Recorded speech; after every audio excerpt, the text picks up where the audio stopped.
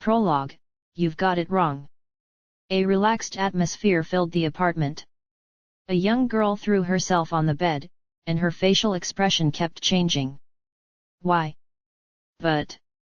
The girl mumbling to herself while her complicated emotions played across her face was Alya Mikhailovna Kuchau. She had removed her school blazer and didn't seem to be concerned by the wrinkles creasing her shirt as she restlessly rolled around her bed. It wasn't like her to be this sloppy, but Alya didn't have it in her to worry about that at the moment. She was thinking back to what had happened around 30 minutes before, on her way home from school. She pondered about those eyes gazing directly into hers, the hand held out to her, and the words that slipped off her tongue. Love? Me? What? She'd done it without realizing. The powerful feelings deep within her heart had swelled until they tumbled out of her mouth. I'm in love with Q's? Me? She questioned herself once more before immediately diving into her pillow, burying her blushing cheeks. No. There's no way. Her knee-jerk denial filled the pillow covering her mouth. I love Q's? Me? That's impossible. There's no way I would ever be in love with someone like him. I could never love a slacker like him. I might have said some things in Russian that may have made it seem like I had feelings for him, but I was simply teasing him. I didn't mean what I said. I was just laughing at how dumb he looked with that seemingly permanent smug look on his face, never realizing I was complimenting him. Really, though? A hint of doubt suddenly peeked out from the back of Alya's mind, and she clenched her fists tight. Really? I really don't have any feelings for Q's. I just got caught up in the moment. That's all it was. After convincing herself, she sat up swiftly and then headed toward the closet. Besides, even if I did have feelings for Q's, and that's a big if, there are more important things I need to worry about right now. While she changed out of her uniform, Alya reminded herself what was most important. She didn't need time to think it was becoming the student council president. She wouldn't allow herself to lose sight of the goal solely because she was infatuated with a boy. She would be betraying Masachika, who said he was going to help make that dream come true as well. Yet, I need to live up to his expectations now that he has agreed to help me. I mean, how would he feel if I dropped out of the race and told him I had feelings for him? For example, of course. She imagined how Masachika would respond. What? You like me? Oh, sorry. That's not what I meant when I said I would be by your side and support your dream. Have you always felt this way about me? Come on. You. Forget I ever offered to help you. She imagined him being disgusted. Ack. Alya's own imagined scenario hurt her, and she staggered. She stumbled back over to her bed before collapsing onto the covers. After lying in blank amazement for a few moments, her eyebrows furrowed, and she started to relentlessly beat the covers. Oh yeah. Well, I don't like you, either. How about that? Breathing heavily, she pounded her fist on the bed with each word. Besides, this is Q's we're talking about. He's going to slack off during school tomorrow and annoy me like he always does anyway. Even after I did that. Just thinking about it irked Alya, so she got out of bed and slammed the closet door closed, right as the front door to the apartment slammed shut. She placed her hands on her cheeks to check if they were still heated, then headed into the hallway. Hey, Masha! Hey, Alya! Usually, Maria would greet her sister with a radiant smile and a hug with a kiss on each cheek, but she seemed rather out of it today. Masha, did something happen? Hey? Why do you ask? Why do I ask? Alya wanted to tell her, but she didn't know how to explain and fell silent. Maria's gaze still seemed somewhat different from usual until she suddenly put on a big smile and plucked a stuffed animal out of the plastic bag in her hands. Oh yeah. I almost forgot. I met someone wonderful who I think you'd like. Hey. Maria's sudden cheerful voice, along with the cat plushie she was holding out, bewildered Alya. Ta-da! It's Mulissa. Mulissa? What? Check it out. Isn't she the spitting image of you? In what way? Elisa's expression was unamused as she took a step back. Like, the eyes.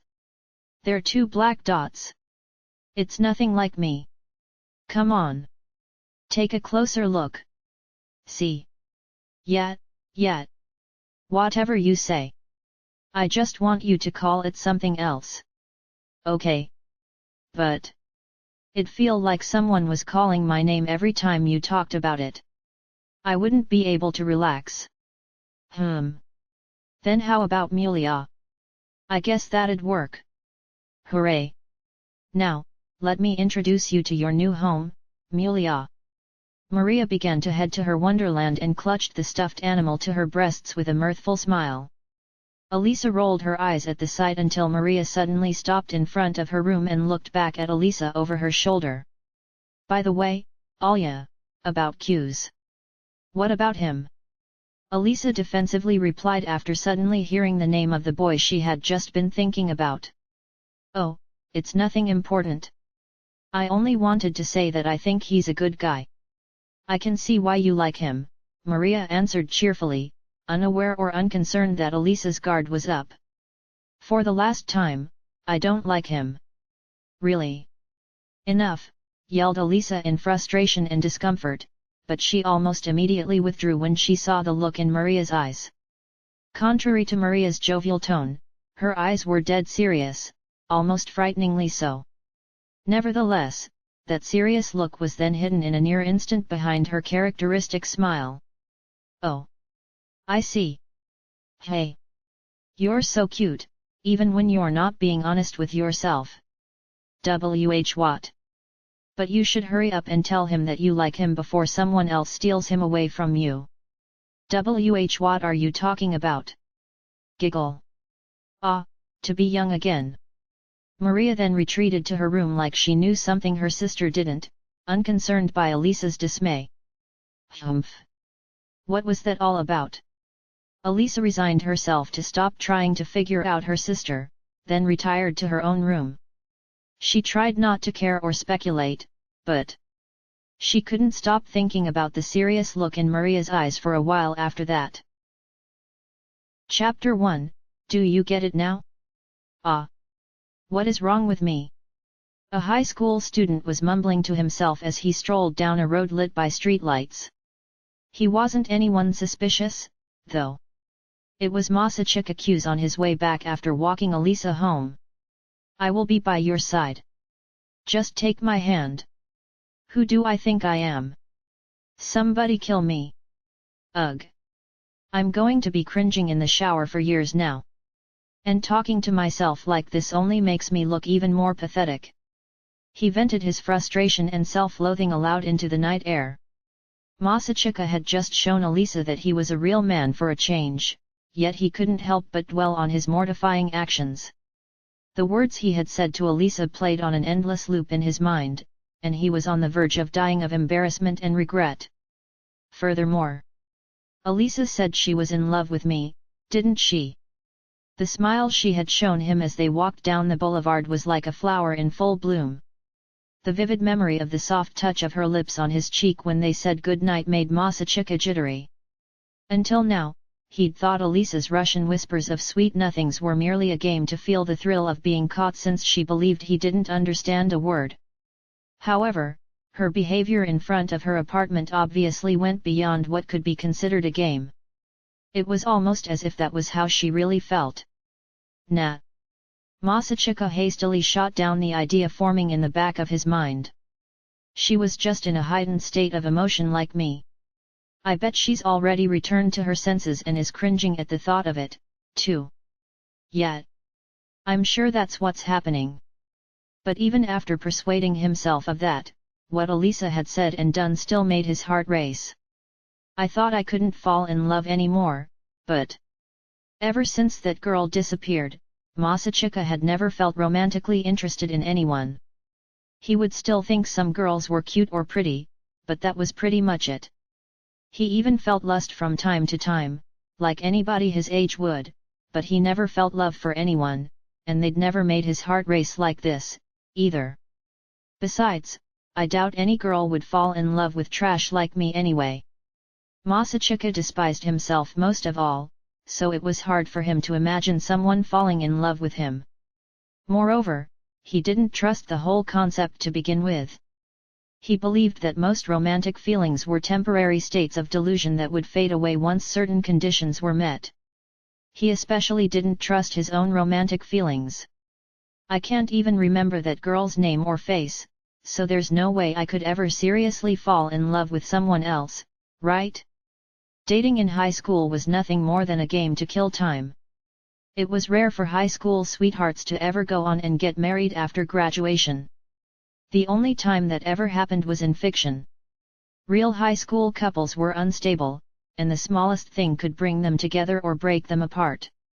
Even if Elisa really did have feelings for Masachika, she would most likely break up with him once she took a real hard look at him up close and spotted all his faults.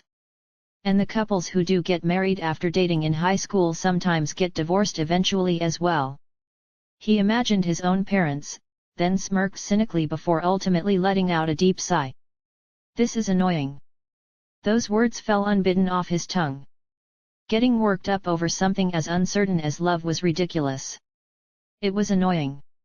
It wasn't like he wanted a girlfriend, and it wasn't like Elisa had asked him out, either. So why could he not stop thinking about it? I'm going to be single for the rest of my life with this mindset. When he realized that he had become a heretic, he became even more depressed. But whenever he was feeling down, he would watch anime to feel better, so he picked up the pace and hurried home. Just when he was ready to escape from reality, he opened the door to his place, and noticed there was a pair of shoes there that weren't his. Masachika froze. What happened to having plans? He muttered. Wait. I guess it's not that weird. If today's events were all part of some plot to get him to join the student council, then of course Yuki would have been involved. In fact, she might have been behind the whole thing. Tisk. I fell right into her trap, or I guess I should say she dragged me out of hiding and pushed me into the trap. He sighed deeply while sliding open the door to the bathroom when... Hey! Their eyes met. Yuki was drying her hair with a towel, completely nude. With her eyes opened wide and an expression overcome with surprise, she promptly used the towel to cover her front, but... Eek! My brother's a peeping Tom. Yet. You were waiting for me to open the door so I would see you like this. Was it that obvious? You rushed out of the bath the moment I closed the front door. Masachika glared at Yuki reproachfully as she grinned, revealing no signs of guilt. You went way too far this time. He rolled his eyes and turned to leave the bathroom when... Hey, not so fast. Aren't you curious as to why I did all that? Yeah, I'm curious, but put on some clothes first, okay? Hold on, Masachika. I just realized something extremely troubling.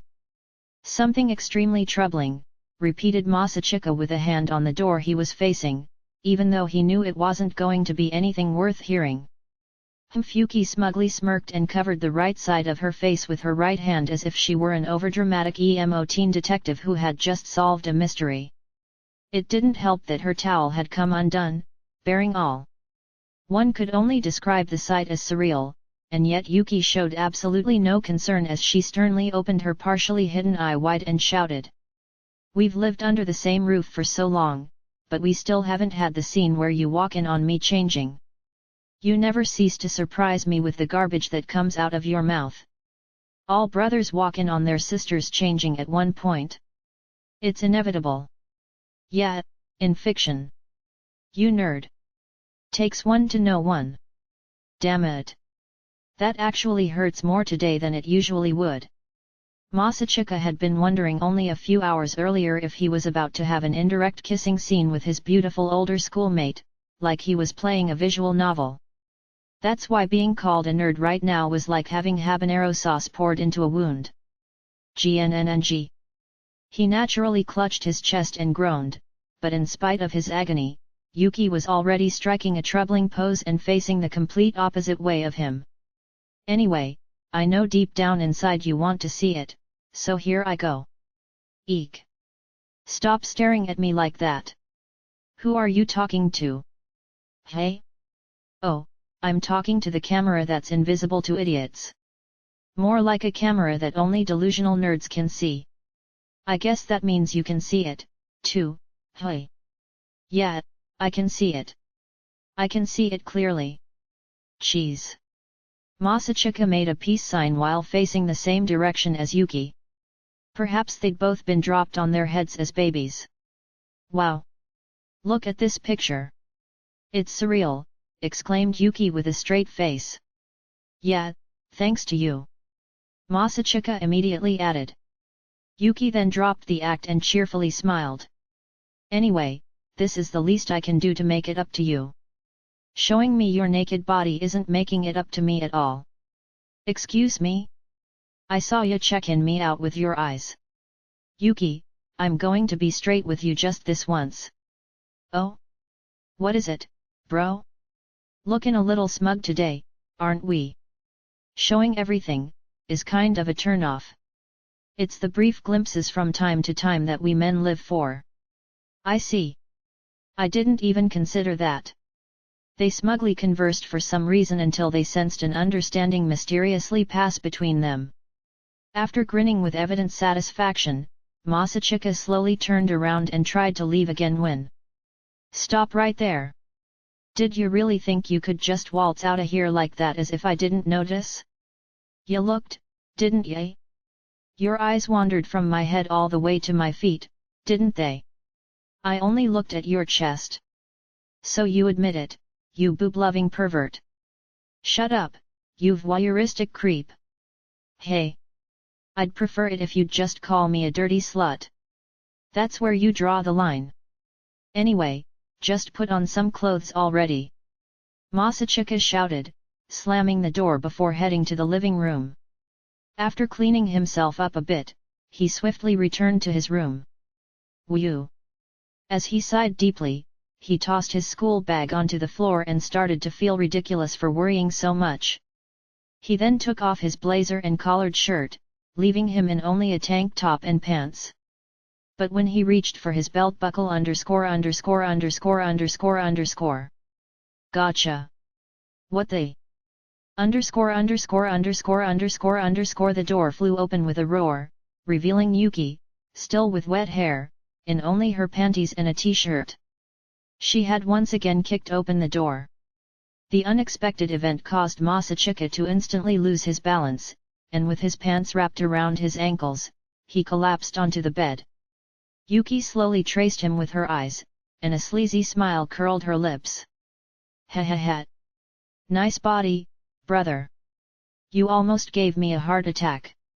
What is wrong with you? I figured I'd use this opportunity to watch you change, too. Might as well get it out of the way. Know what I mean? What's so fun about seeing your own brother in his underwear? Your underwear? I'm more interested in, Yuki started as she lowered her gaze toward Masachika's nether regions, and her face was suddenly overcome with disgust. Oh my gosh! Seriously? You just saw your little sister naked, and you felt nothing? What is wrong with you? The reason my body didn't react is because there is nothing wrong with me. Who would even want a brother who gets turned on when he sees his sister naked? Seeing you naked could turn me on. Yeah, I'm going to pretend I didn't hear that. Seeing you naked could turn me on. Boing. Don't repeat yourself. And what kind of sound effect was that? Just thinking about what that big, manly student council president would do with your body. That's what would turn you on. Since when did you get into boys love manga? Masachika hurriedly pulled his pants back up, and Yuki stared into the distance with a partially sorrowful gaze. I was completely against the concept at first, but I thought it wasn't right to knock something before I tried it, and when I finally tried it, I kind of liked it. Great. And now you're obsessed. I don't remember you having any BL books in your room, though.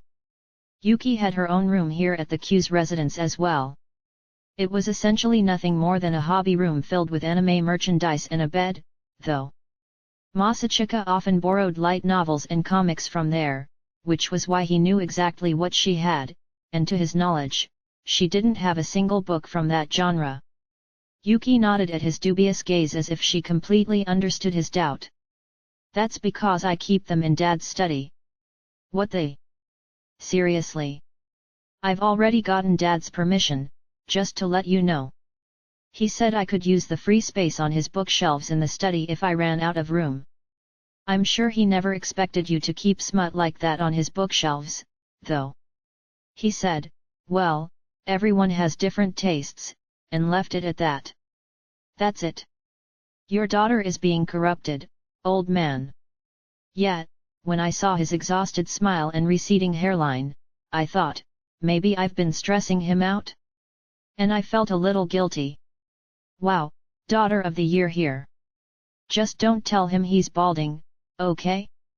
He's genuinely concerned about losing his hair, pleaded Masachika. Yuki cackled on her way out of the room, only to return with a hair dryer and brush. By the way, my dear brother, Yuki loudly began as she carefully dried her long hair, talking over the noise.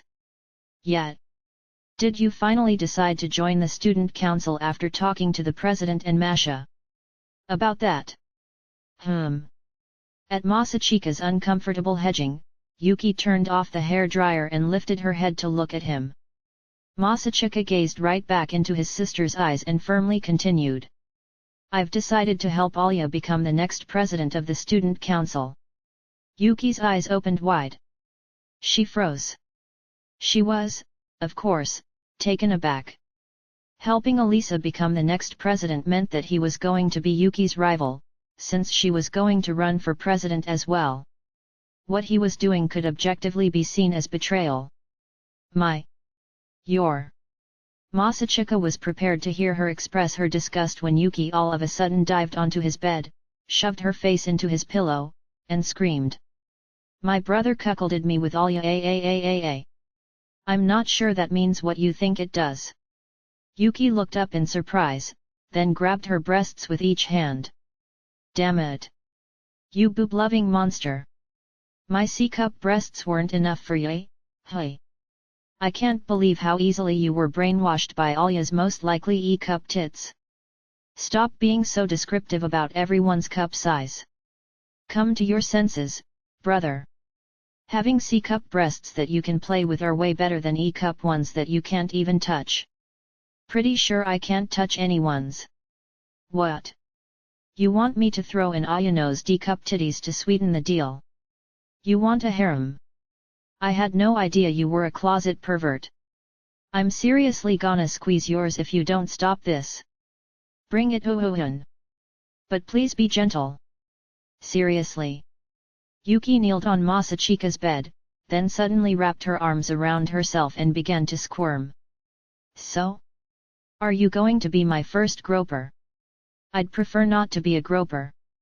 More importantly, what's up with the weird jokes today? You sound like a teenage boy.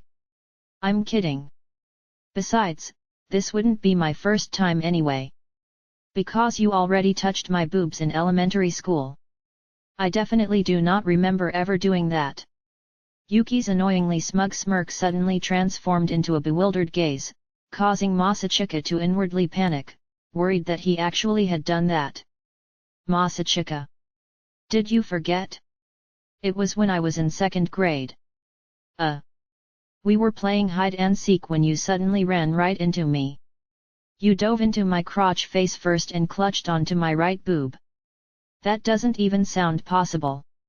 Stop making up stories that make me sound like the protagonist of some pervy harem anime.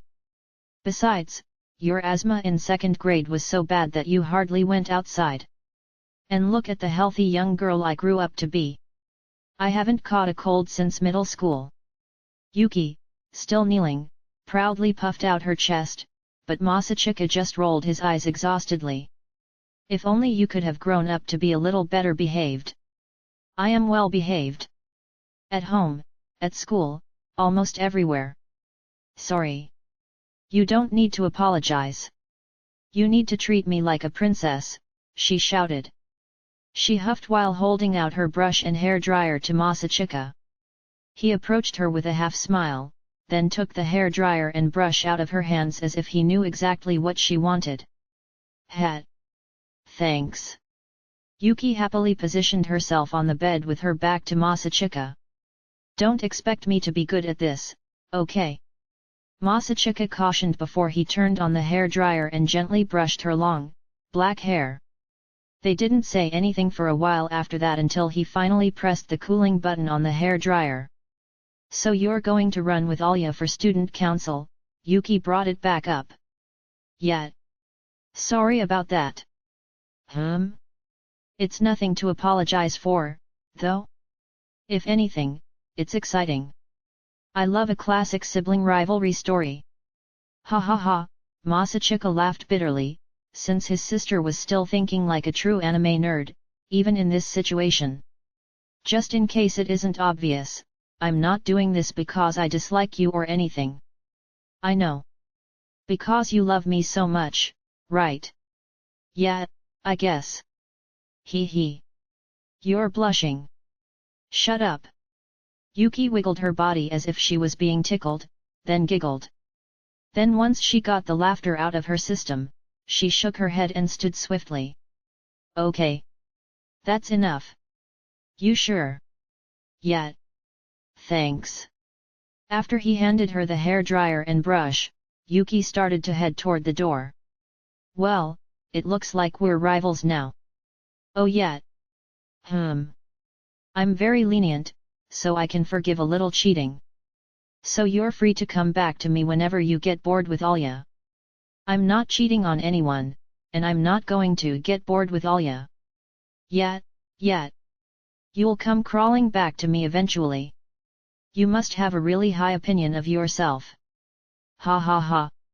Farewell, my dear brother. Yuki cackled as she waved goodbye and left the room. The moment she closed the door, she whispered in a voice so soft, her brother couldn't hear. You finally found someone who motivates you. She looked back and faced the door between her and Masachika. I'm happy for you, she softly whispered. Her eyes were filled with kindness and compassion, and her voice was swelling with boundless love. After gazing gently at the closed door for a few long moments, Yuki turned on her heel and headed for her own room. Sigh. I guess I wasn't good enough, hey, she muttered in a self-deprecating manner while opening the door to her room and stepping inside. After closing the door, she leaned against it with her head down for a few moments, then suddenly lifted her chin. But there was no longer any compassion or self-deprecation in her eyes. Her expression was frighteningly serious. I'm not going to lose. Her determined expression was breathtaking, and it was the exact same expression Masachika had made when he decided to finally get serious as well. Masachika woke up the following morning to the sound of his alarm blaring. He flailed around the bed until he managed to turn it off. After sluggishly sitting up, he opened the curtains to welcome in the brilliant morning sun. He squinted, and then realized that his sister had failed to harass him awake that day. Recalling what had happened the night before, he began to think that Yuki had been acting a little peculiar. Her recent favorite anime aired the previous evening, and usually, after watching it together, they would excitedly talk about the episode. However, Yuki didn't say much last night and almost immediately went to bed. Sigh. Perhaps she'd been in shock because of her brother's betrayal. She'd talked like she didn't care, but maybe she was actually hurting deep down inside. Masachika ran his hands through his hair, and his expression darkened as he considered the possibility. Even now, there was no sign of Yuki coming. In fact, he didn't hear any sounds from outside his room. Did she leave early because she was too uncomfortable to look at her brother anymore? Or, while highly unlikely, did she have trouble falling asleep last night and end up oversleeping? Sigh. He imagined his sister's eyes swollen from crying all night, and although he scoffed that it wasn't in her nature, he still felt a sharp pain in his heart. Masachika promptly hopped out of bed. He had to make things right. And then... Eek! Something suddenly grabbed his ankle, causing him to fall forward as if he was doing a somersault. He catapulted forward, flying across the room until his hands hit the wall. He then slowly turned around, his heart hammering against his chest. An arm was dangling out from underneath the bed, and it was attached to Yuki, who was broadly grinning. Mwah ha ha ha! Did you seriously think the scene would end on a serious note? You fool! I'm a woman of my word. Tisk! You little! Yuki's boastful laugh jogged Masachika's memory of what she had said the other day. I'll hide under the bed next time so the moment you step out of bed, I can grab your ankles. That was when he realized what had really happened last night. While she'd made it look like she was going to sleep, she had actually been preparing this trap. His face turned red with rage and embarrassment. The fact that he'd been worried only a few seconds ago that he might have hurt her feelings made it worse. He should have trusted his gut. His sister wasn't the kind of person who would let something as insignificant as this depress her. Mwah ha ha ha ha! Ha ha ha! Ha! Yuki's triumphant cackling slowed, and the hand protruding out from underneath the bed suddenly drooped. She feebly moved her hand and smiled hopefully. Pull me out. Hey! I'm stuck. Don't make me explain. It's embarrassing. It appeared that while she'd managed to fit herself in between the boxes of clothes and old textbooks under his bed, it was so narrow that she couldn't pull herself out. She waved her right hand and continued to smile at the pickle she got herself into. Masachika, however, smirked heavily, then pulled the blanket off the bed and shoved it into her face. Pfft! What are you doing? I'm burying you, you ungovernable little savage. You're gonna pay. Eek! Boy cooties! The smell! I'm gonna get pregnant. Have you been sheltered your whole life? You're not gonna get pregnant. What if I have? Is there a problem with that? If it's shelter you want, then feel free to enjoy the new shelter you have under my bed. Farewell. Kwa. Nuuu. There was not even a trace of ill feelings or awkwardness during their battle, which continued until Yuki's ride arrived. Chapter 2, Balls are the enemy, and that's final. Good morning. Hey! Did you catch that episode last night? Yeah, it was insane. As her classmates' merry voices filled the air, Elisa opened her textbook and began preparing for class like she always did, but her eyes traced the same paragraph over and over, so she was clearly having trouble focusing. Although a hard-working model student, there was one thing preventing her from concentrating, and it was something obvious if you paid close enough attention. Rattle. Every time the classroom door opened, she would look up in surprise, then glance at the desk next to hers without fail before returning her gaze to her textbook. It was exactly what it looked like. What am I so worried about? He's just going to show up all sleepy like he always does. Worrying isn't going to change anything. She twirled her hair around her finger and tried to persuade herself, and she had been repeating that thought ever since she'd arrived at school that day. She even realized this herself, so she exhaled slowly to shift emotional gears. I just need to act how I normally do. Yes. Just act natural. After finally deciding she wasn't going to care anymore, she turned her attention to her textbook once more, when she suddenly heard the classroom door opening again. But Elisa didn't look to see who it was this time because she was concentrating solely on her studies. Nothing could distract her whenever she decided to fully focus her mind on something. Oh, Masachika! Hi! Hey! Or at least, that was what she believed until a voice grabbed her attention. She jumped in her seat, and not subtly, either. Still, she continued to turn the page of her textbook as if nothing had happened, even though the next page was completely unrelated to what they were going to study in class that day. Hey, Alya! Oh! Good morning, Q's. Masachika was the one who initiated the conversation. Alisa looked up like she hadn't noticed him come in and put on a bold face as if to say, "Yesterday? Did something happen?" Masachika, on the other hand. "Oh, preparing for class. Why yes." He was wearing a brilliant smile. "Hey? Wait. Hold on. Why is he smiling like that?"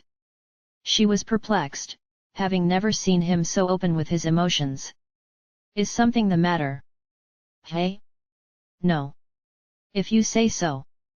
Masachika didn't pry but instead began to talk to Hikaru, who was in the seat in front of him. Alisa continued to glance at him out of the corner of her eye while pretending to prepare for class.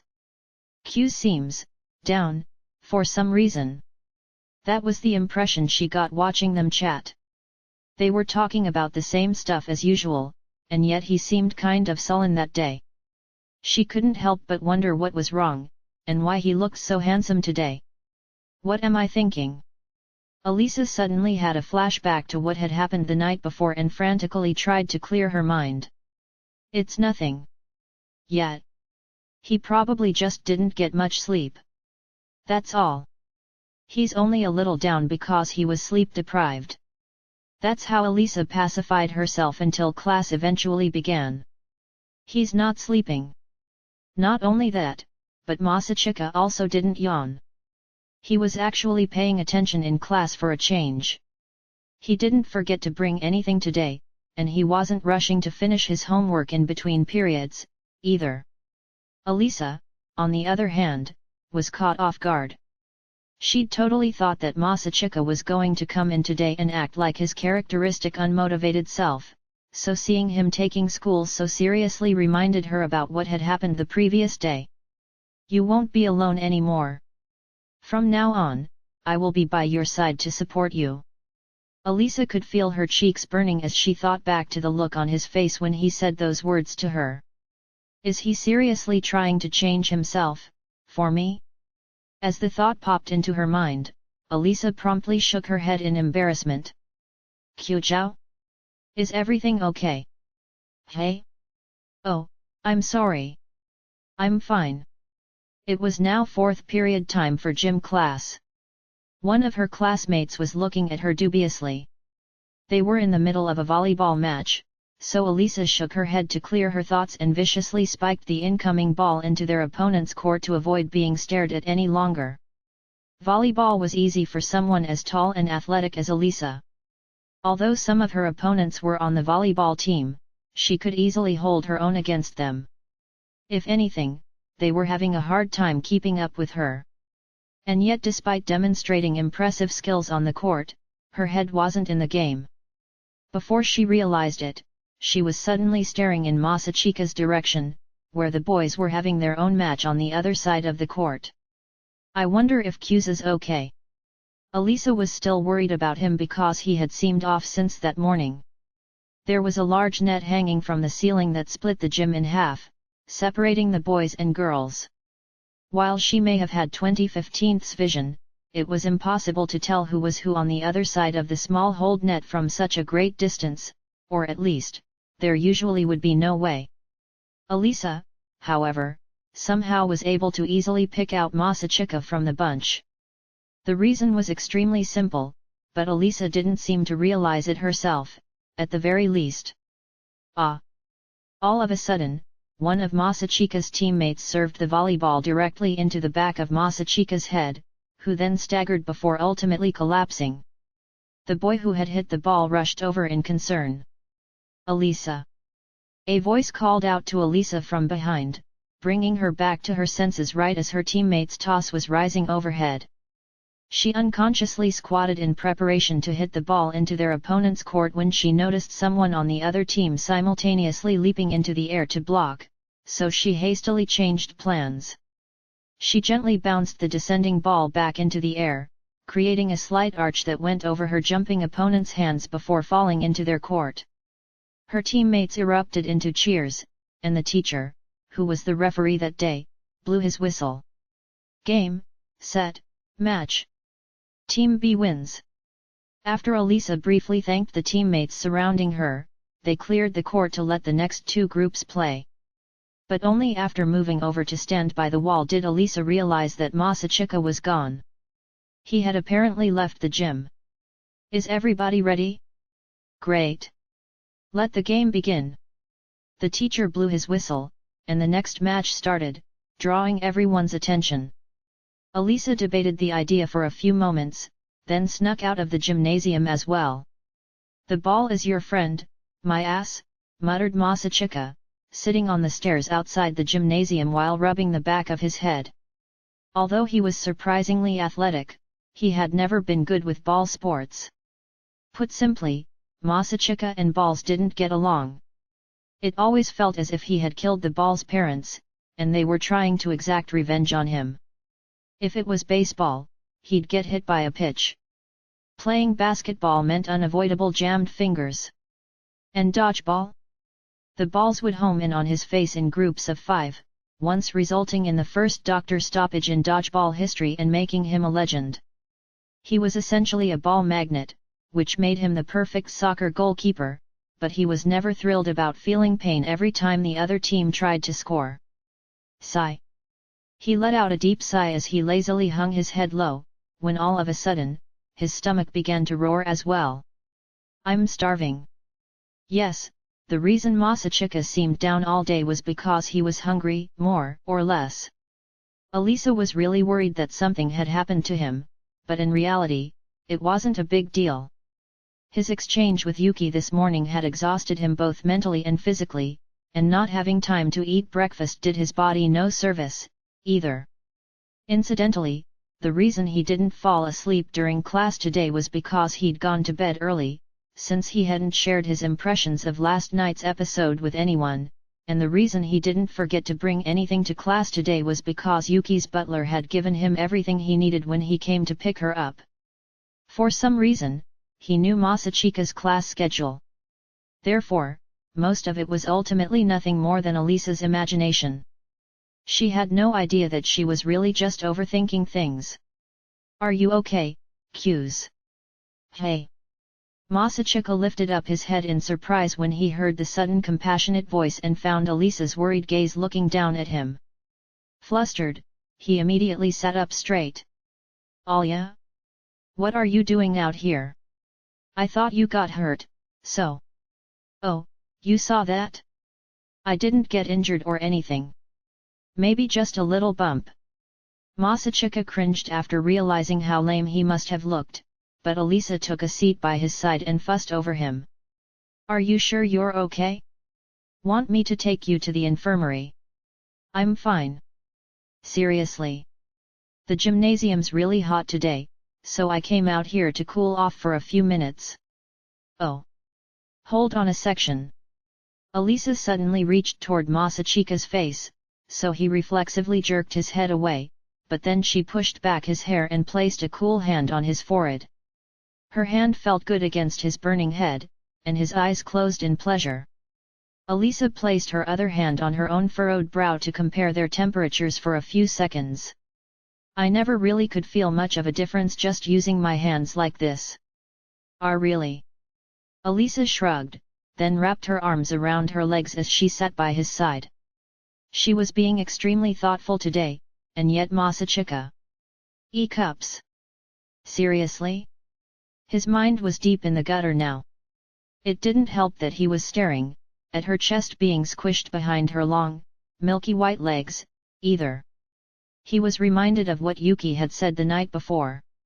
While he had always thought they were big compared with those of his other classmates, being graphically told exactly how big they were was information far too stimulating for a boy in puberty.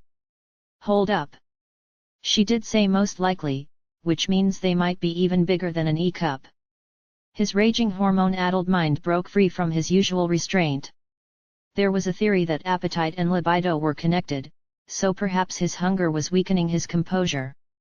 Alisa, oblivious to his thoughts, slowly untied her ponytail, then held the hair tie with her mouth as she began fixing her ruffled bangs. Masachika caught a glimpse of her bare nape and then the pale skin of her armpit through the gaping sleeve of her gym shirt. What is this? It's like a nip slip but with her armpit. Is she doing this on purpose? Does she want me to look? No. Not at all. Alisa probably didn't know that some guys got off on stuff like this, and Masachika knew that, which was exactly why it was so tantalizing. She was unknowingly being alluring. He couldn't help taking in a sharp breath as the motion of her tying her hair back into a ponytail revealed the unexplored frontier between her armpit and chest. Yuki. This is what I was talking about. This only further confirmed what Masachika believed. Almost being able to see was way more exciting than simply seeing a woman completely naked, because the brief hints of skin added an element of mystery. After Alisa finished tying her hair, she lowered her arms and shook her head. What? Hey? Nothing. Alisa had finally realized he was staring at her, and she leaned slightly back. Masachika's eyes wandered as he searched for the right words to say, but Alisa gazed at him dubiously and said nothing. Instead, she shot up as something occurred to her. You should probably drink some water. Hey? Oh. Right. It's not like I'm dehydrated or having a heat stroke, he thought, but he kept quiet and followed, racked with guilt, behind his uncharacteristically kind classmate. They walked around to the other side of the gymnasium, where the hand-washing station stood between the gymnasium and schoolyard. There, he adjusted the faucet until it was facing upward, then turned the tap on. When Masachika lowered his head toward the arch of flowing water, the pleasantly cold sensation made him suddenly feel thirsty, and he began to guzzle it down. His body seemed to have lost far much more water than he'd initially thought. It looks like Alya made the right call. After turning off the tap, he wiped his mouth with his arm and casually glanced to the side. Oh! He was struck speechless by the vision of Alisa drinking water as well. However, unlike Masachika's guzzling, she delicately sipped from the narrow stream with pursed lips. Her long eyelashes framed her downcast blue eyes. The captivating way she held back her silky silver hair behind her ears with her fingers and the faint sweat glistening on her milky skin as she leaned forward, drawing attention to the swell of her breasts, all of it stimulated Masachika's pubescent impulses. He immediately felt lightheaded, but not due to hunger or the heat. Phew! After quenching her thirst, turning off the tap, and lifting her head, Alisa heard water still running and glanced over. What they? Q's. And found Q's with his head under the faucet, the water running at full force. After a few seconds went by, he slowly pulled himself out from under the stream, combed his hair forward from the back, then flicked his head back to dry off. What are you doing? Just trying to keep cool, Masachika replied with an exhausted expression, water dripping from his chin and the tips of his hair. Oh, okay. That was the only way Alisa could respond to such a bizarre situation. Oh my! Check out this tall glass of water.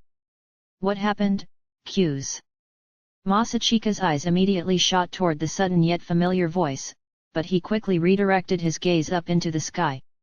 Hey, Masha! I was just cooling off. That's all. Maria stood before him in the schoolyard, sporting her gym clothes as well. She wiped her face with the white towel around her neck and curiously tilted her head at the boy, who had immediately averted his gaze. What's wrong? Is there something in the sky? There are clouds. That there are. What are you doing? Alisa barked in frustration, but Masachika still couldn't lower his head, because the older, mature woman in front of him was, very much matured. I never realized how much I loved gym clothes until now. It became evident at that moment why the girls and the boys had separate gym classes.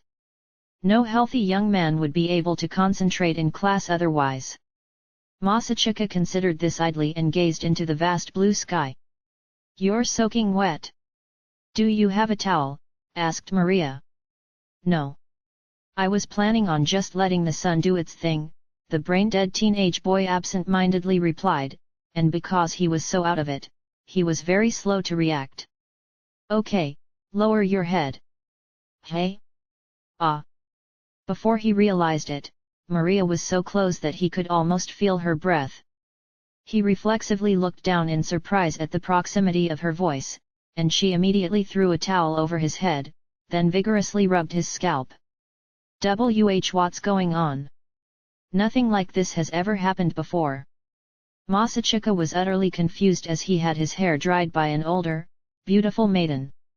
Never in his wildest dreams had he expected such a thing. Despite his bewilderment, his instincts were still working as normal. Every time the towel ever so faintly moved, his gaze would lock right onto Maiden Maria's impressive, maidens. All done. Buffet thanks. Regardless of whether she noticed, she took the balled-up towel and patted his face dry. She then nodded as if she was content. So? Feel better? Yeah, I guess, I know how dogs feel now. Oh my! Are you an Akita? I'm not sure what breed I am. Sorry. It looks like I've been a bad boy. I think naughty dogs are cute, too. Ha ha ha. Maria's innocent, oblivious response made Masachika feel even guiltier. He felt bad for wickedly ogling a holy maiden such as Maria and being a creep. Suddenly, someone grabbed his arm and jerked him away. Come on, Q's. We have to get back. Masha, shouldn't you be heading to class now, too? Suggested Elisa sharply. What? But I just got here. Do whatever you want, but we're returning to class. Okay. See you after school. Oh, right. See you later. And thanks for the towel. Masachika bowed to Maria, who was cheerfully waving him goodbye, as Elisa dragged him to the gymnasium by the arm. Sigh. Yep. Here it comes. She's going to call me gross and a creep. Masachika prepared to suffer Elisa's disdain as he was tugged along. After all, he'd been looking at Maria's chest like a pervert, so there was no use arguing. Just when they were about to arrive at the gymnasium, Elisa came to a sudden stop and turned around to face him as if to confirm his prediction. Are you feeling better? Hey! The back of your head where the ball hit you.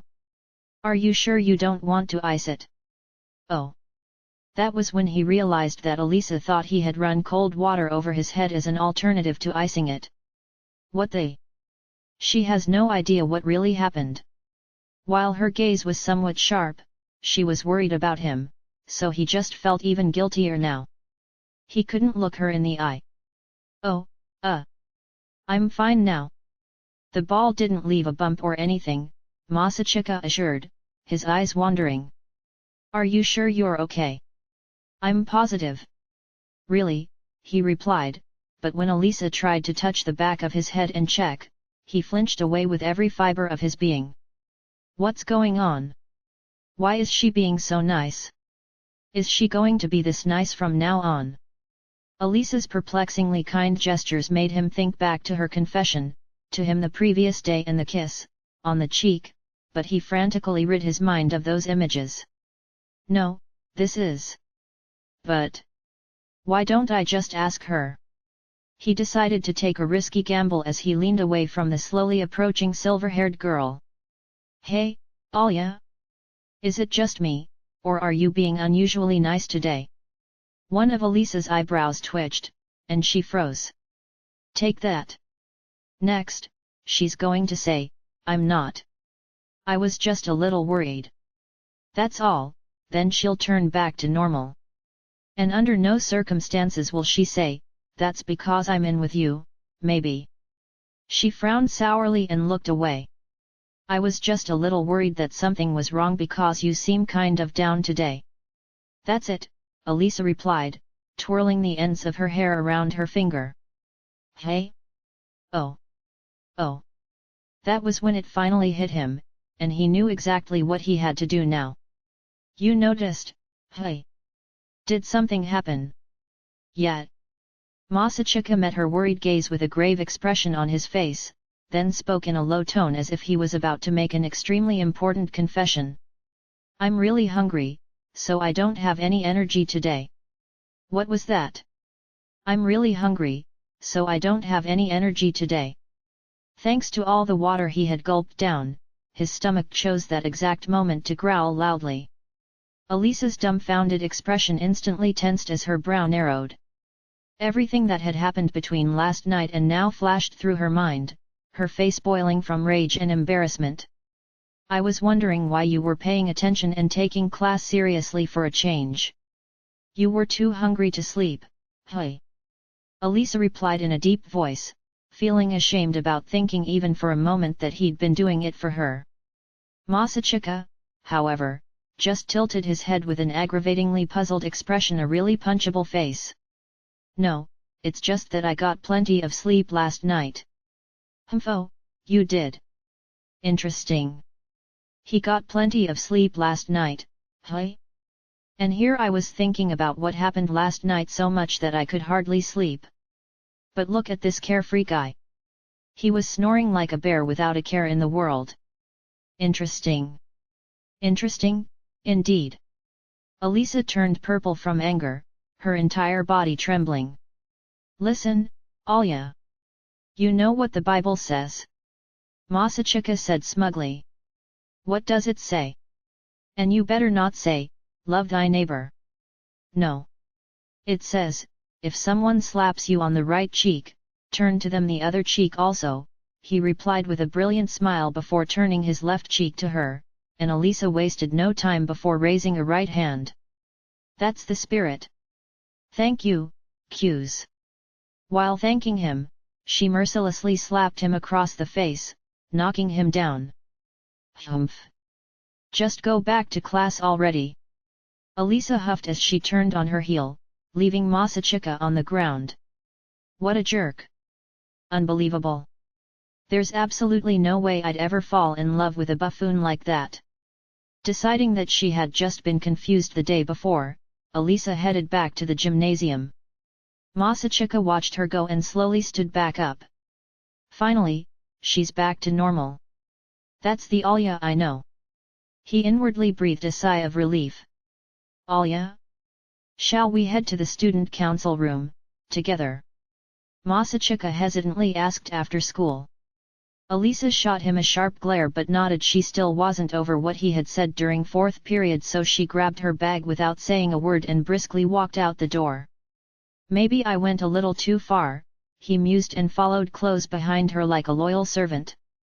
The thought continued to plague him until they approached the open door to the student council room, and a few male students came out. Thank you very much, the students shouted with somewhat trembling voices as they bowed toward the room and then hastily walked away. After taking a closer look, Elisa noticed it was the managers and leaders of the baseball and soccer clubs who had argued the day before.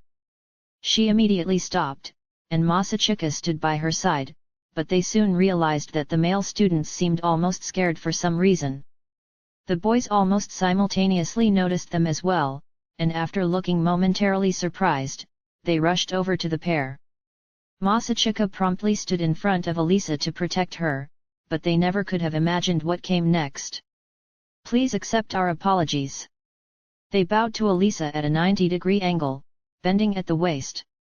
The powerful gesture of the sportsmen was admirable, but their overwhelmingly vigorous display was actually kind of frightening as well. What's going on? Masachika turned to his acquaintance, the captain of the baseball team, who then slowly lifted his head back up and replied. Just. Qiu, I apologize. We got too worked up yesterday and said some terrible things. We should have cooled off before trying to discuss anything. I'm sorry. We should have given some thought to what you said before arguing with you like that. I'm really sorry, the captain of the soccer team added before they all lowered their heads in unison once more. Although awkwardly recoiling in shock, Elisa timidly nodded. It's fine. Just please stop bowing. Thank you for your kindness. After properly expressing their gratitude, they finally began to march away like a group of soldiers. What was that all about? Masachika said in bewilderment as he watched them walk away. Hey, thank you for trying to protect me like that, Elisa mumbled in a small voice, even though she was still in a bit of a mood. Hey? Oh. Don't worry about it. Although he shrugged it off like it was nothing, he was actually pretty relieved that she seemed to be in a better mood. "You were really cool." Masachika was taken by surprise. And it was super effective. Because he had just let his guard down. Yab. She's definitely back to normal. He rushed ahead to the student council room so she couldn't see his face. He imagined blood trickling out the side of his mouth after an attack like that. "Hey, what was all that about?" Masachika called into the room as he opened the door, when all of a sudden, "Hey!" He saw a stereotypical delinquent with an incredibly menacing aura, and he froze. She had short black hair and intimidating features that were somehow both masculine and delicate. She had the statuesque figure and gorgeous face of a model, and yet, she looked like she belonged in a biker gang. There was no other way to put it. Her glare locked onto Masachika like a starving beast's would when stalking its prey. Her powerful stance revealed no openings or weaknesses, and the air around her was dark and eerie. What stood out most of all, however, was the bamboo sword resting over her shoulder. "She's gonna kill me." Masachika's instincts instantly chose his best course of action for survival. His tense cheeks reflexively perked up into a smile, showing that he meant no harm. He even spoke in a gentle voice as if to avoid provoking her in any way. "My apologies. I must have the wrong room." And he gently closed the door. Chapter 3, Could I Have Seconds? "Oh. Sorry. I didn't recognize your voice, so I thought the baseball club and soccer club guys had come back. My bad." The speaker smiled sheepishly. She was everyone's favorite school delinquent, better known as the vice president of the student council, Chisaki Sarashina. Her menacing aura had disappeared as she apologetically held up a hand in front of her and winked. Masachika, who was sitting across from her, relaxed a bit. "Sigh. What was that all about anyway?" "You know more than I do." "What?" As Masachika curiously tilted his head, Chisaki looked over at Elisa, who was sitting next to him.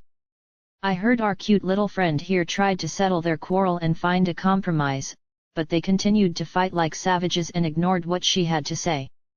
In other words, they were picking a fight with the entire student council, so I smacked the Shia him. I smacked some sense into them. Yet. Why do I get the feeling that's not what she was going to say?" Masachika set aside that thought for now and shifted his eyes toward the bamboo sword leaning against Chisaki's side. "Makes sense. But, don't you think the sword was a bit much?" "Hey? Oh, ha ha ha." Chisaki glanced to her side uncomfortably, then said in an extremely forced and cheerful tone. "Don't worry about it. My fists might be deadly, but a bamboo sword has never killed anyone." A bamboo sword would break way before a person ever would." "Ha ha," Masachika let out a dry laugh. "Ha ha. Yab." Chisaki's eyes began wandering as she smiled tensely, realizing her joke had bombed. If it was Yuki, Masachika would have definitely played along, but this was Chisaki. It was nothing to laugh about. It wasn't even a joke. Chisaki Sarashina, a second-year high school student, was one of the two so-called beauties in her grade. Some boys feared her, and some girls adored her for her handsome yet feminine looks. She was called Donna at school as a sign of admiration. People used to call her the conquering mother or the chief, which had similar nuances, but they decided to go with Donna permanently after Maria transferred in and became the school's Madonna. She used to handle student discipline in middle school, similar to a hall monitor, and was now the vice president of the student council where she was in charge of organizing club meetings, which were mainly composed of club captains and vice captains. I can see why everyone respects her. This is someone you should definitely respect. Masachika recalled how the baseball team and soccer team had acted after leaving the room, not to mention her menacing aura. Plus, there were countless stories about her around school, how she worked herself to the bone to solve the class's bullying problem, how she handled a dozen actual delinquents who'd infiltrated the school all by herself, and how she used her bare hands to stop an agitated bull from charging at another student in Hokkaido on a field trip. However, her most famous heroic episode was when she saved a female Siren Academy student who'd almost been kidnapped on her way home from school. Some of the other stories might have been made up, but this one really happened, and there was undeniable proof, too, because after the incident, she was awarded a letter of appreciation from the police. Plus, it was in the newspaper as well. Masachika had always figured she was probably the kind of person who would break your legs if she had to, like a loan shark, but after seeing how nervously she fidgeted just because they were awkwardly staring at her, he realized that was probably not the case. Tituya. She pathetically called for her boyfriend to help as though she couldn't take the pressure any longer. Tuya, who was sitting in the president's chair by the window at the back of the room, smirked at his girlfriend's plea and replied. Relax, Q's. Chisaki didn't resort to violence. She simply hinted at it to threaten them. Tituya. Chisaki's eyes opened wide in surprise. I'm kidding, Tuya said with a mischievous grin. Chisaki pouted, stood up, and ran around the desk where she began to slap Tuya on the shoulder. You jerk! You big dummy! Ha ha! My bad! Masachika couldn't help but laugh at their heartwarming quarrel. You're such a meanie! Ha ha! Chisaki? My shoulder's dislocating. Okay? My shoulder. Okay, maybe heartwarming wasn't the right word. The sounds were worrying. The banging started to sound like cracking. She was really starting to dig in there, and after each hit, Tuya's well-built body wobbled. Nevertheless, he continued to smile as his girlfriend reprimanded him. He was a real man in Masachika's eyes. Sorry I'm late. Maria had suddenly thrown open the door, and she stood as still as a mouse while blinking at the sight before her, but then a soft grin curled her lips. Oh my! Chisaki? President? Let's keep flirting in the student council room to a minimum. The fact that Maria could see something moderately violent and consider it flirting was impressive. She was a real genius in Masachika's eyes. Regardless, it seemed to work on Chisaki. We weren't flirting. Only after stepping away from Tuya and seeing him rub his shoulder did she come back to her senses. Her expression became apologetic. Sorry. Did I hurt you? Oh, I'm fine. My shoulders needed a massage anyway. Tuya smiled and rotated his shoulder, though his smile seemed to be tinged with a painful grimace. His handling of the situation was so badass that Masachika almost fell in love. I'm really sorry. It looks like I need to work on controlling my strength. What is she, some sort of new superhero? Masachika whispered to Elisa. Don't worry, Tuya reassured her. This is why I work out. Come at me with everything you've got. I guess, in a way, that means he works out for his girlfriend, Masachika continued in a hush. Tuya, Chisaki murmured with a soft sigh. Hey? Why are there stars in their eyes? Did something romantic just happen? Masachika asked. In response to Masachika's whispers, Elisa tugged on his sleeve, shook her head reproachfully, and tried not to smile.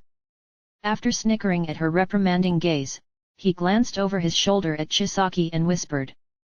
Hey, do you think Chisaki wraps her body in white cotton sarashi bandages like delinquents do in anime? Why do you even care? Elisa whispered back. Because then we could start calling her Sarashi Sarashina. Gee, get it? Pfft. Elisa couldn't stifle a snicker at the bad joke, then turned bright red in embarrassment and hit Masachika on the shoulder. Oh my! You two are so close, Maria commented. What do you know? Hat. That we are. Looks like we can't hide it from your sister any longer, Masachika joked and winked like someone who had never winked before. Shut up, Elisa replied hastily. Then there was a knock on the door, and Yuki stepped inside. Hey! Sorry for being late. Oh. Don't worry about it, said Tuya as he stood and joined the others at the table. Tuya was sitting in the seat in the very back at the head of the table, in other words. Then to his right sat Maria, Elisa, and then Masachika. To his left sat Chisaki and then Yuki. Once everyone had settled in and relaxed, Tuya asked. Is everyone ready? Ready. Then let us begin. First, let's have Q's tell us a bit about himself. All right. Masachika stood up. I'm Masachika Q's. I'll be working as a general member of the student council from today on. My interests include anything nerdy, and I'm familiar with most popular anime and comics. In addition, he looked over at Elisa, who was sitting next to him. I plan on running in next year's election with Elisa Kyujao here. Anyway, I'm happy to be part of the team now. Welcome aboard. We're glad you're here, too. Happy to have you. Everyone showered him with warm applause and smiles. Yuki's archaic smile as she clapped made it impossible to tell how she really felt, though Elisa quietly observed her. All right, then. How about we all say a bit about ourselves as well? Tuya suggested while exchanging glances with the other members to check if everyone was okay with the idea. He then turned to face Masachika once more. I am the president of the student council, Tuya Kenzaki. I've been really into working out lately. Welcome to the team. I'm the vice president, Chisaki Sarashina. My hobby is kendo, I guess. Nice to have you on the team. I'm Maria Kyujao, the secretary. I like to collect cute things. Oh, and I read quite a bit of comics, at least ones written for young women. I am Yuki Suao, the council's publicist, and I am so happy you decided to join us, Masachika. Elisa Kyujao. I like to read. Masachika nodded respectfully after everyone officially introduced themselves. Man, it's actually pretty impressive to see these people together in the same room. He was awestruck. After all, the girls gathered here were unparalleled beauties, even throughout the long, rich history of Siren Academy. Plus, they were each different in their own way. If you took a picture and sent it to some television network, they'd probably send someone over to interview the most beautiful student council in the world. All right, Q's. Do you think you could help Big Kyujao with her work today? Sure. Thanks. I'm sure you'll get used to your tasks in no time, since you were the vice president in middle school, but I figured you could learn the ropes working side by side with one of us for now. I'm guessing it's also because we're short-handed, right? Yeah. To tell the truth, we're way understaffed, so nobody's able to focus solely on their assigned job. Well, I'm happy to help. Besides, accounting and secretary work are usually done by multiple people, and general members like me are basically odd jobbers anyway. I was a general member during my first year of middle school, so I'm used to stuff like this. Oh? That's really encouraging. Tuya mirthfully chuckled. I apologize for interrupting, President, but I need to get going. I have a meeting with the art club in regard to the upcoming exhibition, Yuki announced suddenly. Oh, sure. Thanks. And we are going to be discussing the budget as well, so I would like for Alya to come with me. Hey! Elisa said, surprised. She blinked, bewildered by her sudden inclusion in the conversation, but she almost immediately nodded as she deduced some unspoken message from Yuki's expression. All right. I'll be back shortly. They got out of their seats and began walking toward the door. I feel like there's more to this than meets the eye. Masachika's heart filled with worry as he watched them leave, but it was soon erased by Maria's unconcerned, cheerful voice. Over here, Q's. Let's get started. Her voice had a trance-like quality. Maria patted the seat, which Elisa had been sitting in, with the most calming smile, and Masachika scooted over with his own obedient smile.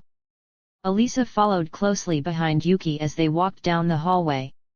She wasn't so naive as to really believe Yuki simply wanted her help. Yuki had an ulterior motive, and Alisa had an idea of what it was. And yet it still didn't seem like Yuki was ever going to start the conversation. Yes. This is a conversation I need to initiate. Alisa closed her eyes, mentally prepared herself, and said. Hey, Yuki? Do you think we could talk? Yuki turned around without a hint of surprise, like she'd been expecting this. She remained quiet as she smiled and nodded before looking toward an empty classroom. Sure. How about we go in here? Okay. Yuki stepped inside the classroom, followed by Alisa, who closed the door behind them. The evening sun filtered through the window and illuminated the two girls as they faced each other. I decided to run for president next year with Q's, Alisa declared almost provocatively, initiating the conversation. Yuki, however, maintained her smile and nodded. Yes, I know. He told me yesterday. Oh. Although one of Alisa's eyebrows briefly twitched when she heard that, she didn't say another word, so Yuki eventually tilted her head in confusion. Is that it? Yes. And I didn't do anything I should feel ashamed of, so I'm not going to apologize. I just thought I should tell you. Giggle. Well, thanks for telling me. Some might think that Alisa was intentionally provoking her, but Yuki cracked a smile as if she found it amusing. Yes, there is nothing you need to apologize for. After all, Masachika made the decision for himself, so I can't complain.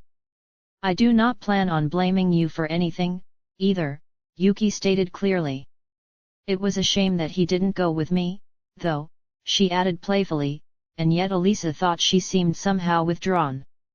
Yuki. About Q's. Do you? Never mind. Alisa stopped herself from going any further after realizing that she was overstepping boundaries. However, I love him. I love him more than anyone else in the entire world, Yuki said confidently. Alisa gazed at her in astonishment, taken off guard by Yuki's serious expression and unflinching response. More than anyone else? Yes. I love Masachika, more than my mother, more than my father, more than anyone in the entire world. She boldly proclaimed her love for Masachika without shame or doubt, and Alisa unconsciously took a step back.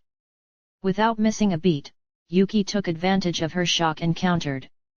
What about you, Alya? Hey!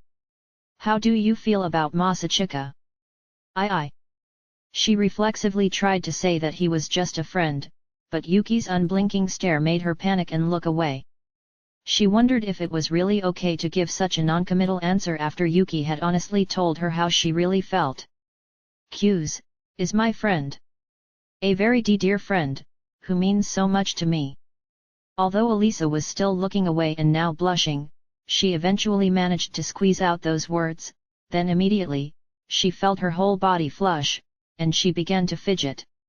That wasn't enough to please Yuki, though. Do you like him? HNG. The candid question made Alisa grunt and meet the other girl's gaze. Yuki looked her straight in the eye and began to approach her, but Alisa instinctively retreated. Yuki, however, didn't stop and kept marching forward until Alisa's back was up against the wall. There was at least a 20-centimeter height difference between Alisa, who was really tall, and Yuki, who was petite, so Yuki had to lean her head back and look up to face her. And yet it was Alisa who felt small. So? What is it? Do you like him? Saying that I like him, would be. It's more like. I told you that I love him, so you have to tell me exactly how you feel, too. Yuki's relentless questioning was more than someone who wasn't used to talking about boys and love could handle, forcing Alisa's brain to overheat. She couldn't think straight anymore, and the only things that ended up moving her lips were her stubbornness and feelings of rivalry toward Yuki. I don't know if I have feelings for him like that, but I am not going to let you have him. Yuki slowly blinked, then stepped back. I see. I suppose that should do for now. Yuki giggled with her characteristic ladylike smile. Shall we start heading over to the art club now? We shouldn't keep them waiting too long. Oh, right. Although Elisa was slightly perplexed by how quickly Yuki's behavior had changed, she followed her out of the room and began heading toward the art club's room. What did I say back there? I feel like I said something really big. Wait. Love? Hold on. Love. While she walked, Elisa struggled to recall what had transpired a few moments ago, and her eyes spun in circles as she helplessly tried to process it all. Yuki, who was observing her out of the corner of her eye, casually turned her head away, a sinister smile twisting her lips. He means a lot to her, hey? And she's never gonna let me have him? Hat. That's my brother for ya. Contrary to Elisa, Yuki was thoroughly enjoying herself. Her steps were as light as a feather, as if she was going to break into a dance at any moment. Masha, about this part here. I must have made a mistake. Oh, all right. I'll fix it, then. Thanks. Meanwhile, Masachika was helping Masha with her work and was inwardly shocked by what he'd learned. Masha is an extremely competent secretary. What the hell? His surprise was pretty rude, but she really was exceeding all his expectations. She was serene as usual, but she got her work done, and she got it done incredibly quickly as well. He'd fully assumed she was invited to join the student council because they were relying on her popularity, so he was taken aback by how much of a talented hard worker she actually was. This girl, on the other hand. Masachika stealthily glanced at the girl sitting in front of him. Hey? I was just looking at it a few seconds ago. Where did it go? Chisaki, I think I saw you put it inside the blue folder over there, Maria mentioned. Hey? Oh. Right. Yeah. Chisaki went over to grab the blue folder off the shelf on the wall, but she didn't seem to know which blue folder it was, so she just took a random one and curiously looked through it. She's terrible at her job. She can't do anything on her own. I know it's rude of me to say that, but still. It became clear that Chisaki and office work didn't get along. In fact, she had absolutely no organizational skills at all from what Masachika could see. And she couldn't sit still, either. It had only been 20 minutes since they started doing paperwork when she began to fidget restlessly. What is she? An elementary schoolboy full of pent-up energy? She was looking around as if she was bored and waiting for everyone else to stop working, and while Masachika pretended not to notice, the fed-up look in his eyes made how he felt more than obvious. A comforting, sweet girl who looked as sharp as a sponge at first glance, and a handsome young lady who looked like she could run an entire business all by herself. And yet the opposite ended up being true for both of them. You seriously can't judge a book by its cover. Masachika was really feeling that when all of a sudden, Tuya spoke up as if he couldn't watch any longer. Oh. By the way, Chisaki, I heard they were replacing a lot of the books at the library with new ones. What? Do they need someone to help? Probably. The student librarians are mostly girls as well, and switching out heavy books can be exhausting. Do you think you could go check up on them for me? I'm on it. Chisaki's expression lit up like that of a kid on Christmas before she darted out the door in the blink of an eye. The paperwork must have been killing her. There was no way she was coming back anytime soon. Sorry, cues. Chisaki's always like this. With that being said, she's extremely useful when we have committee and club meetings, so go easy on her, okay? Tuya bitterly smirked. Oh, I mean, everyone has things they're good at and things they're not, right? Haha, Masachika replied with a strained laugh. Chisaki was a really good person whom you could count on.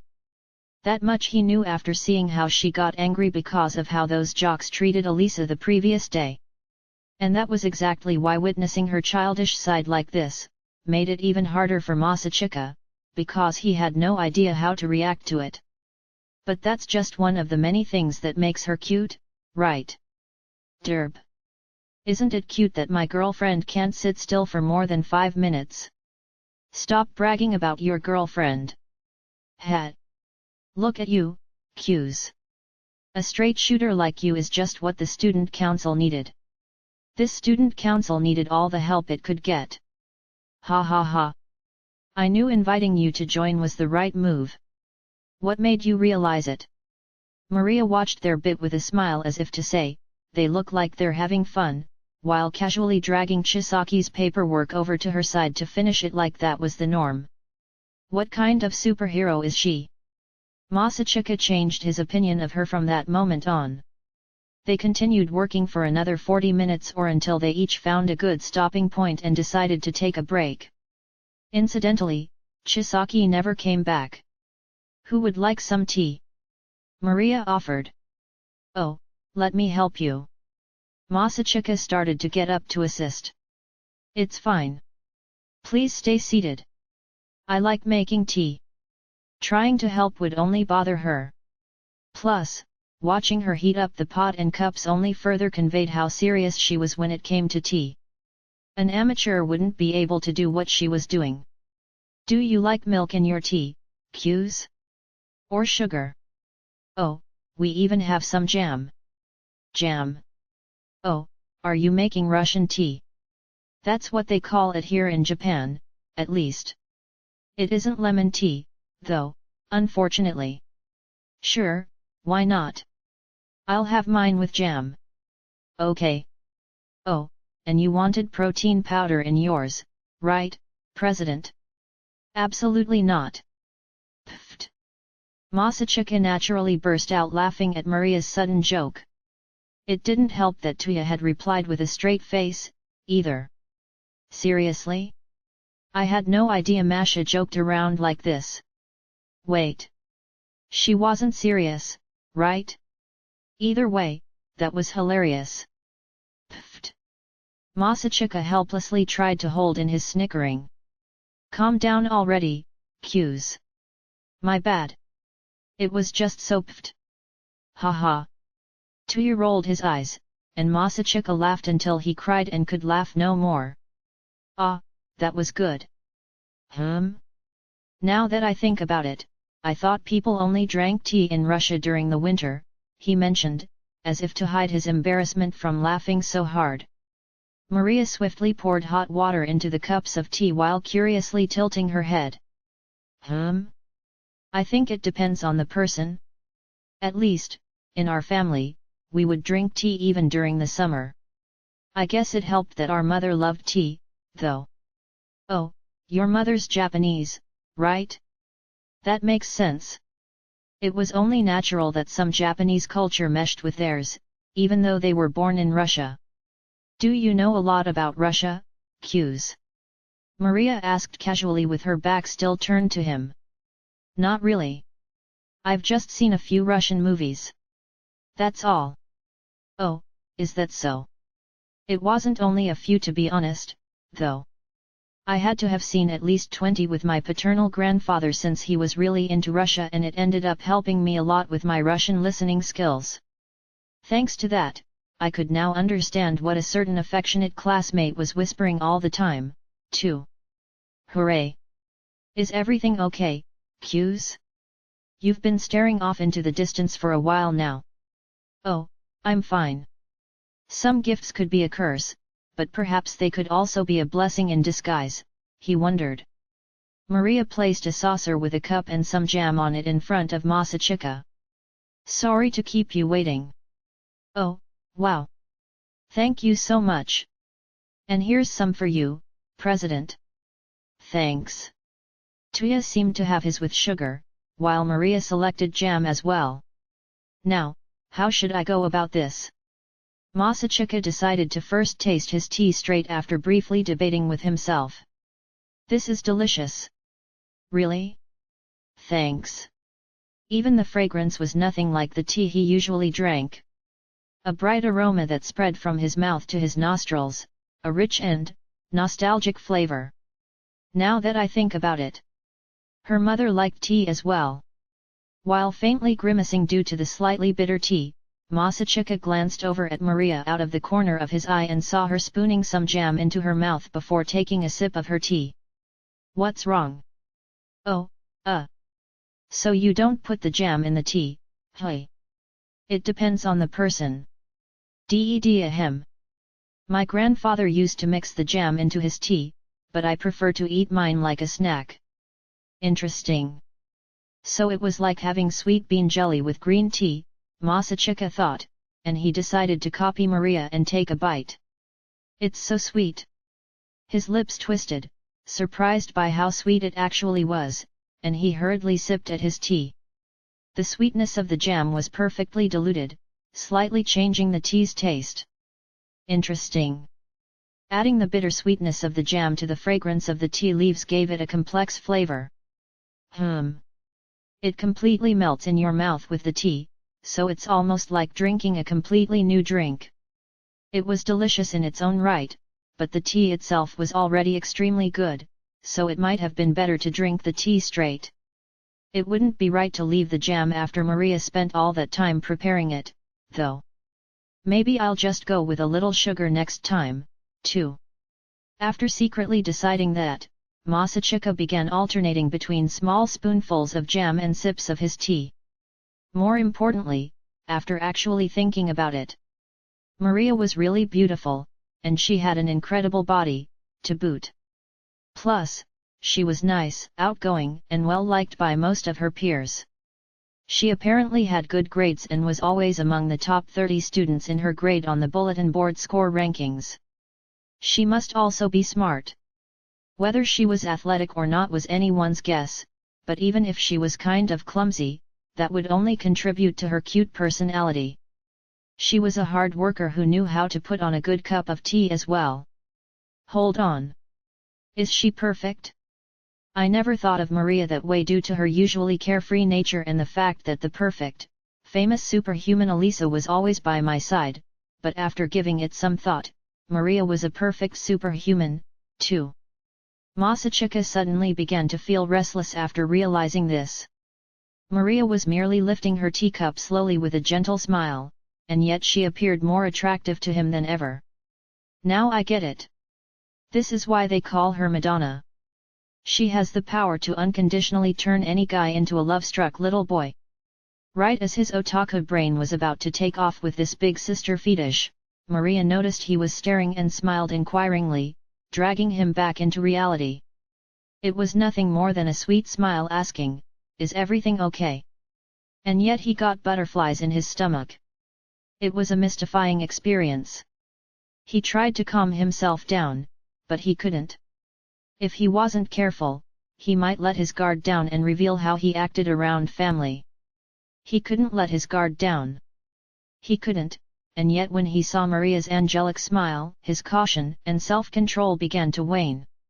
He wanted to surrender himself to her comforting, loving nature and... "We're back. Sorry we took so long." "Oh. Yuki, Alya, welcome back." All of a sudden, Yuki and Elisa returned from their meeting, and Maria broke into a smile. The overflowing motherly love and charm she was emitting immediately dispersed, and all that was left was an easygoing girl who loved her little sister. How can one person change this much so quickly? The sudden change almost made Masachika fall out of his seat, but Maria expressed no concern as she smiled her way over to the shelf with the dishes and tea. "Would you two like some tea?" "Oh. Yes, please." "Yeah. Perfect." She cheerily hummed as she prepared their tea. While Masachika regarded her curiously, Elisa took the seat next to him and scooted over to his side. But when he glanced at her and saw how close she was, she gave him a look that said, "Got a problem?" "What?" she asked brusquely. "Oh, don't you think you're sitting a little close to me?" Masachika flat out replied. "It's bad luck in Russia for young ladies to sit at the corner of the table," Alisa answered while glancing in the opposite direction. Really? Really? The chair rattled once more until her elbow was almost touching his, and she sent Yuki a piercing glare. She still doesn't need to be this close. And what's with that look in her eyes? Is there going to be a fight? Are they already fighting? Alisa peered at Yuki warily, but again, Yuki's archaic smile made it impossible to guess how she was really feeling. Masachika felt like he could see sparks flying between their intersecting gazes. Feeling uncomfortable, he decided to get up and leave, but Alisa instantly grabbed his sleeve under the table before he could move. She kept hold as though she was pleading with him not to go, and that was kind of cute, if viewed as an isolated event. But deep down inside, Masachika didn't feel that way. "Nuhu. Let me go. I can't take this awkward silence. This is so uncomfortable." He felt like a guy who had just been caught cheating on his girlfriend, and he tried to escape with every fiber of his being. Why me? Why did this have to happen to me? Masha, save me. He looked back, unable to take it anymore, and asked Maria. Is there really a superstition in Russia about sitting at the corner of the table? Of course.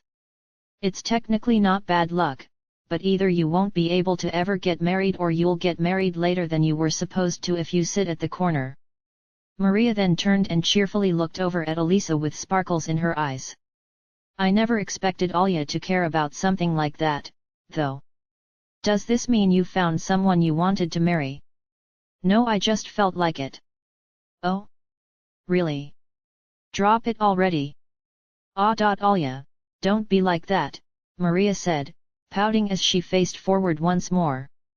After glancing at her sister, Alisa set her eyes on her hand that was holding Masachika's sleeve, then said in the softest of whispers. It's still too soon to get married. It was a very, very soft whisper, but Masachika could clearly hear her since he was sitting so close to her. Yet, you're only 15 years old. I'm a little concerned by how you phrased that, but everyone knows you're way too young to get married. Is she seriously doing this in front of her sister? Masachika shuddered, because despite Alisa's Russian-speaking sister being right behind them, she was asserting possessive dominance like she was going to mount him. All of a sudden, Alisa heard Maria placing a teacup on a tray and let go of Masachika's sleeve in surprise. After a few moments went by, Maria returned to the table with cups of tea for Alisa and Yuki. Here you go, Alya. She placed a small plate in front of Alisa, with what appeared to be almost an entire jar's worth of jam on it. What? She asked, realizing Masachika was observing her. Hey? Nothing. Masachika swiftly looked away, feigning ignorance as he dumped what little jam he had left into his tea, mixing it well with his spoon before finishing it off in one gulp. Yep. This is a completely different drink now. It seemed to be a lot more jam than tea, leaving a sweetness in his mouth that puckered his lips. Hey, where did Chisaki go? Yuki suddenly asked. Hey? Oh. She still hasn't come back, now that you mention it. After looking up at the clock and tilting his head, Tuya placed his teacup down and shrugged. Chisaki went to help out the student librarians. She'll be back when she gets hungry, he replied. How old is she? 10. Masachika joked, and immediately, the door to the student council room flew open. Something smells good. My bad. No older than 8. At most, Masachika added as Chisaki rushed into the room with stars in her eyes. Chapter 4, I could only taste the cream. I'm serious. All right, that should be enough for today. First-year students are free to leave. Wait. Are you sure? Yet, we second-year students still have to meet with a few teachers, and it could take a while, so don't worry about us and go. Good work today. See you tomorrow. Yuki was going to wait until her ride came to pick her up, so it was only Masachika and Alisa who did as Tuya said and retired from the student council room. Now, Then, how am I going to do this? Masachika pondered how he was going to initiate the conversation as they strolled along on their way home from school. It wasn't like he had anything especially important to discuss. He simply wanted to talk about their campaign plans for running for student council president and vice president next year. Nevertheless, Masachika still felt a little uncomfortable after what had happened that morning. It didn't help that Elisa had been acting sort of strange ever since she got back from that meeting with Yuki, either. He was at a loss, anxious about how she might reply. Yet, Yuki did something to her. Yuki seemed to have taken a liking to Elisa, in a bad way, the other weekend when the three of them had hung out. Teasing someone as serious and competitive as Elisa must have been like a dream come true to her. She probably saw Elisa as the perfect friend, toy, so it was easy to imagine her employing her ladylike silver tongue to mess with Elisa. Sigh. There's no use wondering what if. He inwardly sighed as he walked alongside Elisa, who was completely silent and frowning a bit, but before long, he saw a familiar restaurant and mustered up the courage to break the silence. Hey, Alya. Yet. Want to grab something to eat? Hey. Elisa looked stunned as Masachika pointed at the restaurant. Oh, I thought we could discuss our strategy for student council elections next year. Oh. She narrowed her eyes and half-heartedly nodded. Sure, that's fine. Great. Masachika swiftly began heading over to the restaurant, relieved that she didn't turn him down, but the moment he placed a hand on the door. So it isn't a date. He was stabbed from behind by a Russian whisper. Gwa. Oh, only a coward would attack from behind. Internally, he shouted like a samurai being attacked by an assassin, but he latched onto the door handle with wobbling knees and dragged himself inside the restaurant. After being shown to their table, they sat across from each other and ordered drinks. I'll have the café au lait. I'll have the melon soda and the chocolate parfait. What? Nothing. He couldn't hide his astonishment. Ordering a sweet melon soda with an already super sweet chocolate parfait was blasphemy. Elisa's expression twisted uncomfortably after realizing how weirded out he was, so she added. I'm just really tired, mentally. I won't be able to think straight without something sweet. You know. Anyway, that'll be all for us. The sweet part wasn't the problem. The combination of foods was the problem. Masachika, however, dropped it and told the waitress they were done ordering.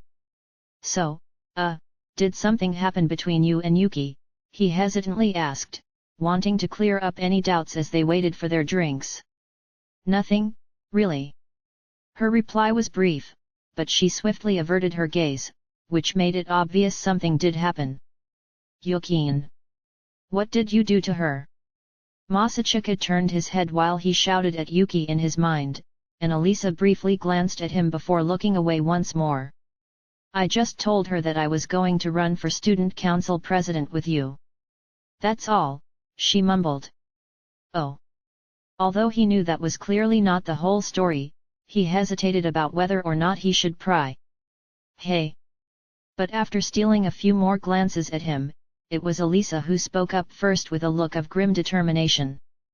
Are you and Yuki dating? No way.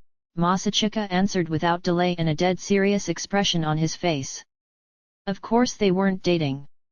While it may have seemed like a legitimate question to Elisa, who didn't know they were siblings, the ridiculous question made him want to scream, what do you think this is, a dating sim? You're not. Absolutely not. Her eyes wavered, so he continued with a sigh.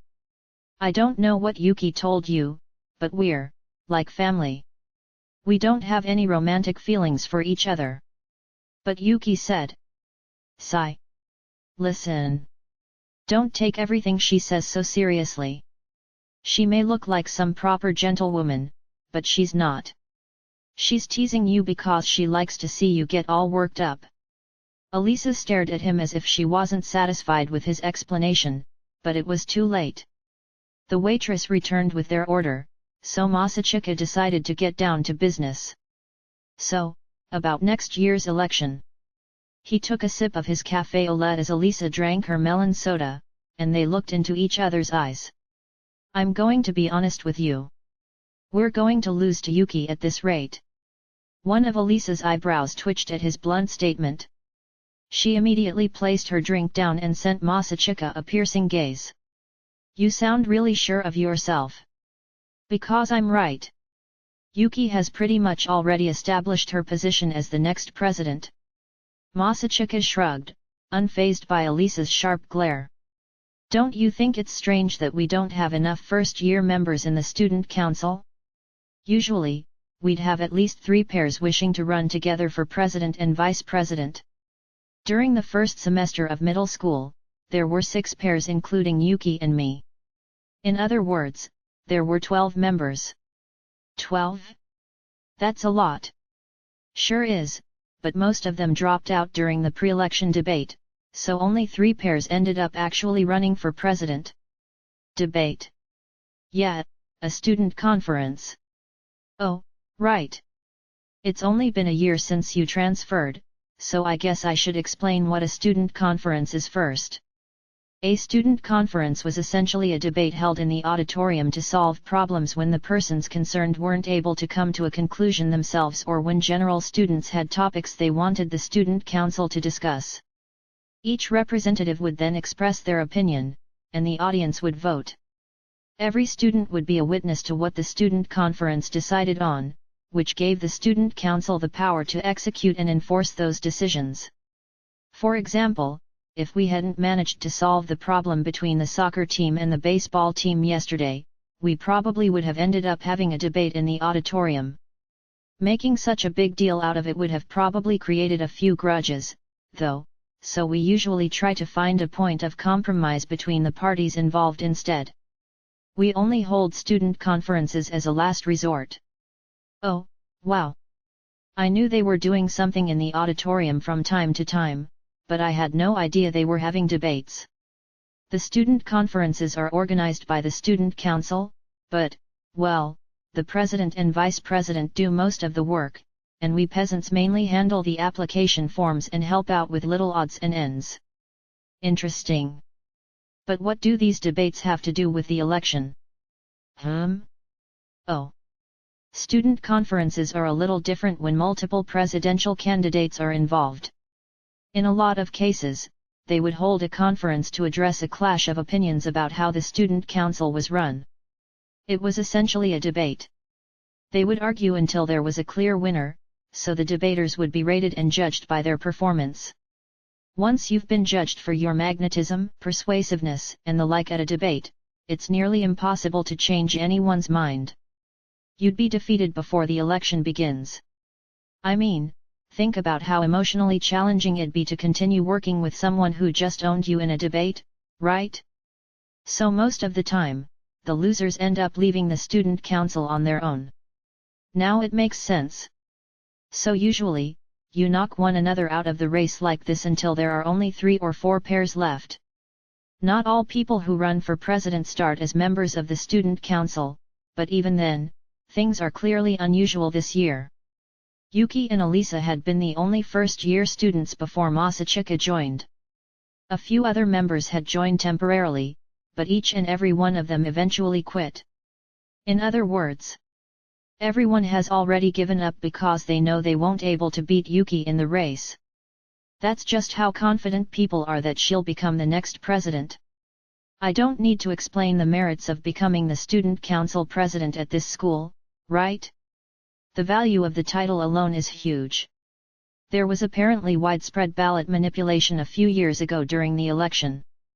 With mixed feelings, Alisa watched Masachika speak in an uncharacteristically earnest tone about the election.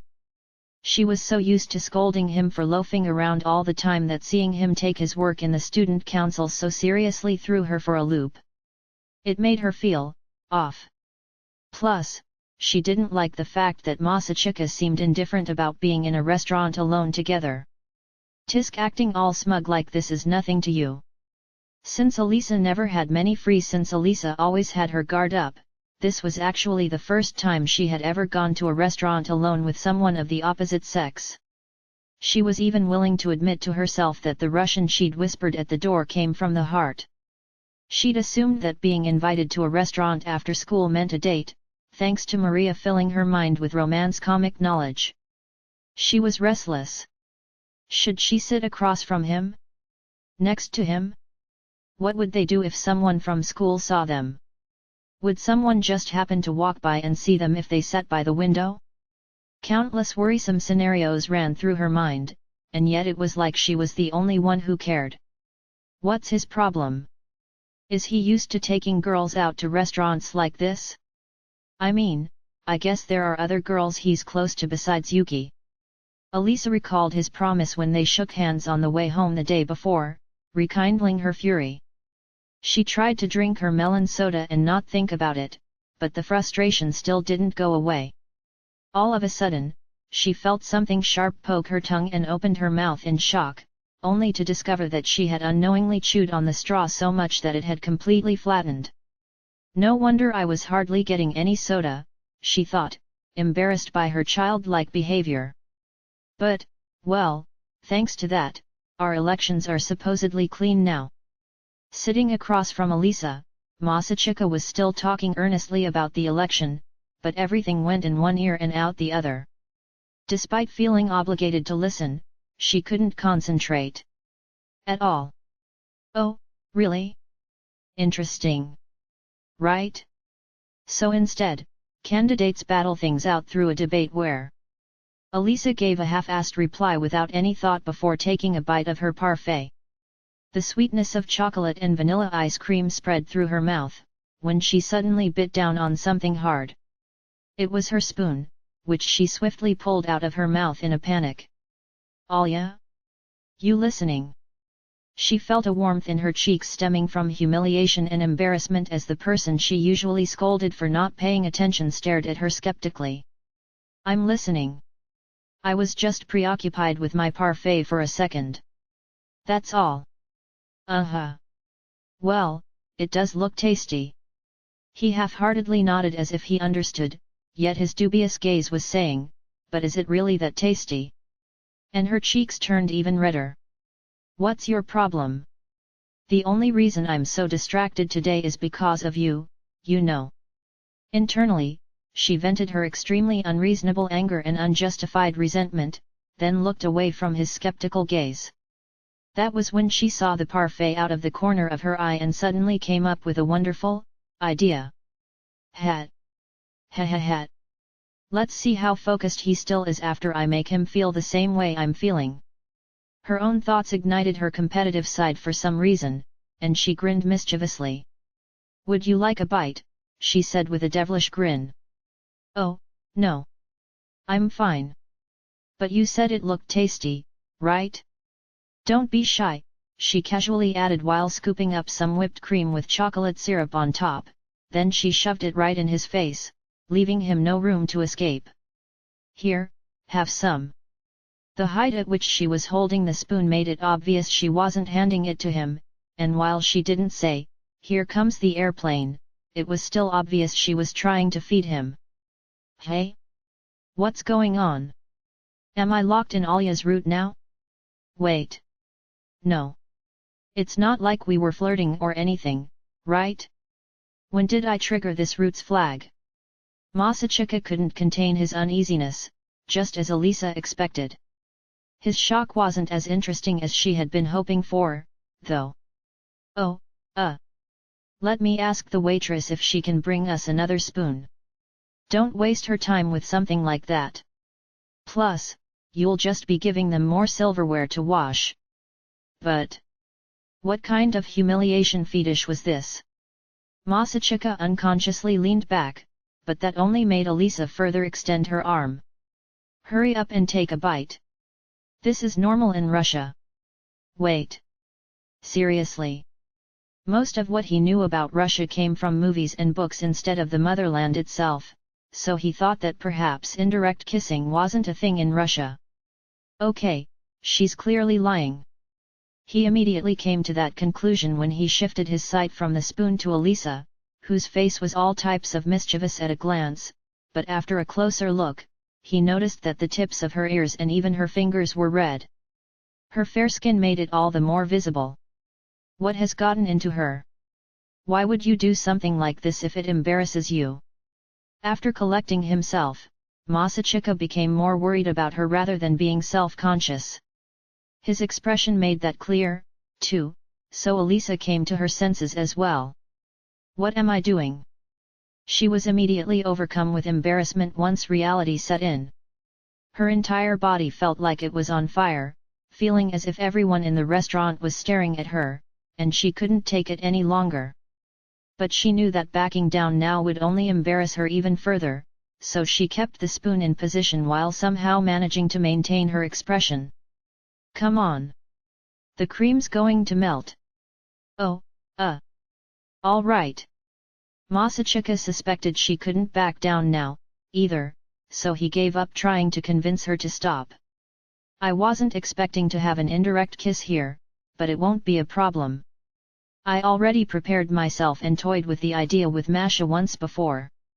He may have jumped to conclusions previously, but the situation wasn't that different.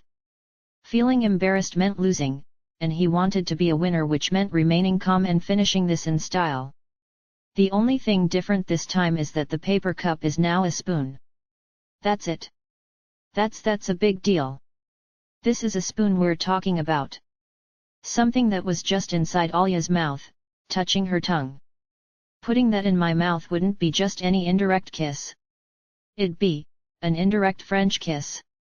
Calmly assessing the situation ended with him unable to remain calm anymore. Right as his eyes drifted toward her lips, she said, "Open wide." There it was. As Alisa spoke, he caught a glimpse of her gorgeous white teeth and red tongue. Ah! Don't show me your tongue. That's way too graphic. My body can't take any more. Ah! Thank you for letting me know that beautiful girls have beautiful mouths, too. On the inside, he writhed in agony. Perhaps it was his base instincts, but he obediently opened his mouth like a hungry baby chick would for its mother. Ah! The spoon glided into his mouth, and he reflexively wrapped his lips around it. The plan to only use his front teeth to scrape the sweet dessert off the spoon completely left his mind. I just had an indirect French kiss. We indirectly French kissed. Is it just me, or are we moving too fast? Way too fast. Moving too fast for what? What am I even talking about? Masachika imagined slamming his head against the concrete sidewalk outside and Yuki staring at him with a sleazy grin. How did Alya taste? She would say in the sleaziest of voices while patting him on the shoulder sleazily. Masachika would then stop hitting his head and get up just so he could backhand her in the face. She was a pain in the ass even in his imagination. It's sweet, Masachika briefly commented, too flustered to say anything else. Oh. But Alisa didn't have it in her to criticize his reaction, so she simply pulled back her arm. In fact, the entire mood is sweet. This is all your fault, stupid sweet atmosphere. How did it come to this? We were having a serious conversation up until a few moments ago. Wait. Nobody saw us, right? Masachika darted his eyes about, until he thought he saw someone he recognized outside the window. Is that Taniyama? He began to wonder if it really was her until Alisa cleared her throat, dragging him back into reality. After he returned his gaze to Alisa, she stared right into his eyes with a dignified expression. So how do you think we could beat Yuki in light of all that? Her eyes were firm as she continued to move forward in spite of the difficult situation. That's what astounded him, the blinding glow of her soul as it lit up in the face of adversity. You've gotta be kidding me. How do you think we can beat Yuki? Alya, you can't just switch into serious mode and pretend like none of that just happened. He may have been joking in his mind, but he kept all those thoughts locked away and played along since he wanted to avoid any more awkwardness. We just need to take a different route. A different route. We don't have a chance of winning if we try to fight her head-on, which is why we need to change our method of attack and appeal to the students in a different way than Yuki does. Could you be more specific? Masachika's eyes wandered for a few moments. It's just like when people vote for their favorite idol in a pop group. You need everyone cheering for you in order to beat the lead vocalist to beat the best. What are you talking about? Everyone already votes for who they like the most, right? Not necessarily. While the Student Council presidential election is a popularity contest for the most part, fans don't need to go register for their right to vote, unlike when voting for pop groups. Everyone in the entire school has to vote, which means people who don't really care who becomes the next president will vote for the safest option. In other words, they'll vote for the former president in middle school, who already has results and is someone they trust. To tell the truth, I did the same thing during the last election. I chose the former president, and I was honestly surprised when someone else won. Yet, now that you mention it, Kenzaki wasn't even a member of the student council in middle school. Right? And if the same two people elected in middle school run together in high school, there's apparently a 70% chance they'll be elected again, which makes it all the more impressive that Tuya won when you think about it. Anyway, he had a story that gained the support of his peers and made people want to vote for him, Masachika commented as he took a stack of papers out of his bag. It was a school newspaper from last year, which had been published by the school newspaper club. He flipped to a certain page and pointed at an article inside. See the small featured segment here. Hey? Tuya Kenzaki, Path to Victory, Episode 5. Yab. A member of the newspaper club at the time found it interesting that an underachiever like Tuya was trying to become the next president, so he interviewed him. Tuya apparently gave the guy the okay to use his real name in the feature story, too, in order to keep himself motivated as well. Humph. I suppose you can't let your guard down if you feel like you're constantly being watched. Yet, I'm sure the guy who interviewed him was half teasing him, but anyway, over time, his appearance clearly started to change, and his grades improved. It began to actually look like a real success story, which got all the readers on his side and eventually led to his win. So that's what you meant when you said he had a story that made people want to vote for him? In other words, he showed the other students his struggles and hard work. You catch on quick. That's exactly what I'm saying. Masachika smirked at his partner with evident satisfaction while lifting up his cup of café au lait to take another sip, but his mind had been focusing on something else the entire time. So, what is she going to do with that spoon?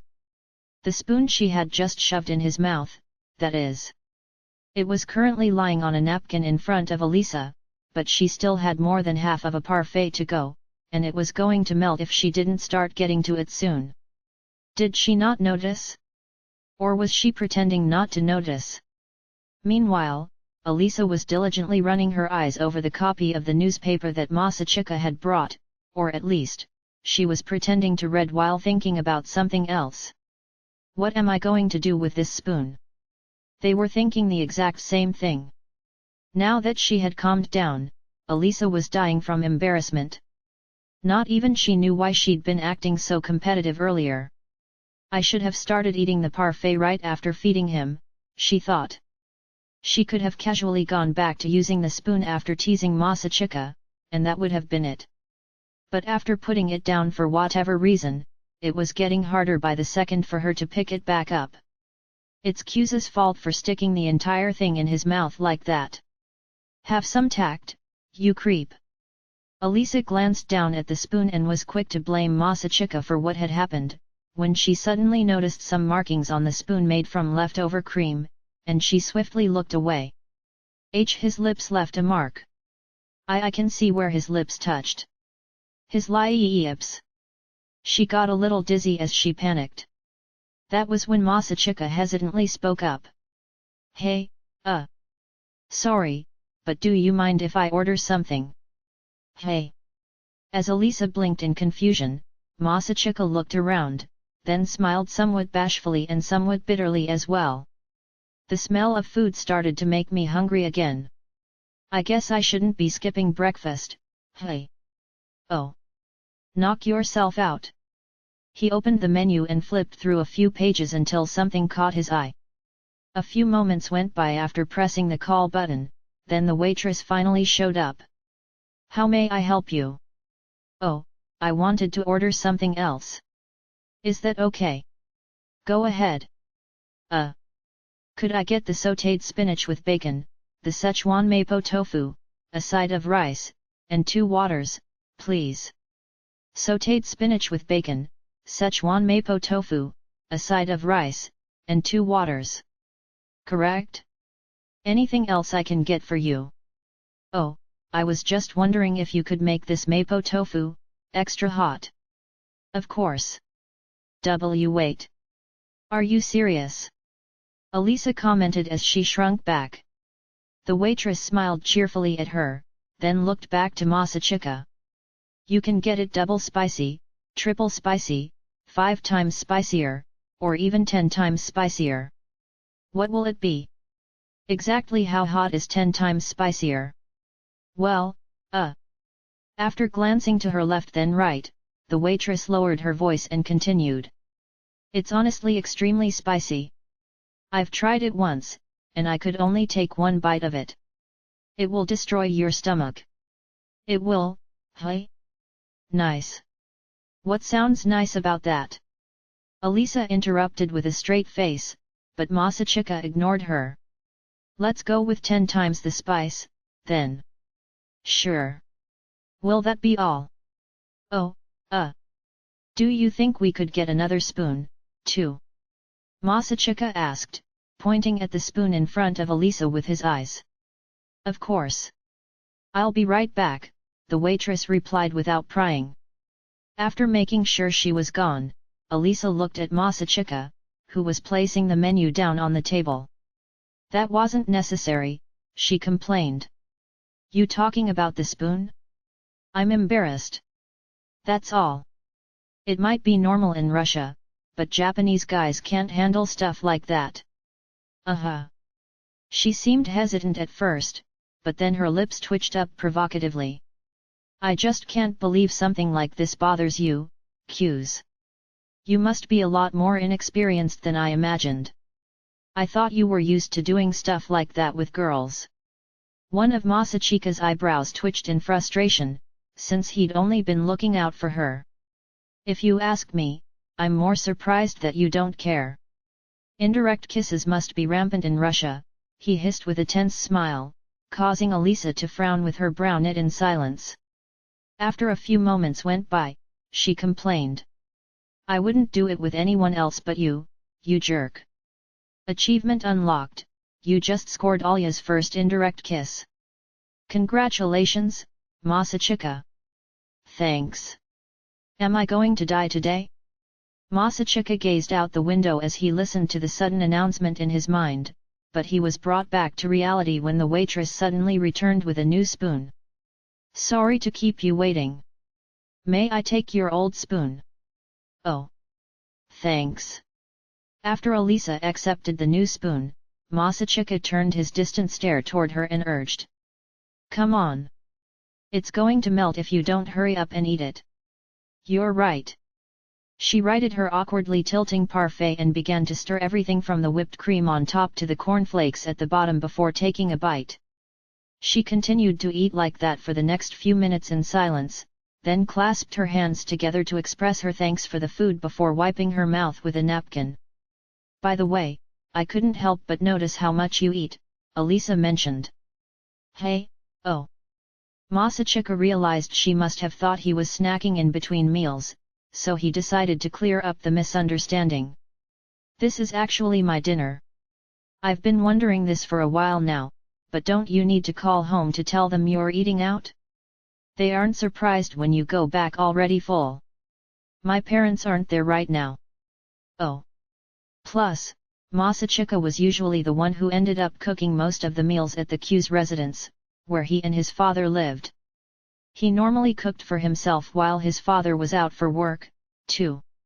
Yeah, it's just me tonight, and I don't feel like cooking. Technically, he did have a little sister who would stop by unannounced and demand food from time to time as well, but she wouldn't visit his place 2 days in a row, so he decided not to even think about it. Wait. You can cook? Alisa was genuinely surprised. Masachika shrugged.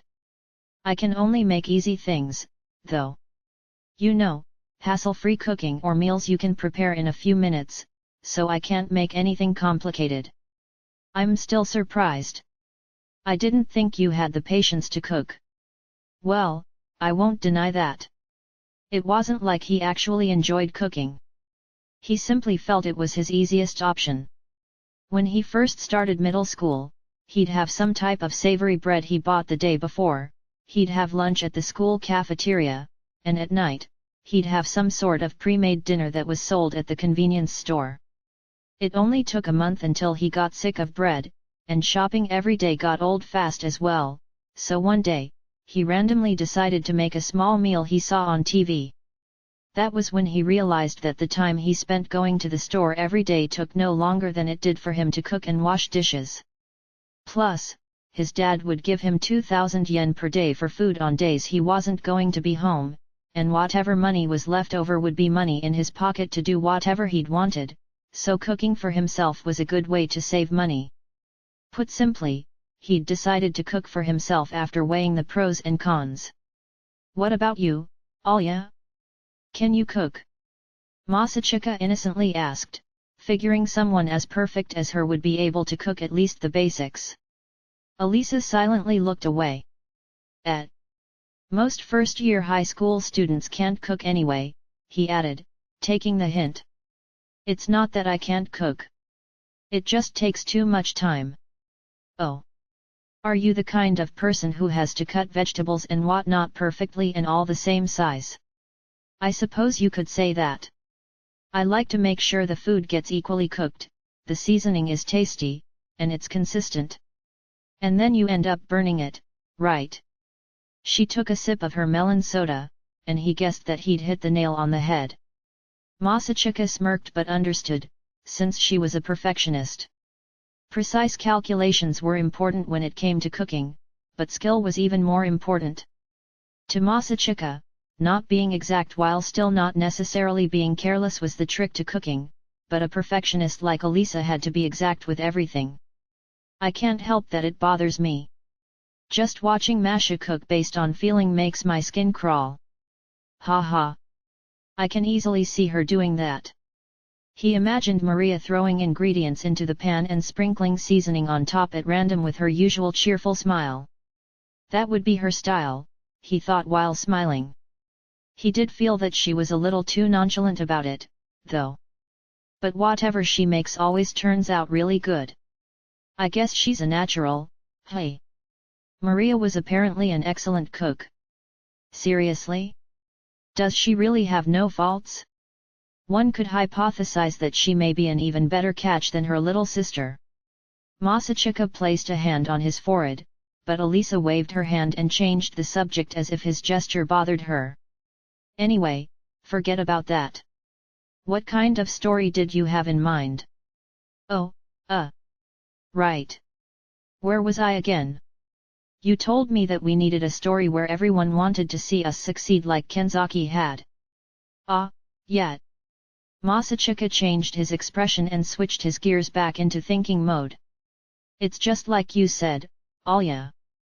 First, we need to show everyone how hard you work, at the first semester's closing ceremony, more specifically.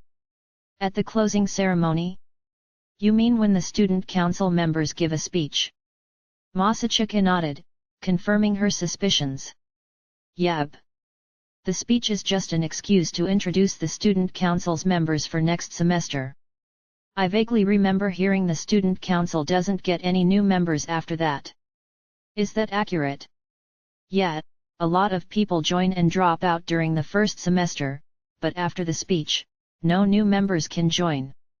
People can still quit, though. In addition, this speech also acts as a platform for us first-year students to announce our candidacy. That was kind of how it seemed last year, now that you mention it. Alisa thought back to her third year of middle school. It'll be your first policy speech in front of the entire school, and I'm sure I don't have to tell you how important that is, Masachika stated with a serious expression. Yet, lowering her gaze, she pondered with a serious expression as well until she suddenly glanced at Masachika with a worried look in her eyes. What exactly should I talk about? She asked in a soft voice. Whatever you want to. Just be honest and speak your mind. People will listen, he promptly replied. Really? You don't have any actual specific advice? She looked displeased. After all, she'd gone to him for help for a change, and he was giving her nothing in return. Masachika, however, only shrugged. You're someone people want to cheer for, and I'll be there to back you up if you ever have trouble communicating your ideas, so just be yourself and say what's on your mind. The words he said so casually. Those words. Oh. Okay. Alisa blushed. Her pout instantly turned into something more bashful as her eyes wandered restlessly. She fidgeted, tapping her fingers and opening her mouth as if to say something before thinking for a moment and whispering in Russian. What makes people want to cheer for me? Her darting eyes said, compliment me, as she spoke. You'd know if you could see yourself now. You're so cute, damn it. He stared off into the distance with a sigh when suddenly, the waitress returned with the rest of his food. Will that be all for you? Yep. Enjoy. After watching the waitress walk away, he shifted his gaze back to Alisa, who sympathetically told him to go ahead and eat. Thanks. Sorry about this. After placing his hands together as if to say a prayer, he went straight for the sautéed spinach with bacon covering the white plate. It wasn't long before he cleared the dish like an appetizer, then moved on to the main dish, bubbling hot mapo tofu in a thin cast iron pan. The perfectly crumbling snow-like tofu was covered in just the right amount of dark red magma-esque fermented bean paste. He dug his spoon into the meal and briefly cooled it off with a blow before taking a bite. Wow! This is pretty intense for a restaurant that's not even Chinese. Masachika nodded with evident satisfaction as the spiciness prickled his gums. Is that good? Hey? It's all right. Want to try some? Ah, crap, he immediately thought. It was a mix between how uncomfortable he felt for being the only one eating and how he'd just offered to share some of his food even though it had only been a few minutes since the spoon incident.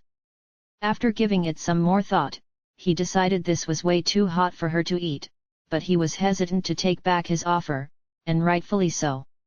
Alisa was hesitant as well.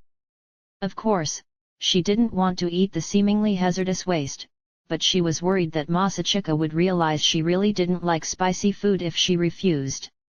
I have water. I have some melon soda left. I can survive a bite. After making sure she had enough healing potions, drinks, left. All right, I'll have a bite, she declared with resolve. Oh. Okay. Despite knowing how she really felt, Masachika pretended like he didn't notice and reached for a small plate. He then thrust his spoon into the mapo tofu to hopefully scoop up more tofu than spicy sauce, at the very least.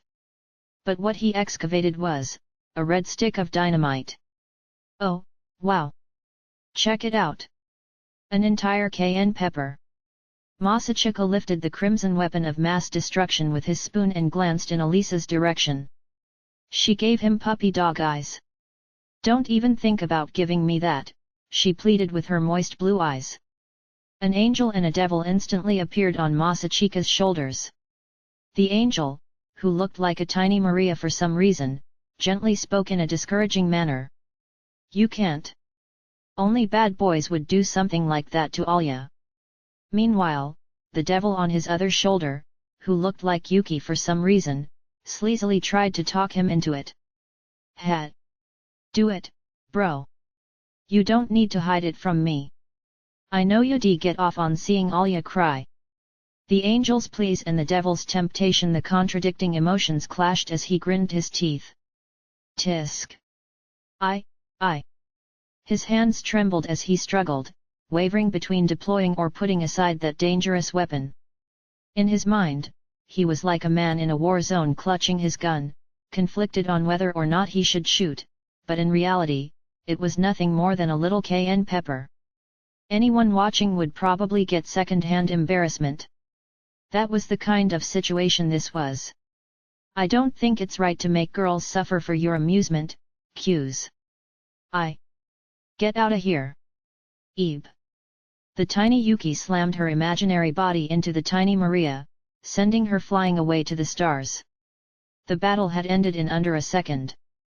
There was just too much of a power difference between angels and demons. Forgive me, Alya. Masachika apologized to Elisa in his heart while selling his soul to his inner demon. Here, you can have the most delicious part. Thank you. A monster. That's what I am. Masachika criticized himself on the inside but smiled on the outside as he handed Elisa the modest plate. After that, she drew a pair of chopsticks out of the chopstick container sitting at the corner of the table, then scooped the entire piece of tofu into her mouth without another second of hesitation. Once the hard part was over, she laid her small plate back down on the table, and closed her eyes. You like it? Not bad, Elisa replied without changing her expression. Masachika knew, though.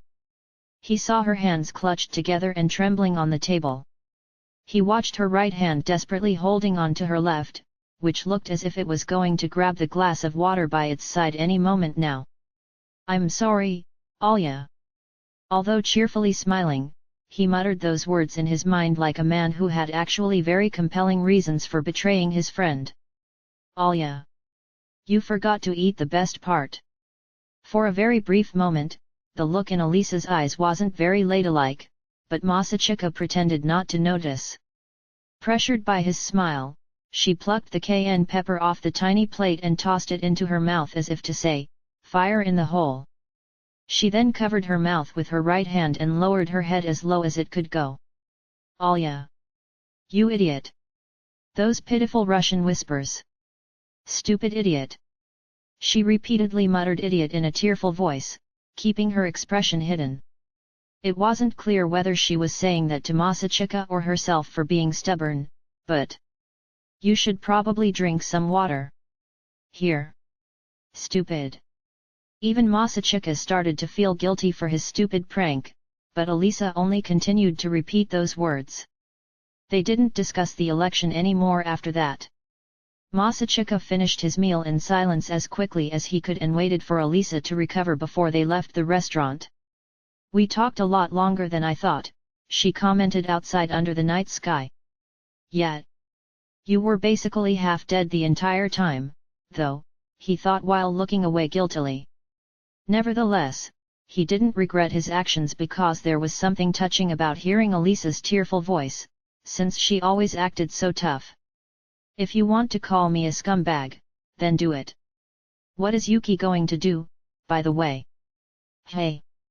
He suddenly lifted his head after hearing the unexpected name and noticed Elisa was glancing in his direction with a slightly uncomfortable expression. You know. Since we're going to be running together, Yuki needs a new partner, a new running mate, right? Oh. He pretended like he didn't notice what she'd almost said. After shooting him a dirty look, Elisa continued with a somewhat dissatisfied tone. You mentioned earlier that new members couldn't join the student council after the first semester's closing ceremony, didn't you? She doesn't have that much time to find a vice president to run with her. Well, she is really popular, so I feel like she could run with anyone and be okay. I mean, I ran with her and barely did anything, and she still won, he added with a shrug.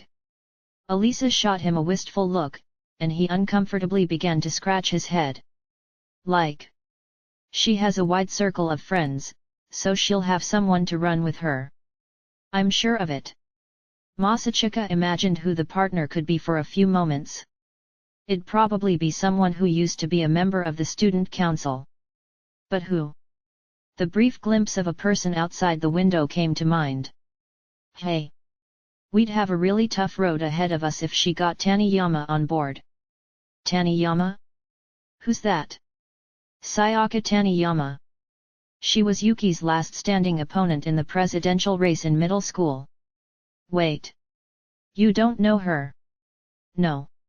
As Elisa shook her head, Masachika curiously furrowed his brow and tilted his head. He had figured Sayaka was one of the girls who had joined the student council before almost immediately quitting this year. Did she give up trying to become the president? His heart swelled with bitter memories of the past as he recalled the young girl whom he had worked diligently with in the student council until she lost the election. Cues. Oh, it's nothing. At any rate, I guess we'll find out who she's running with before long. We can plan for how we'll deal with them after that. Yeah, Elisa nodded a little skeptically. Masachika reminisced about the previous student council members, wondering whom Yuki would choose, but the answer was eventually revealed to him far quicker than he could ever have imagined.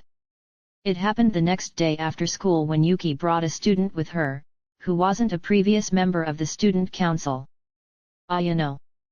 Very well, Yuki.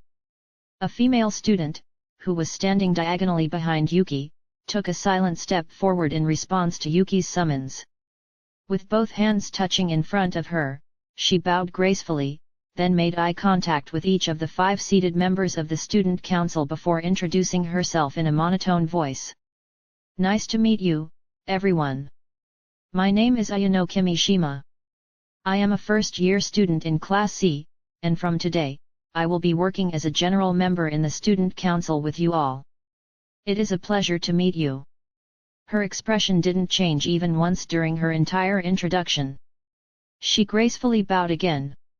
Each member of the council greeted her, puzzled in their own way by her robot-like demeanor. Cues. Masachika grimaced.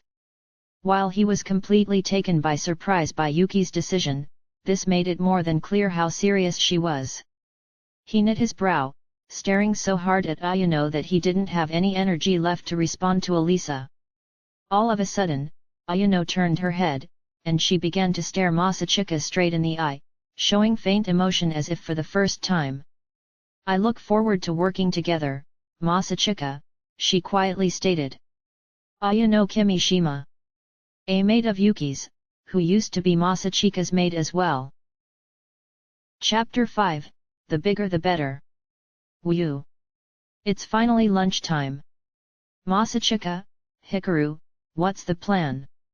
I bought lunch on my way to school today. Hey! Well, that's a first. The school lunches get boring after a while, you know. I brought lunch with me today, too, Masachika announced. Oh, really? I suppose I'll go pick something up at the co-op, then. I need to grab a drink. After leaving the classroom, Masachika strolled over to the vending machine on the first floor while Hikaru headed toward the co-op in the opposite direction. However, once Masachika started descending the stairs, a voice suddenly called out to him from close behind. Masachika. He jumped, but he immediately recognized who it was and turned around with an air of nonchalance.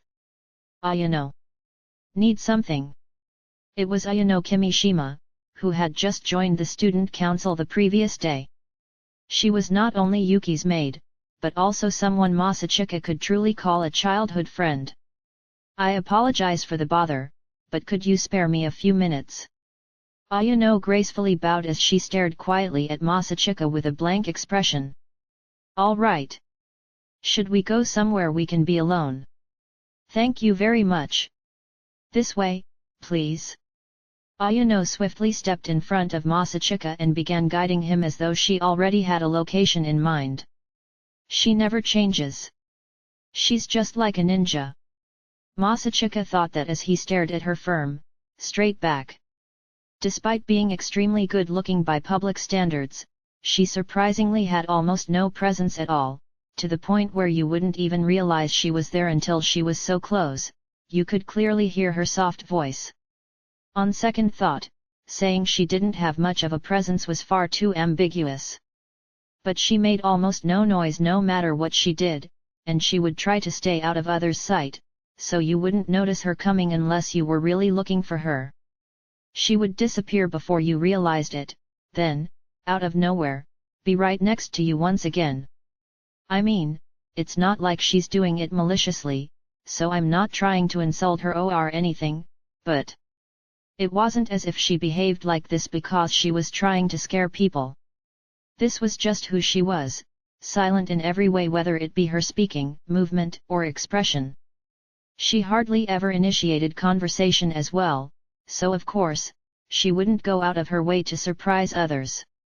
It wasn't often she willingly struck up conversation with Masachika, either, despite knowing him for so long. This way, please, Ayano suggested while swiftly yet quietly opening a door. It was anyone's guess as to how she could do that with a sliding door, to an empty classroom. After Masachika stepped inside, Ayano closed the door, again without making a sound, and turned on the lights. She then stepped in front of him and bowed once more. I know your time is valuable, so first, allow me to thank you for. Yet. Just get to the point. My apologies. She lifted her head and stared right at him, but her eyes were somewhat sharp in spite of her blank expression. Yuki told me that you would be running with Kyujou in the election. Is that correct? Yep, Masachika admitted with a nod. After Ayano briefly lowered her gaze, she looked back up with a cold, distant light in her eyes. You have disgusted the head of the family with your decision. Masachika was astounded. The head of the family she spoke of was his and Yuki's maternal grandfather. In other words, the current head of the Suao household. He appeared to be extremely angry with your decision to get in Yuki's way, especially after abandoning the Suao household. Masachika wasn't surprised. Of course, his grandfather, who valued the Suao household's reputation over everything, would not be happy with his decision. There was no way he would ever allow Masachika to obstruct Yuki's path to success. She was going to take over for the Suao household one day, after all. This was obviously going to happen, and yet why didn't it even cross my mind? That old sack of crap! He griped about the grandfather in his memories. Incidentally, it was his grandfather who insisted that Yuki and Masachika claim they were only childhood friends when they were outside the house. Masachika thought it was ridiculous, but from his grandfather's point of view, having the future head of the household, Masachika, abandon them was apparently a scandal he wanted to avoid. Therefore, he made Masachika promise not to tell anyone he was related to them if he wanted to cut ties with the family. That was his one condition. Masachika wasn't obligated to keep his promise, but if he did anything to upset his grandfather, his little sister, who stayed in the Suao household, would be the one subjected to his wrath. It was Masachika's love for his sister that made him keep his promise and obey his grandfather. So? He told you to ask me if it was true. No, I needed to hear it for myself. He raised an eyebrow, his face overcome with surprise, since he fully assumed that his grandfather had sent her here. It is my duty as a retainer to clear the way for my master, and as Lady Yuki's retainer, I need to uncover the intentions of those who oppose her. What loyalty? What are you, a samurai? Though he may have been teasing her, there was no contempt in his voice. Masachika stood upright, for while he felt she was overblowing the whole thing, he knew that she meant every word of it. Why did I even? Masachika reflected on his actions once more. He was going to run with Elisa in the election, which meant he was running against Yuki. Masachika Q's would never decide to do something like this when you really thought about it. Upsetting his grandfather and running against his little sister, whom he loved. What was he hoping to gain from this? The honor of becoming vice president? He had no interest in that. He simply couldn't abandon Elisa. In the end, that was all this was. I trusted you. She turned an accusatory gaze at him in the midst of his reflecting. I trusted that you would never do anything to hurt Lady Yuki. Was I mistaken? Her anguished voice broke Masachika's heart. She was playing the bad guy, a thankless role for the one she served, whom she loved and respected, and she was miserable. While she may appear to be emotionless at first glance, Masachika knew she was actually as loving, affectionate, and sweet as Yuki. She was not someone who had it in her to criticize or blame others, and attacking someone like this saddened her as well. She was a terribly kind girl. And she was in pain. She had to convey ill will when in reality, she was heartbroken. But what hurt Masachika most of all was the fact that he was to blame for this grief. I should have done something sooner. His expression changed as he reflected on his regrets, then he faced Ayano with sincerity. He gazed right into her eyes, conveying his genuine feelings from the heart. I didn't decide to run so I could get in Yuki's way. I decided to run in the election for Alya's sake, and as a result, I became one of Yuki's opponents. That's all. But... Ayano wavered as she looked into that sure gaze, but then her eyes almost immediately sharpened once again. Regardless of how you got to this point, you are still running against her. Is teaming up with Kyujou that important to you? Is it worth betraying and hurting Lady Yuki? Yes. She was taken aback by his firm reply, especially after being so aggressive, and her eyes fell in sorrow and bewilderment. I don't know why I'm doing this, but I'm still going to do it. I'm going to do whatever it takes to make Alya the next president of the student council. That's what I promised her I'd do, Masachika earnestly added. Is that because you have feelings for her? Do you, Lee? No. He was able to clearly answer that. He wasn't helping Elisa because he was in love with her. But then why was he helping her? He didn't really understand the reason. He was determined even without knowing the motive. I alone made this decision. Yuki has nothing to do with this, and I'm not even thinking about the Suao household. So tell the old man he better not blame Yuki for this. If he has a problem, then he knows where to find me. Ayano's eyes widened in shock, and she shuddered. Very well. She bowed deeply. Then with her head still lowered, she asked. Please tell me one last thing before you go. Do you still feel the same about Lady Yuki now? How do you feel about her? Yuki's the most important person in the world to me. Nothing has changed, Masachika promptly replied. So please be there for her, okay? I know I'm in no position to be asking you that, but please. Very well. I am truly happy you feel that way, Masachika, she replied as her long bangs hid her expression. She then turned around and walked over to the door behind her. Thank you very much for your time today. See you around. She bowed once more in front of the door before retiring from the room, although normally, she'd have waited for Masachika to leave first. I wonder if I let her down, he muttered to himself, feeling as if the door left open was symbolic for how she felt inside. I guess, without context, the whole conversation made me look like a scumbag who just cheated on his girlfriend. You know, the kind of guy who says stuff like, Alya needs me. But you? You'll be fine without me, I mean, I am a scumbag, but still. After some inner self-mockery, he ran his hands through his hair. I knew this would happen, but, it still hurts. The hostile eyes of his childhood friend tore at his heart even more than he imagined.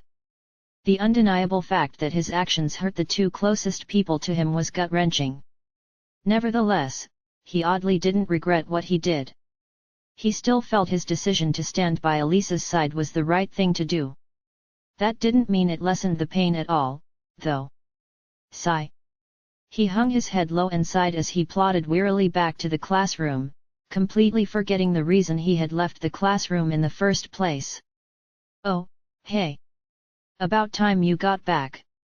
Where's your drink? Hey? Oh. Only when Takeshi pointed it out did he finally remember why he left, but he wasn't in the mood to go get a drink anymore. In fact, he had lost his appetite altogether. I can just drink the water I have. Oh. Takeshi felt like something wasn't right when Masachika shook the water bottle he had brought from home, but he didn't pry. Before another second went by, Hikaru came back with some savory bread and turned his desk around to put it together with Masachika's. Alya's not here. Why not just take her seat? Masachika commented to Takeshi, who had brought his chair all the way over from his desk. Honestly, I'd love to sit in Princess Alya's chair, but I'd rather not be killed today. Takeshi bitterly laughed after glancing at the empty seat at the end of the row by the window. Oh, come on. Does she really scare you that much? Not her. I'm talking about our classmates. Makes sense. Even if the guys didn't kill him, they'd still probably rough him up a bit due to her status as an idol. It didn't help that the students' nameplates were on the right corners of their desks, so it was painfully obvious which desk belonged to who. The school believed that the students would naturally start taking better care of the school's equipment if they continued using the same desk throughout the entire year, but that also made it harder for students to borrow their peers' desks without permission, at the very least. Plus, seeing a girl's name on the desk out of the corner of your eye is unsettling as well.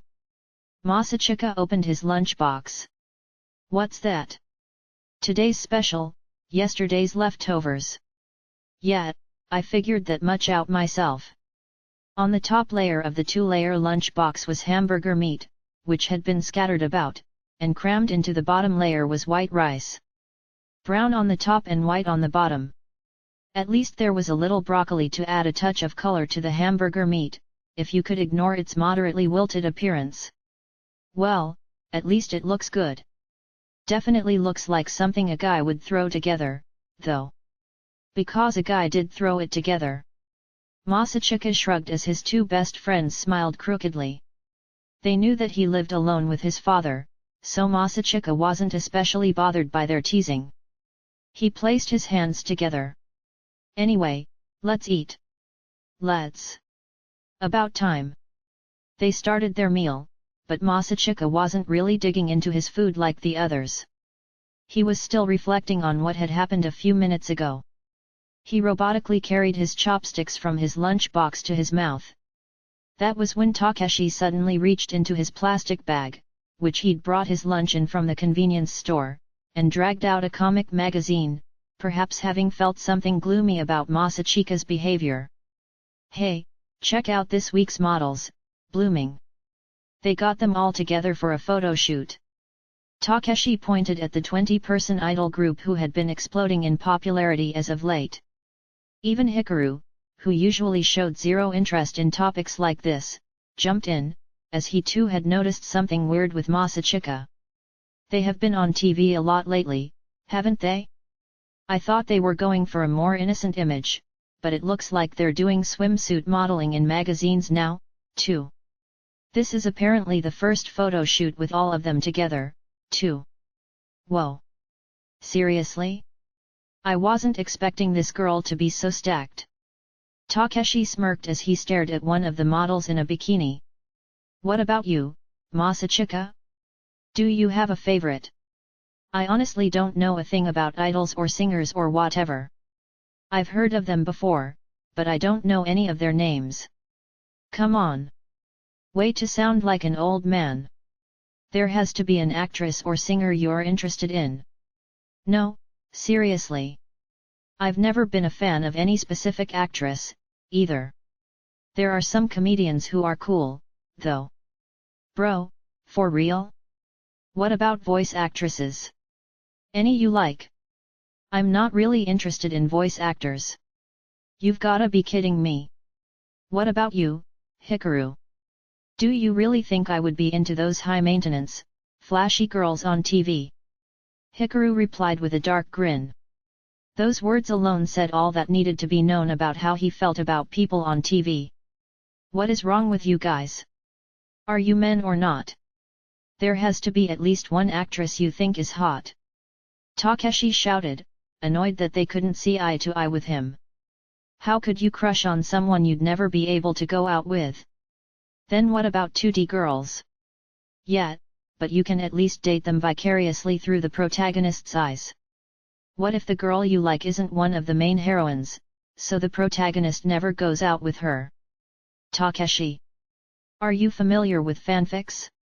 You'd be surprised what kind of things some people write. You're only 16 years old, you know.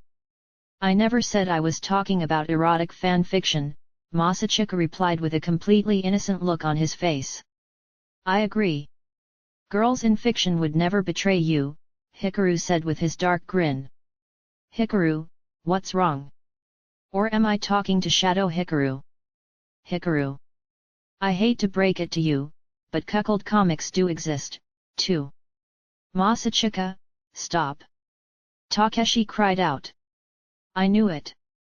All women are evil. Hikaru grumbled. You make it sound like they killed your parents. And whose fault is that? Takeshi asked him critically. He stared at Masachika with a reproachful gaze, making Masachika realize that he had gone too far, so he enthusiastically commented. Anyway, I guess I get it. It's every man's dream to secretly date a popular idol. Right. She's everyone's idol, is what everyone thinks, but she's actually all mine. I know exactly what you mean.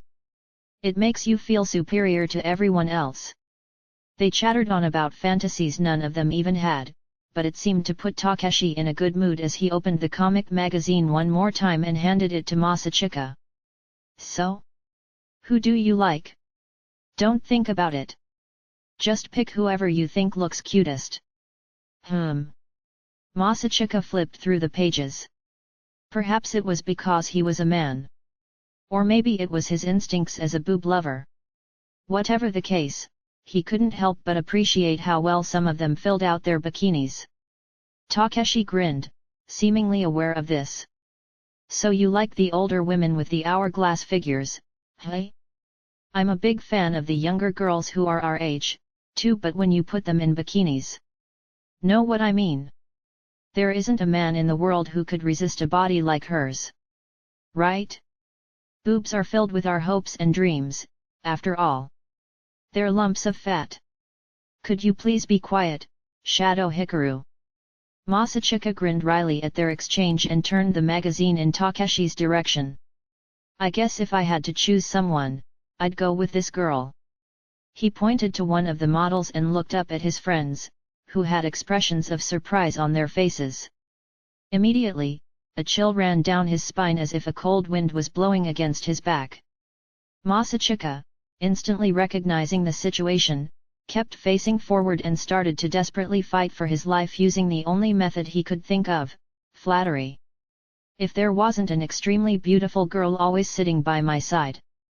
Because the girl in this magazine doesn't hold a candle to her. I'll be confiscating that. What the? A hand reached out from behind and grabbed the magazine. Masachika shrieked, his eyes following the magazine until they met Elisa's glacial gaze looking down at him. Her eyes then fixed on the magazine, glowing with contempt. Disgusting. Why yeah, I don't understand Russian, but I can tell she's revolted. What a coincidence, Takeshi. Me too. Ha ha ha. Takeshi and Masachika smiled awkwardly while Hikaru laughed as if this had nothing to do with him, but when Elisa glared down at Takeshi and Hikaru intensely, they swiftly looked away and flinched back. Cues. Did you seriously think it was okay for you, especially now that you are a member of the student council, to sneak smut like this into our school? No, Technically, Takeshi brought it with him. Then you should have given him a warning. Yes, ma'am. Masachika recoiled, frightened by her eerily cold voice. After glowering in contempt at the three pathetic students for a good while, Elisa let out a deep sigh and placed the magazine down on their desk. Are you giving this back to us? Don't get the wrong idea. I simply don't want to hold on to smut like that all day. Wait a second. The cover may be a little lewd, and there are pictures of models on the first few pages, but overall, the magazine is filled with pure, wholesome material. Says the little boy who was squealing over the perverse pictures with his friends. You got me there, Masachika said with a groan, knowing she was completely right. You're an idiot. Elisa huffed one last time as she rolled her eyes and took a seat back at her desk. Hurry up and put that thing away before Alya changes her mind, Masachika whispered angrily. All right. Wait. When did you join the student council? Oh, right. The day before yesterday. Why didn't you tell me? What happened? It's a long story. The three male students moved over fearfully while whispering to one another. Alya glanced at them in frustration, then rested her chin on her palm with her elbow on the desk and looked out the window. She thought back to what Masachika had been yelling a minute or so before. Despite knowing he was only trying to flatter her so she wouldn't confiscate their magazine, she could feel her skin flush. He really is an idiot. She quietly whispered as if to distract herself from how hot she was feeling, but to Masachika, her harsh words really calmed the air, and he inwardly sighed in relief. However, Hikaru, what's wrong? Masachika looked up, wondering what Takeshi was talking about when he noticed Hikaru staring hard at the cover of the magazine Takeshi was trying to tuck away. Both Masachika and Takeshi were baffled by his unusual behavior, since he had a strong dislike toward women. But before long, Hikaru pointed at one of the girls on the cover and noted.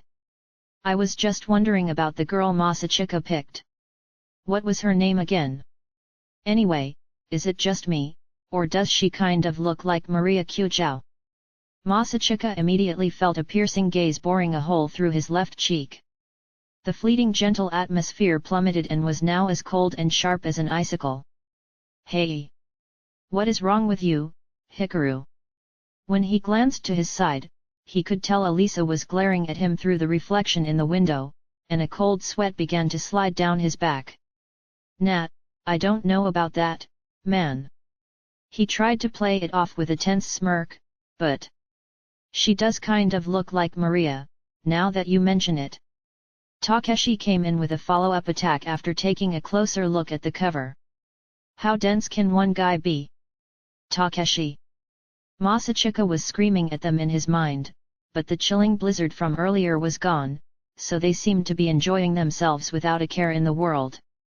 The blizzard, however, was not gone but had become a single sharp icicle that was stabbing Masachika right in the back. Right? Just look at her haircut and style. Her brown eyes and brown hair look just like hers as well. Plus, she's older than us. Masachika, the hell? I didn't know you were into girls like Maria. The more excited they got, the more pain Masachika could feel pierce his cheek, metaphorically, of course. Oh, crap. One wrong word, and I'm dead. As his survival instincts fiercely rang the alarm in his mind, he awkwardly choked out. I never said she was my type. Besides, Masha already has a boyfriend. But you'd totally try to hit on her if she didn't, hey. Wait. Masha. Since when did you start calling her by her nickname? When did you two get so close? Why are they ganging up on me like this? And why right now? The reason was because Masachika usually never expressed any interest in the opposite sex, especially when he treated Alya and Yuki, perhaps the two most beautiful girls in school, like friends. His male friends even secretly worried that maybe he really was only interested in 2D girls. So even though this may not have been Masachika admitting he was in love, his two friends were relieved and somewhat excited to hear about his relationship with a 3D, real, girl.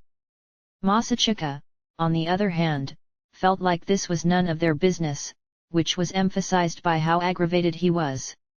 Guys, it's a coincidence. I've never looked at Masha that. But he couldn't finish his sentence because he unfortunately could recall far too many times when he'd looked at Maria that way. His conscience naturally stopped him and said, what kind of big fat liar are you? Yeah, I've never once considered dating her. Takeshi and Hikaru narrowed their eyes at him, clearly fed up at the fact that he was obviously trying to weasel his way out of this. Alya's scornful gaze jumped into the mix as well. Made sense, though. Who wouldn't be disgusted to learn that someone was looking at their sister sexually? Pig. The insult whispered in Russian pierced Masachika's heart. He couldn't react, which meant he couldn't argue, which made it all the worse. Then what about Yuki? Are you interested in dating her? Is what they say true about not being able to date your childhood friend? The moment Takeshi uttered Yuki's name with a fed-up look on his face, there was something about Elisa that undoubtedly changed. Her gaze was piercing in a different way from a few moments ago as it skewered Masachika's cheek. However, he thought not about Yuki but Ayano as he replied. You can't date childhood friends. In fact, I have not and would not ever even think of considering such a thing. So just that we're clear, Yuki and I will never be a couple, no matter what. You've said that before, but why? Because they were siblings. They were blood-related siblings with the same parents. That was everything, but it was a secret he couldn't reveal.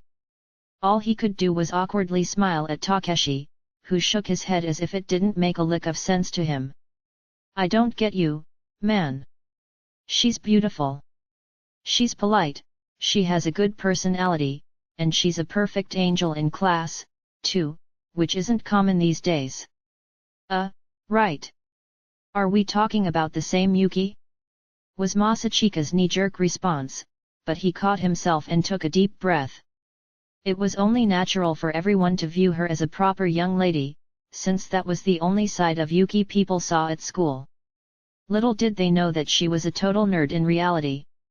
Masachika couldn't help but wipe the smile off his face, since he was aware of the real Yuki, but he couldn't tell them the truth, even if they were his friends. So he ambiguously replied. But we're lowly commoners compared with her. Know what I mean? Oh. Right. I get it. But wouldn't that keep you from dating most girls at this school? I can't count how many times I thought I kind of knew someone, then learned they were actually the daughter of some major corporation CEO or whatever. Yeah, I guess. Anyway, I'd rather pick someone more on my level if I were going to date. And that's a big if. Dude, we're talking about high school relationships here.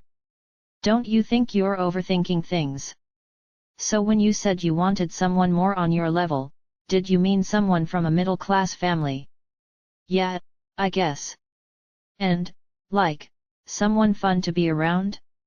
Someone you could date but still hang out with as friends. He naturally reminisced about that girl while not really thinking about the words that were coming out of his mouth. Someone like me. A snowball's chance in hell. Her Russian slipped into his mind, infiltrating his memories, and he reflexively responded in his mind like Shadow Hikaru would. His face became dead serious, and he looked to his side to find Elisa still facing away with her cheek resting on her palm, in an unusually stiff manner. After looking a little harder, he noticed she was faintly trembling and mumbling in Russian as if she was humming a song. But when Masachika strained his ears, his face went pale. I can't believe I said it. I can't believe I said it. Did she just squeal, too? Tisk. I can see you grinning in the reflection in the window, you know? Will you ever get tired of exposing yourself to me? Is this just a difference in culture? I heard that Russians were more straightforward than the Japanese. Is that it? You just say whatever comes to your mind if it's in Russian? Yeah, I know that's not it. Still resting her chin on her right hand, Elisa poked her cheek, her lips twisting upward. Did she not realize Masachika was staring at her? Or perhaps she noticed, but her face got stuck like that? Whatever the case, it was a very unfortunate sight. Masachika? You okay? Oh, Also, like.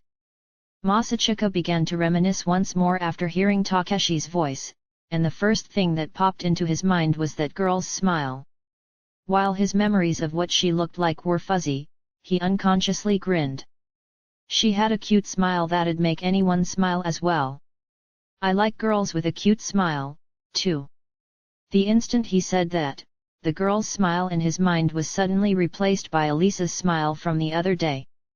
What the hell? No. After promptly shaking the thought out of his mind, he glanced at her out of the corner of his eye. Her backside was stock still, impressively so. You could almost hear her freezing over, and her expression reflected in the window was just as magnificent. Oh? A girl with a cute smile, hey. Smiles are important, regardless of gender. I find it hard to get along with people whose eyes don't smile when they laugh and people who barely laugh at all. Hikaru weighed in. Oh. Masachika understood exactly where Hikaru was coming from, but he noticed Alisa jump the moment he said that, making it hard to agree with him. Please stop, Hikaru. Alya's getting hit by all the stray bullets. Hikaru meant no harm by what he said, but for the most part, Alisa was objectively someone whose eyes didn't smile when she laughed, which she barely did as well. Masachika, however, knew that she laughed quite a bit when nobody else was around, and while her eyes didn't scrunch up, they were filled with joy. Alisa herself apparently had no idea, though. But, like, when people who don't usually smile do smile, it makes it all the more attractive. The almost contradictory behavior is what makes it cute. You've got a point there, Takeshi and Hikaru both agreed with a nod. Alisa somewhat straightened her slightly hunched over back. The intimacy is brief, though. You start to feel like strangers again right after they stop smiling. True that. The way people usually act is really important. But Hikaru and Takeshi had chimed in once more, causing Alisa to hunch over again. Quit it already. You're making all my effort go to waste. Alya's body can't take any more blows. She's going down. Unable to stand it any longer, Masachika leaned in toward them, then gestured at Alisa with his eyes while whispering. Guys, cut it out. You're hurting Alya's feelings. Hey? Alisa. Nah, man. Princess Alya doesn't care about stuff like this. She did. She cared a lot. She was even on the verge of tears. Her reflection in the window made that much clear. Her lips were twisted, but in a different way from a few moments before, and it wasn't because she was trying to hold back a smile. I don't care. I have friends. It doesn't matter. She started putting on a bold front.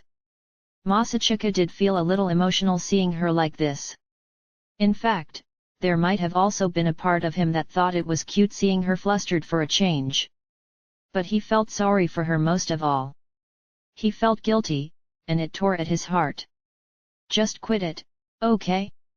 And follow my lead, unless you want the afternoon classes to all feel like Antarctica? Because she's going to be ice cold if we don't fix this. Yeah, okay. You win. Why yes, that is a good point. After getting them on board, Masachika resettled himself in his seat and opened his mouth, but before he could get out a word, Takeshi stopped him with his eyes. Masachika, let me handle this. Are you sure you can handle it? Of course. No problem. All right. I'm counting on you. They had an entire conversation with only their eyes before exchanging a slight nod. Takeshi thereupon boastfully snorted, then exclaimed in a loud voice. But I guess none of that matters when you're as good looking as Princess Alya. You idiot! Masachika and Hikaru simultaneously uttered the exact same words, taken aback by Takeshi's paralyzing stupidity, but Takeshi himself simply blinked as if he had no idea why they were upset. If you looked up the word aggravating in the dictionary, it would just be a picture of his expression. But before Masachika could complain, a colder, more distant voice spoke up. Humph. So that's how you see me. Alya. Masachika mechanically turned his stiff neck to look back and discovered the teary expression from a few moments ago had vanished. Instead, it had transformed into a terrifyingly cold glare with absolutely no sign of warmth. Only after being subjected to Alisa's chilling gaze did Takeshi finally realize what he'd done, and he froze. Well, excuse me for not being friendly and lacking charm. Sorry, my face is my only redeeming feature. Hey? No, I didn't mean. Maybe I should confiscate that magazine of yours after all. What? No, wait. Hand it over. Yes, ma'am. Takeshi gave in to the pressure and submissively relinquished the comic magazine, which Elisa swiped out of his hands before storming back to her seat and sitting down. As a tense atmosphere filled the classroom, both Masachika and Hikaru shot Takeshi a reproachful glare. "You make me sick. No wonder you don't have a girlfriend."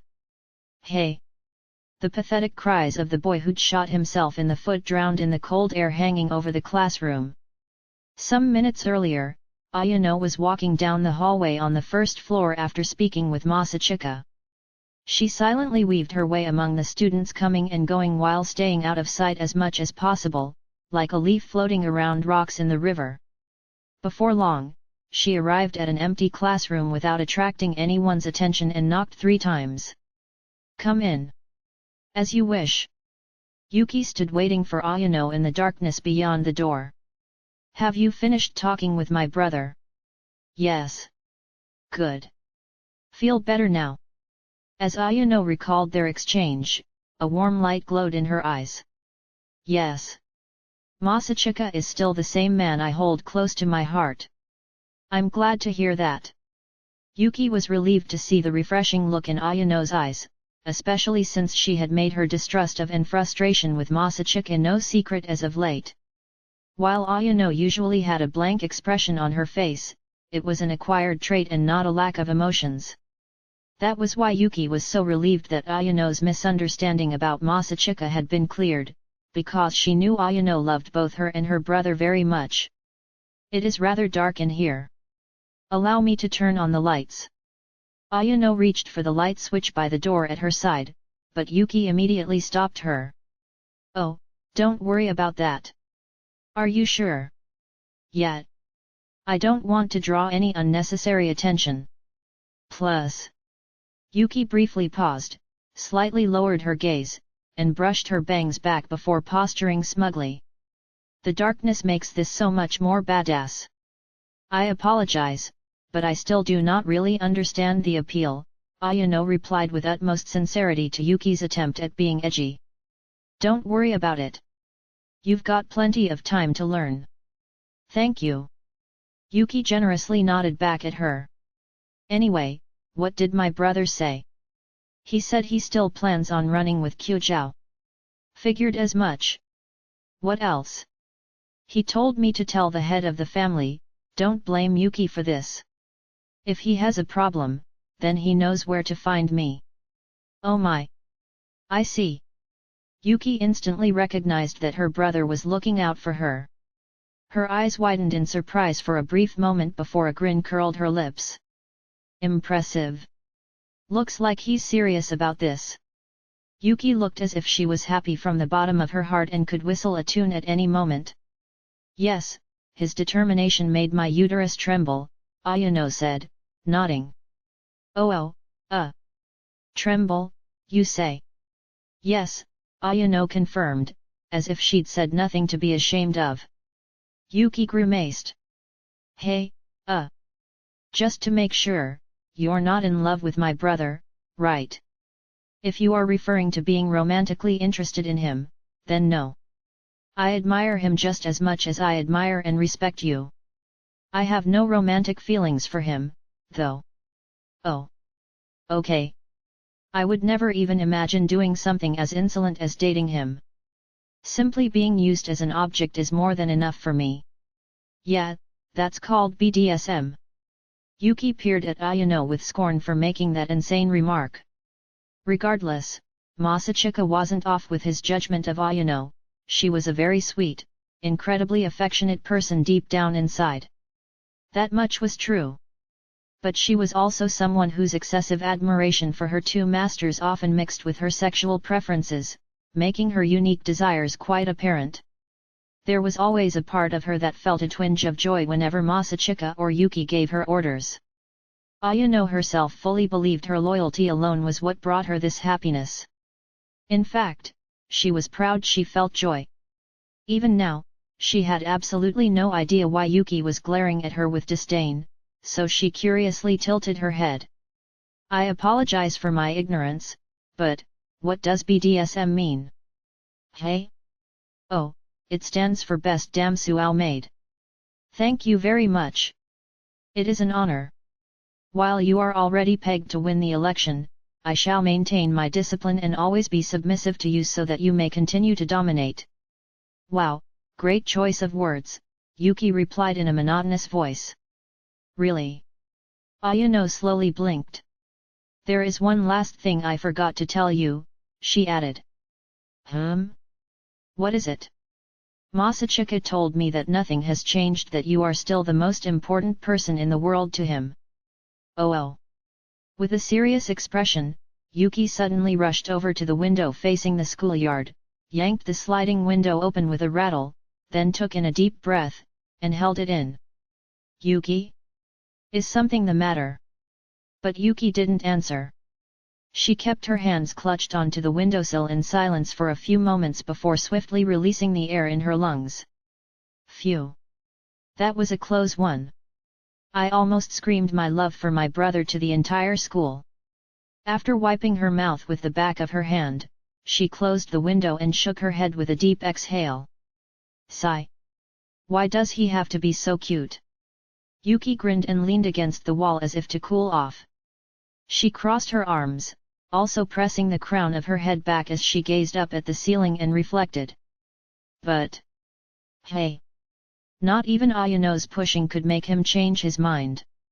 He was worried about you, but he appeared to have made up his mind in regard to the election.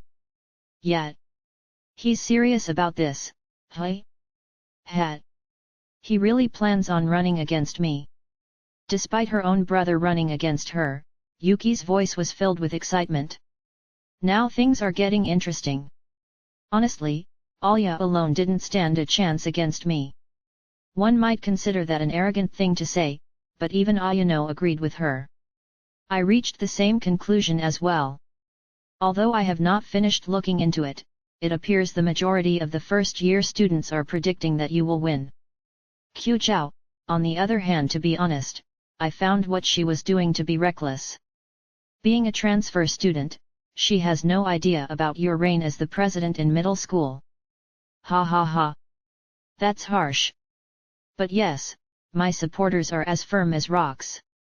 Now, my dear brother, how do you plan on turning things around?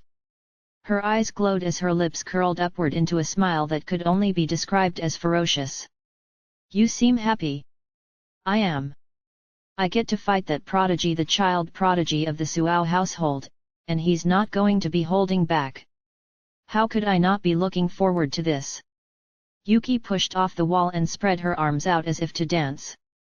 I've never beaten my brother in anything before, and now he's got a powerful ally like Alya? And he's serious about taking me on? My heart is singing. Now this is something worth doing. Come at me, Masachika. Because I'm going to hit you with everything I've got. Yuki declared while clenching her fists. She turned her gaze back to Ayano. And you're going to help me, Ayano. Because we're going to make him take this more seriously than anything he has ever done before. Very well. I will do everything in my power to help. A strong light glowed in Ayano's eyes, causing Yuki to smirk with evident satisfaction before turning around and exhaling while gazing out the window. By the way, Ayano. Yes. Yuki looked over her shoulder at Ayano with a confident smirk and asked. Is it just me, or did I really sound like the last boss? Chapter 6. What all nerds want to do at least once in their life. Pair of jacks. Hehehe. Full house. The student council was throwing a welcome party for Masachika and Ayano after school. After having a rather early, light dinner in the school cafeteria, which was open at night as well, although with less on the menu, they took the party over to the student council room, where they enjoyed snacks and soft drinks while getting to know one another. They were split up into two groups. Masachika, Tuya, and Chisaki were sitting at the office table, and the other four were playing cards on the guest sofa.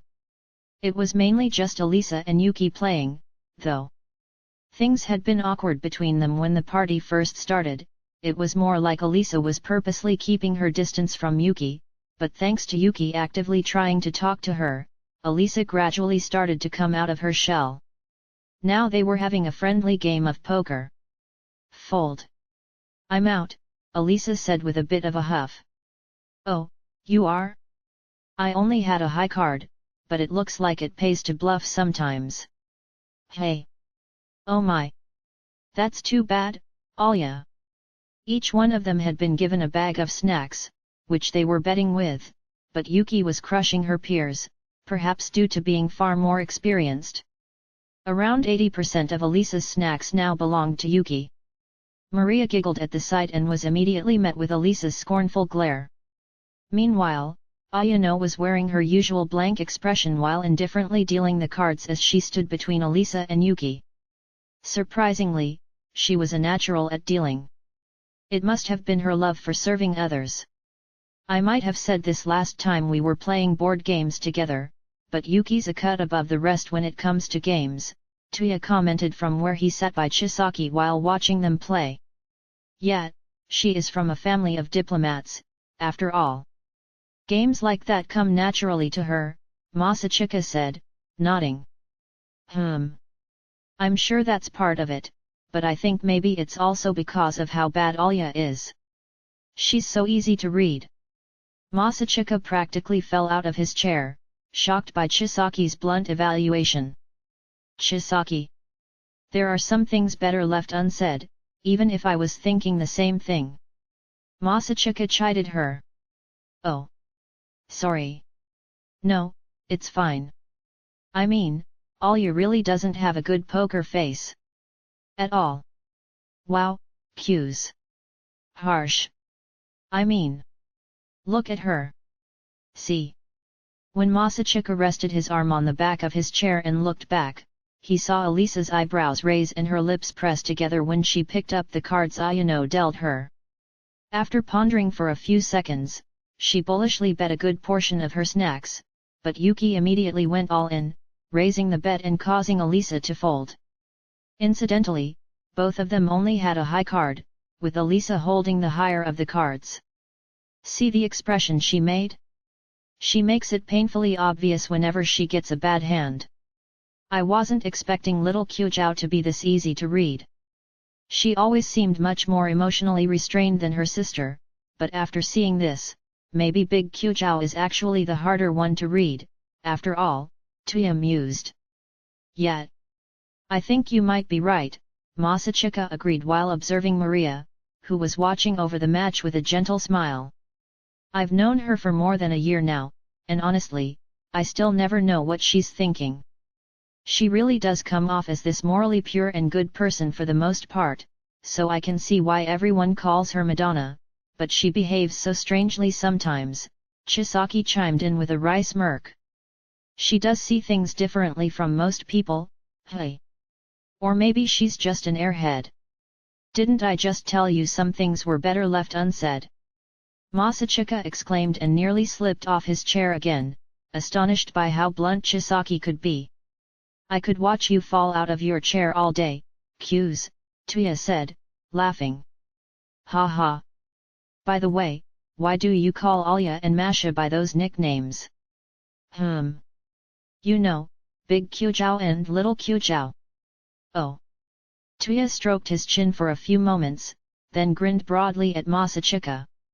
I mean, it sounds kind of cool, doesn't it?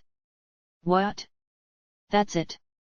Masachika reacted candidly as if the reason caught him off guard, but after noticing that Tuya seemed kind of disappointed, he added in a fluster. Oh. I mean. It definitely does sound cool. I know exactly what you mean. I was just not expecting you to say something like that with a straight face. Oh. You get it, though, right? As Tuya cleared his throat and collected himself, Chisaki put on some tea with a joyous smile. You don't need to pretend. You're just too embarrassed to call girls by their first names when you don't have to, right? Well, that may possibly be part of it, I suppose. Tuya's eyes flitted nervously, essentially confirming that his girlfriend was right. Wow. Just wow. Masachika didn't know what else to say, but Tuya suddenly looked smug and argued. I'm more surprised that you can call them by their nicknames. You make it sound like I'm socially inept. It's not a big deal. Q's, don't forget I was pretty socially inept up until a year ago. I had almost no experience talking to girls. Oh, right. I totally forgot about that. Tuya's still new to this being more outgoing thing. It took him forever to start calling me by my first name, added Chisaki. That's because you're special. Tuya. Why you big dummy? Ha ha ha. There's nothing wrong with being embarrassed. Tuya laughed dryly and clutched his side after Chisaki had elbowed him in the ribs. Would you like me to refill your drink, Miss Sarashina? Asked Ayano, who suddenly emerged behind Chisaki without making a sound. Eeb. Chisaki overdramatically jumped and turned around to find Ayano standing there, and a twitchy grin twisted her lips. Ha ha, ha ha ha. I'm impressed. Not many people can sneak up behind me without me noticing first. What are you? Some kind of master swordsman? Masachika inquired somewhat jokingly. Chisaki actually is a master swordsman, Q's. One who mainly specializes in punching, though. I suppose that'd make her a master punchman. Has a nice ring to it. Very modern, Masachika replied in a monotone voice. After pouring Chisaki a cup of tea, Ayano curiously looked in Masachika's direction as well. Nah, I'm fine. I still have some of whatever this is left. Very well. What about you, Mr. Kenzaki? Oh, thanks. I'll take some. Tuya threw back the rest of his drink before holding out his empty cup to Ayano, who promptly topped him off. Despite the drink being a carbonated beverage, it was impressive how she poured it with hardly any fizz. Thanks. By the way, I heard you work for the Suao household, and I was wondering. Is not making a sound a skill you needed to learn for the job? Yes, I learned how to do so from my grandparents. Oh. Ayano's grandfather was the secretary to Yuki's grandfather, and her grandmother was their family's housekeeper, Masachika interjected, piquing Tuya's and Chisaki's interest. Oh, really? Then does that mean your parents worked for them, too? No, my parents are ordinary office workers, Ayano responded simply. Wait. Really? Yes, I really looked up to my grandparents, which was why I decided to become Lady Yuki's retainer, not because it was our family business. Hey! By the way, how long have you been serving Yuki? Chisaki asked. Ayano's eyes wandered up into space, but her expression didn't change. I am not exactly sure when I started, but I remember deciding to attend her when I was in 2nd grade, I believe. 2nd grade. A testament to how much I admired my grandparents. Furthermore, I found that Masa, Lady Yuki was someone worth serving. Oh, cool. Although it sounded like she was going to say something else for a moment there, neither Tuya nor Chisaki seemed to notice. Ayano, PSST. Masachika waved Ayano over, and she obediently complied. I apologize. It was a slip of the tongue, she said in a soft voice. Don't worry about it. I'm just glad you caught yourself when you did. More importantly, are you not mad anymore, was what Masachika wanted to ask, but he swallowed those words as she gazed directly into his eyes, because her admiration was clearly written in hers. The cold glare she'd given him during lunch was nowhere to be found, and all that remained was love, respect, and loyalty. The look in her eyes just wow. But why? What did I do to get on her good guy list? And when? Masachika racked his brain over how he'd gotten her loyalty and affection to max level, since he couldn't remember doing anything special, but he was distracted when Tuya suddenly spoke up. So is it just good manners for maids to not make a sound? Is it so you don't bother your boss? Precisely. My grandparents always told me that to become one who serves, one must become heir. What? I don't think that means what you think it does. Masachika felt the same way as Chisaki. Ayano wasn't wrong to blend into the background, but what her grandparents most likely meant was make sure to always have everything ready and neat so that your boss forgets you're even there. She'd been far too young to understand nuance back then and had taken what they said literally, though. Become heir? I can do that, she replied, and ever since then, she worked diligently to become heir. Her grandparents found it adorable when she first started to behave politely and carefully while trying not to make a sound. Oh, are you trying to copy what we're doing? Ah! What a cute little maid you are, they would say. But by the time Ayano stopped expressing emotion and they realized something was off, it was already too late. At any rate, her grandparents ended up deeply apologizing to her parents for mistakenly instilling a weird habit. However, Ayano herself seemed satisfied, and Yuki had already been turning into an edgy nerd during that time period and had responded by saying, an expressionless maid. How cute! So Ayano's parents ended up giving up, allowing their daughter to continue her unorthodox path as a maid. Incidentally, she was planning on becoming Yuki's secretary one day, but she'd been gradually becoming stealthier as of late, to the point that it made you wonder if she was actually training to become a ninja instead.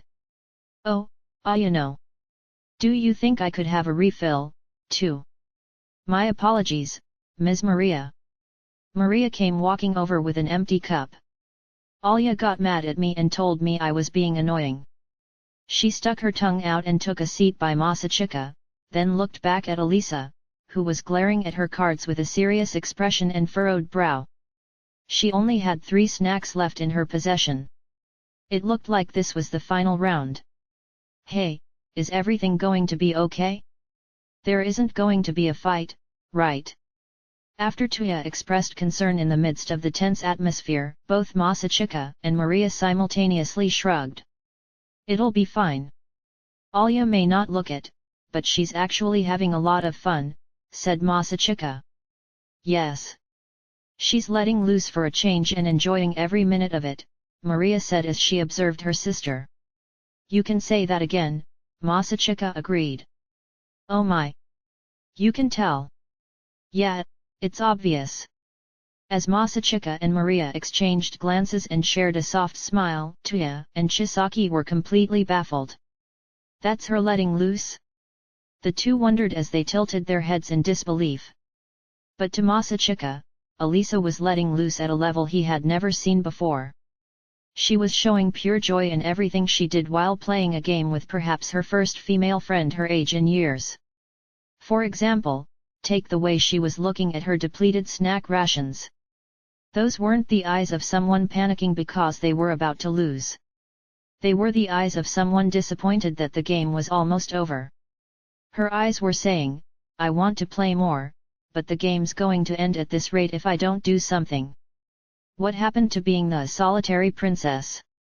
Masachika thought about her second nickname at school and rolled his eyes. Even though he'd always known she wasn't as unapproachable as everyone made her out to be, when he saw her enjoying playing cards like this, he was moved in a way that was hard to put into words. Oh my! It looks like we're all out.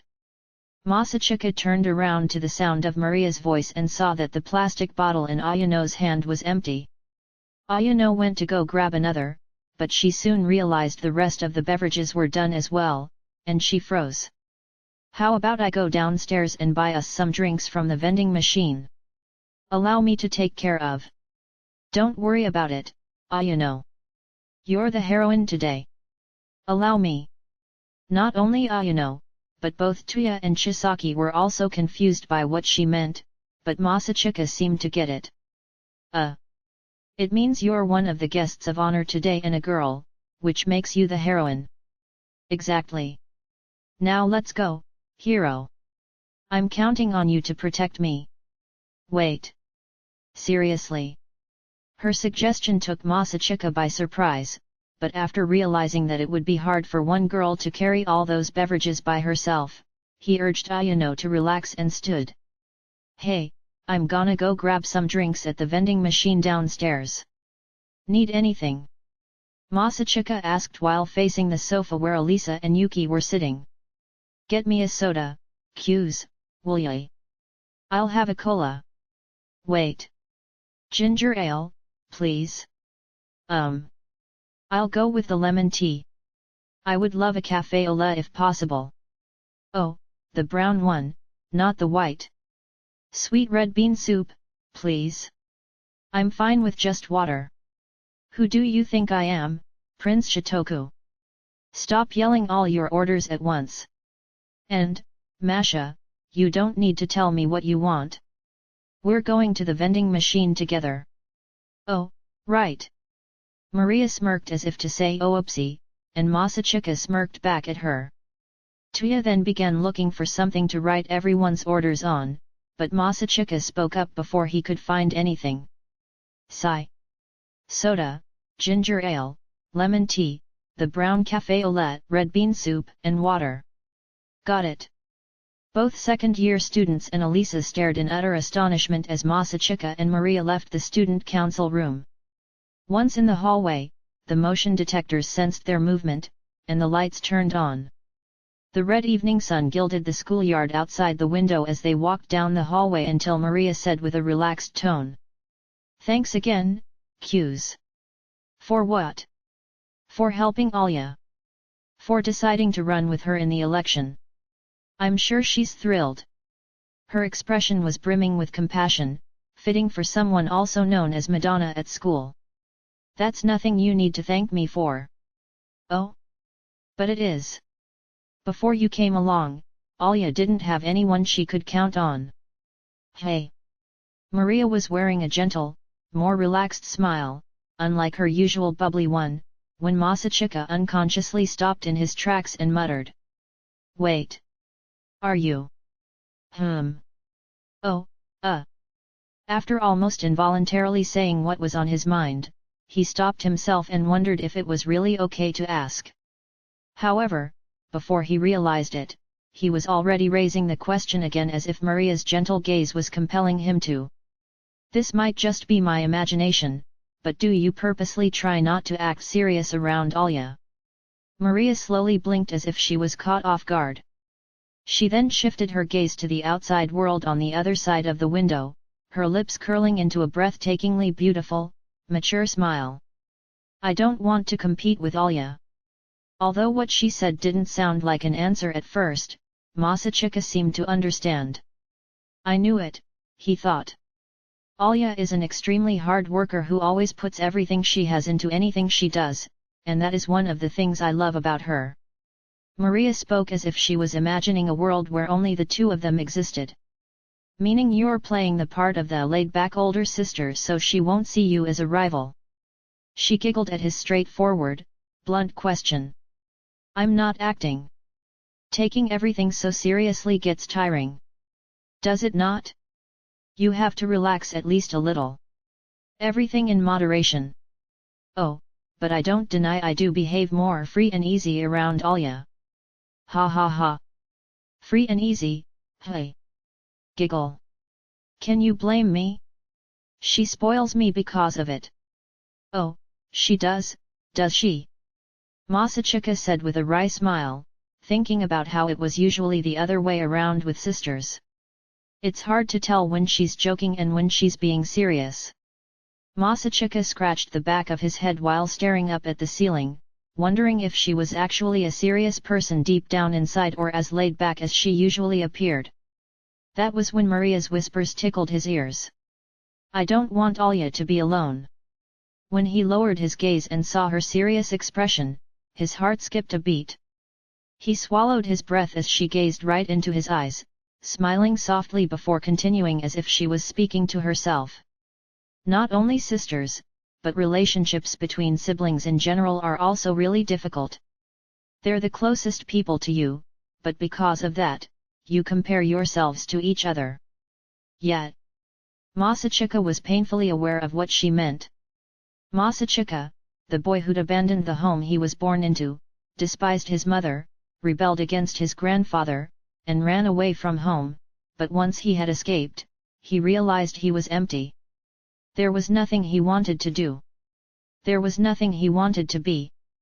He had forced everything upon his sister and became a free man, and yet he was nothing. I couldn't continue like that. I had to do something I couldn't do when I lived in that house, something I truly wanted to do. Because what would be the point of ever running away otherwise? I was anxious, but nothing changed. There was nothing that got me excited. In the end, I was nothing more than a brat who impulsively ran away from home and was too proud to go crawling back. Yuki took over as the eldest child of the family and grew up to become a magnificent young lady. And I wasted the talent I was blessed with and slowly faded away until I was nothing. I could make a difference if I put my mind to it, and yet I didn't even try to do anything.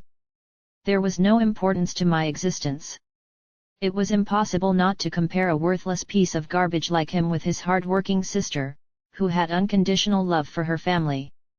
The only reason he wasn't overcome by inferiority and remained close with his sister was because of the effort she put into their relationship. She never changed. Even now, she made sure her brother knew that she loved him. To her, it didn't matter if he was Masachika Suao or Masachika Q's. She loved him all the same. And she wasn't embarrassed to say so, which was why Masachika couldn't help but love her back. If it wasn't for her, he most certainly would have kept his distance. She really is the perfect sister. That was when he suddenly realized something. Was Yuki acting like a bumbling nerd around him so that he wouldn't feel insecure? Was she purposely acting like an idiot at times for his sake? No. That's really just who she is. Although he realized he was overthinking it, he also realized that it may be somewhat true, and that was why he felt like he could kind of understand why Maria did what she did. It wasn't merely an act. It was a side of her that she wanted to keep secret because she loved her sister, and she wanted to be loved by her as well. Most people want to look cool in front of people they like. Maria simply strived for the opposite, but the why was no different. Masha. You're a really good sister. I am, aren't I? Looks can be quite deceiving. She proudly puffed out her chest with a smug grin, but her smile almost immediately turned mischievous as she placed a finger in front of her lips while closing one eye. You can't tell Alya any of this, okay? Masachika's heart skipped a beat, having never seen Maria look so alluring before, so he dryly snorted to hide his nervousness. I won't tell her. She wouldn't believe me even if I did. Hey, your sister is actually a very serious person. Like she'd buy that. Oh my. I think you're overestimating my seriousness. I'm still far more laid back than Alya. Besides. Maria's troubled smirk instantly faded, and she looked into Masachika's eyes as if she were looking into his soul. I'm not the only one hiding their more serious side. Isn't that right, Q's? Masachika was going to try to joke his way out of giving a real answer, but he immediately realized that would be pointless and shrugged. I don't have some respectable reason why I do what I do like you. I wasn't doing it for anyone else. The only reason I was goofing off and acting like an idiot was to protect myself. I do it for myself, because I'm selfish, Masachika mumbled self-deprecatingly, figuring Maria wouldn't understand his incoherent grumbles. Masachika recognized and accepted that he was garbage, but that didn't change the fact that he was still afraid of people knowing that part of him. He joked around because he didn't want people to realize that deep down inside, he was a scumbag. After all, being known as a slacker or an idiot was far better than people thinking he was a scumbag. He would never be completely open with anyone in order to keep that part of himself hidden from them. But all he was doing was protecting what little, insignificant pride he had in the end. He was the great pretender, living his life as a fraud, which was why people who lived true to themselves looked so bright to him. They were radiant, and it made him sick that he couldn't live his life like them. I guess you could say I play the unreliable slacker because it's fun. That's all. Anyway, just don't worry about me. And yet again, he played the fool so he could avoid actually opening up to her and having her realize who he really was. Why did he start talking about himself like this in the first place? He hardly ever showed vulnerability, even to his family. I keep lowering my guard when I talk to Masha for some reason. Perhaps this was due to how accepting she was? Masachika goofily smirked while looking away, regretting revealing this side of himself to someone he hadn't known for very long. Maria quietly approached him and gently raised her hand. It's okay. It's all going to be okay. You're doing your best, and it's all going to work out, Q's, Maria affectionately assured him as she rubbed his head. I'm not doing my best. And what was going to be okay anyway? Masachika promptly wondered, but he was unable to turn those thoughts into words and simply lowered his gaze. His heart quaked. He couldn't say anything. He felt strangely nostalgic. It was so soothing, and yet if he let his guard down even a little bit, the tears would overflow, so he clenched his teeth and desperately fought the urge. You are a boy, after all. You're so strong. Maria looked at him with eyes of infinite kindness as if she was trying to soothe a hurt child or calm a fussy baby.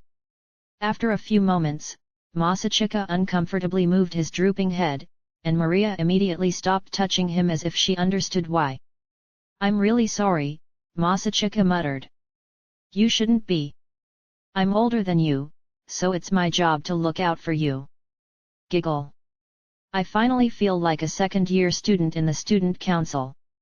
Alya and Yuki are so mature for their ages that I always feel like the younger member who needs guidance. Ha ha ha. I can see that. Maria pouted while somehow also showing off her usual bubbly smile. Masachika was grateful to her for acting as she usually did. Anyway, I'll make sure this doesn't happen again. Why? I don't mind. If anything, I welcome it. I can't. I'm a man, and my pride won't allow it. Plus, I'd feel guilty, since you have a boyfriend. Oh. Right. But it's fine. He's not the kind of person who would let something like this bother him. Oh, Masachika gave an unsure nod as Maria proudly puffed out her chest. Was it really okay to take her word at face value, or was she joking again? At any rate, shall we get going? Everyone's going to die of thirst if we keep them waiting any longer, Maria commented. Good point. We wouldn't want that, Masachika agreed, putting his thoughts on hold for now. They set out for the vending machine on the first floor again, bought everyone their drink, and carried them back to the student council room together. Oh, hey. About time you two got back. Yeah, sorry about that. Q's and I just had so much fun talking. Really? Cool. Anyway, good timing. We actually just finished getting everything ready.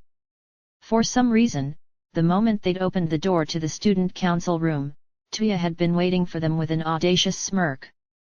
Ready for what?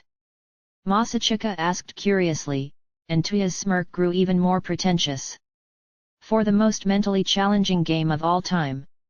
A little student council tradition of ours. So it's mahjong.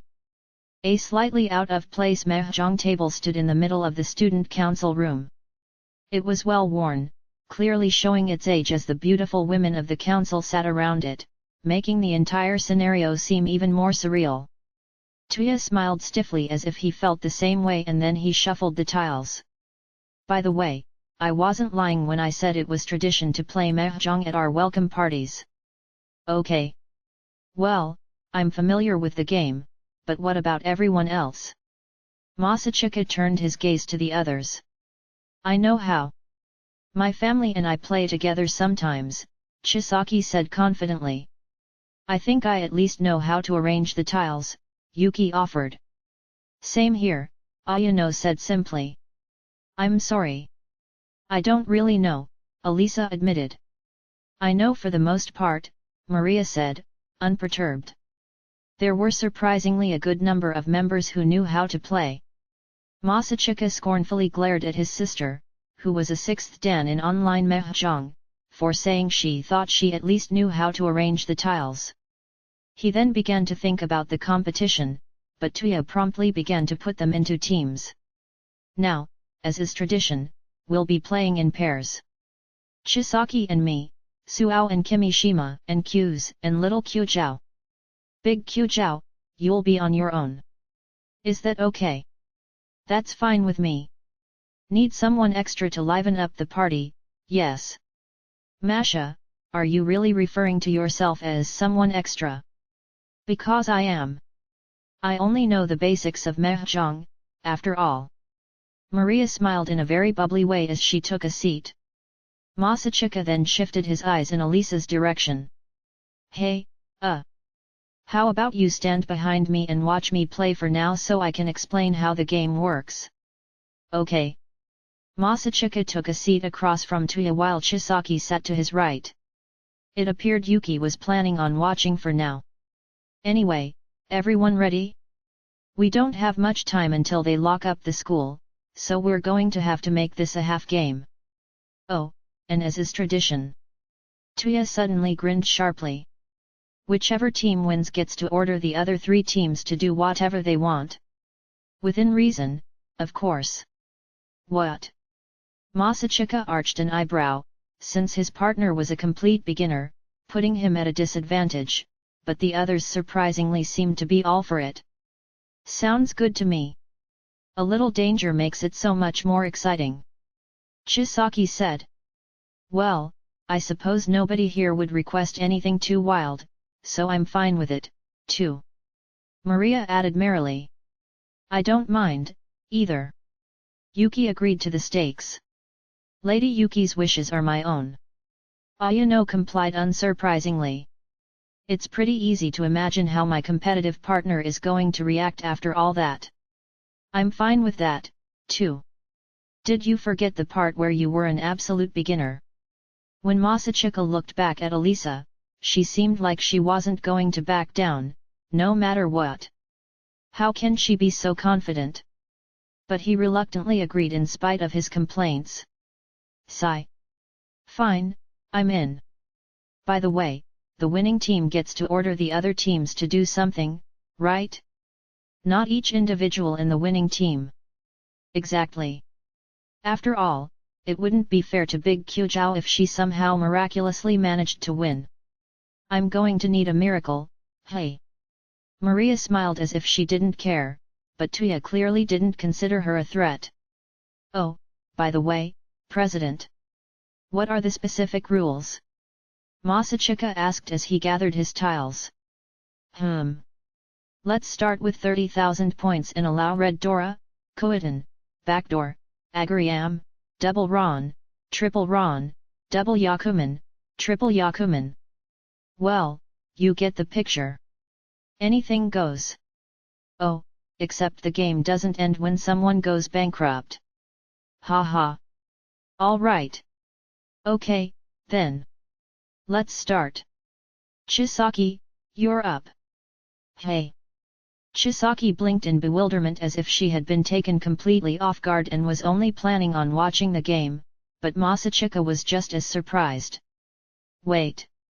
You're not going to start us off, President? Had. The hero always arrives fashionably late. And just like that, their mahjong match began. However. Still, though, what's up with this student council? Masachika was surrounded by beautiful women, to his left, his right, and in front of him. And within the lovely flowers sat a single background character. If only this was strip poker, Q's. The instant the lewd thought popped into his mind, he felt a chill from behind and immediately began to hastily explain the rules. Hey? Oh, right. So after rolling the dice, Masha became the dealer. The dealer receives more points when winning and gets to be the dealer again next hand as well. Ignoring the cold glare coming from behind and the all-knowing, smug gaze from the individual diagonally to the right, Masachika continued. Basically, you want a winning hand of 14 tiles. So 4 groups of 3 matching tiles in a pair. That's the gist of it. My apologies. It looks like I win this round. Oh, see how Ayano just won the hand with a self-drawn tile? That's called sumo. It's called Ron when you win thanks to an opponent's discard. Elisa, being a quick learner, already had the rules down for the most part by the time the fourth round started. What does it mean to go bankrupt and lose? Going bankrupt means you have less than 0 points, and there's a rule where the game automatically ends whenever that happens to one of the players, but we're not playing with those rules this time. So, congratulations! Now you can go into debt and still have to suffer for who knows how many rounds. Is that a good thing? Well, it does give you the chance to turn things around if you're being optimistic, and it could also put you into debt for the rest of your life if this was an actual mahjong game with gambling. Have you ever gambled on mahjong before? Oh, look! I can call a PON. Cues. After the end of the fourth hand, Masachika switched places with Elisa. Both Ayano and Chisaki won twice that round, putting Ayano in the lead, followed by Chisaki, Masachika, and then Maria. Ayano really plays it safe. She's good. Chisaki, on the other hand, plays really aggressively. And Masha? I'm not even sure she knows how to play. They continued on while Masachika gave Elisa advice from time to time, but Chisaki and Ayano kept competitively picking up the wins and becoming the dealer. When the second half of the game started, Chisaki switched places with Tuya and Ayano with Yuki. Almost immediately, Yuki won with a high-scoring hand, and when Tuya eventually ended up becoming the dealer, he won 3 hands in a row. Hey! Tuya's cheating, Masachika thought as he watched from behind Elisa. Now I get it. Anything goes, hey? Which means cheating's fine, too. From what Masachika could see, Tuya was loading tiles into the wall and using a sleight of hand when drawing them to swap the unwanted tile with something else from the wall. He was sure to draw whatever he needed to win. Oh, wow! I win again! Wow, Tuya! You're amazing! Ha ha ha! And that's why I'm the president. Although Tuya cheerfully accepted Chisaki's compliment without a hint of modesty, if you looked hard enough, you could see a slight shadow over his eyes as if he was kind of ashamed of himself. Looks like Chisaki doesn't know he's cheating, so he must be using some sort of trick that makes it near impossible to tell from behind. That was when Tuya finally realized he had been caught. You noticed? Hey, cues? Impressive. I wasn't expecting Suao to notice as well, either. But no hard feelings, okay? Because this is also a student council tradition. And he wasn't lying. This was actually a Siren Academy High School student council tradition. At every welcome party for first-year students, the president and vice president would cheat and do everything it took to beat the first-year students' asses in mahjong. It was their way of teaching the new members that they'd never survive the student council presidential election if they couldn't even survive a game of mahjong. Or at least, that was what their excuse was every year, when in reality, what they were doing was closer to mild abuse and manipulation than anything else. They told me last year it was to help me learn and grow, and made me do 10 laps around the school every day for an entire month after every student council meeting. A dark smirk curled to his lips as he thought back to the order he had been given, which would send any PDA into a frenzy if they ever caught wind of it when he lost at mahjong. On the bright side, it helped him lose weight and gain confidence, and he still routinely went on runs, but that was another story. Although they made him run to help him learn and grow, the president and vice president at the time ran with him, too, and after he finished the month, they'd praised him. He had even cried a little. But, well, that was also a story for another time. Damn, I really was blessed to have them in my life. Thought Tuya. President, Vice President, just you watch. I am going to show them how great the student council president is with this move you taught me when I took over. Bizarrely pumped up, Tuya was ready to get his 5th win in a row when all of a sudden. Ron. Elisa awkwardly announced the moment Yuki discarded a tile. Wow! Rikadora! That's 2600 points, I believe, Yuki commented after counting the points. Elisa smiled, although in a somewhat disappointed manner, as if the score was lower than she'd anticipated. A little payback for what you did to me in poker. Yes, you got me. Yuki smiled empathetically as she handed Elisa her point sticks. Elisa immediately looked back at Masachika haughtily. Wow! Congratulations on your first win. Thanks. Elisa flicked her hair back proudly, but... Alya. Yuki gave you that tile on purpose. Masachika, who knew exactly what was going on, smiled softly as he gazed at Elisa's profile. And he wasn't the only one. Everyone besides Elisa and Maria knew what was going on. Yuki had predicted Elisa had a hand with a low score, and she had perfectly foreseen the tile she needed for a wrong call. Why had she done this, though? Because she needed Elisa to get the win to prevent Tuya from being the dealer again. Only the Qiuzhou sisters didn't understand what was going on, since they were beginners. Congratulations, Alya. Thanks, Masha. You better get a win, too, okay? But nobody dared to say anything, since Elisa was all puffed up in front of her sister, who hadn't won once yet. Tuya and Chisaki forced pitiful smiles, Yuki did her usual archaic smile, and Ayano clapped with a blank look on her face. The student council room at Siren Academy was a kind place. Ahem. Shall we start the next hand? Tuya began shuffling the tiles. Although Yuki's smooth move stopped him from becoming the dealer again, Maria's future was hopeless since she still didn't have any points, and Tuya was already far ahead of the pack with Yuki in second place and Elisa in third. I suppose I've done enough. The others are going to start getting suspicious if I go overboard. I just need to make sure I don't play into their hand. Tuya was sure he was going to win at this point. How naive he was. Alya, you think I can play some? Hey? But... I still haven't won a hand, which kind of puts me in an awkward position since you already got a win and you're a beginner. Know what I mean? I guess. Fine. We can switch. Thanks. After swapping out with Elisa, who was in the best of moods for getting revenge against Yuki, Masachika sat down and locked onto his sister. In 2 minutes, Tuya was about to learn a hard lesson about what happened when you underestimated these siblings, nerds. Oh. My apologies, President. I made a little mistake. What? Ron.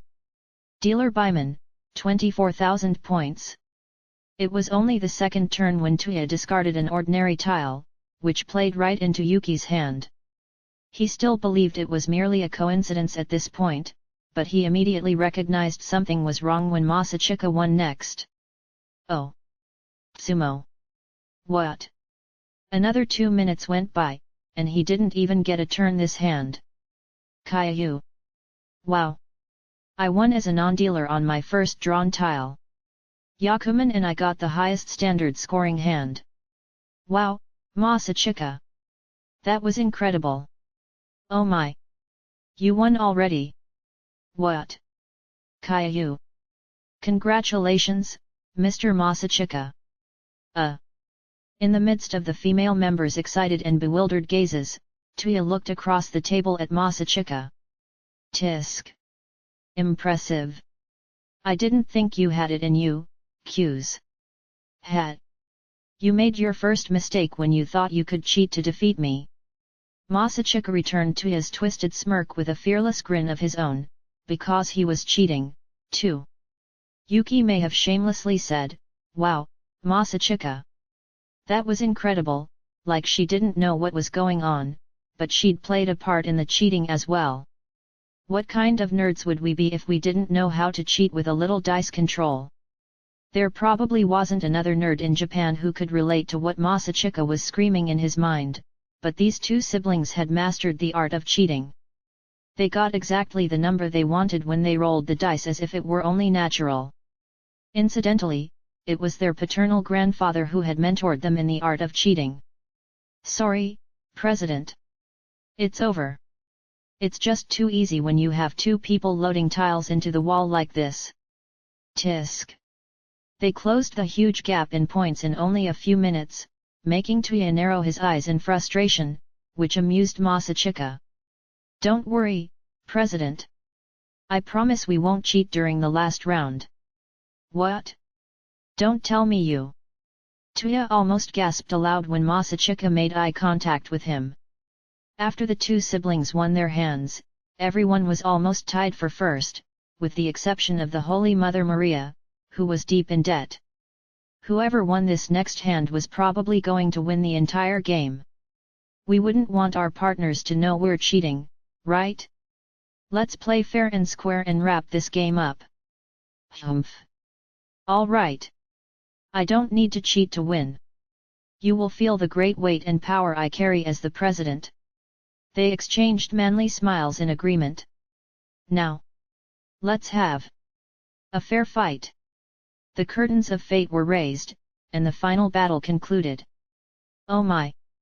I think I won this hand. Hey!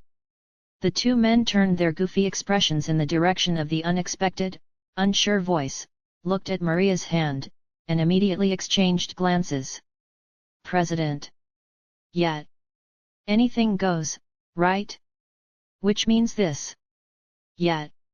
Masha, that's. Chisaki? Hey? Guys, what's wrong? Chisaki looked shocked. Even Ayano's eyes were wide. 4 concealed triplets, triplets of all 3 dragons, a hand of only dragons and wines, Yuki muttered with a twitching grin. Oh my! I have 4 Yaku? I guess that'd make this worth around 8,000 points. That's quadruple Yakuman. That's 128,000 points. Masachika shouted in despair. What was all that for?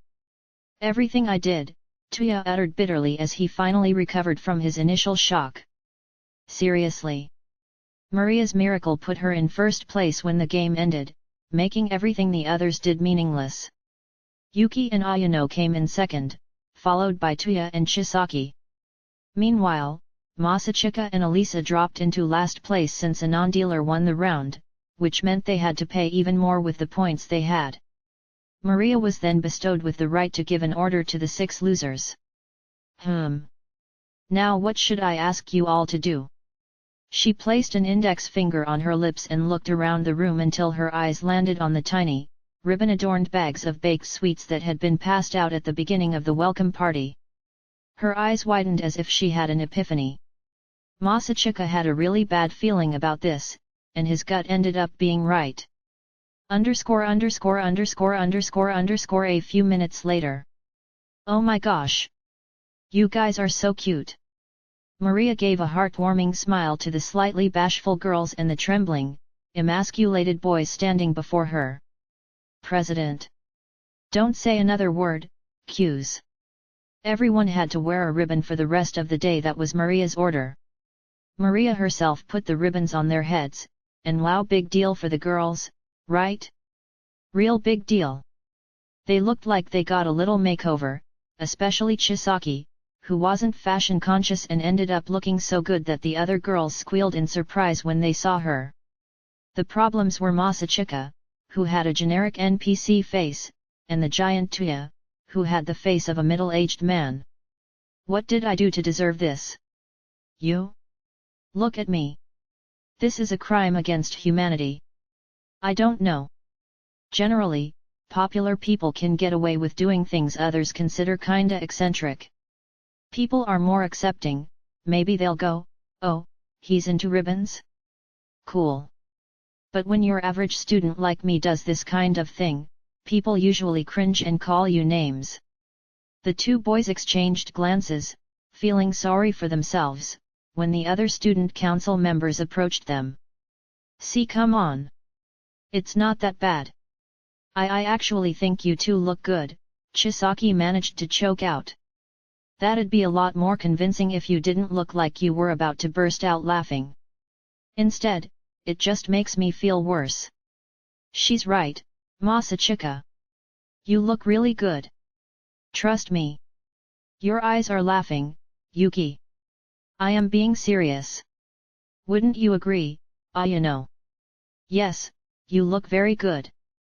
I'm more worried that you can say that with a straight face. Cues. Alya. Elisa's expression was indecipherable when she said his name, but the moment Masachika looked in her direction, her eyebrows flew up, and she quickly covered her mouth and turned her head away. Don't look away. Say something, damn it. I think you look really good. You look cute. Just go ahead and laugh. Get it out of your system already. Ha ha ha ha. Yuki. I wasn't talking to you.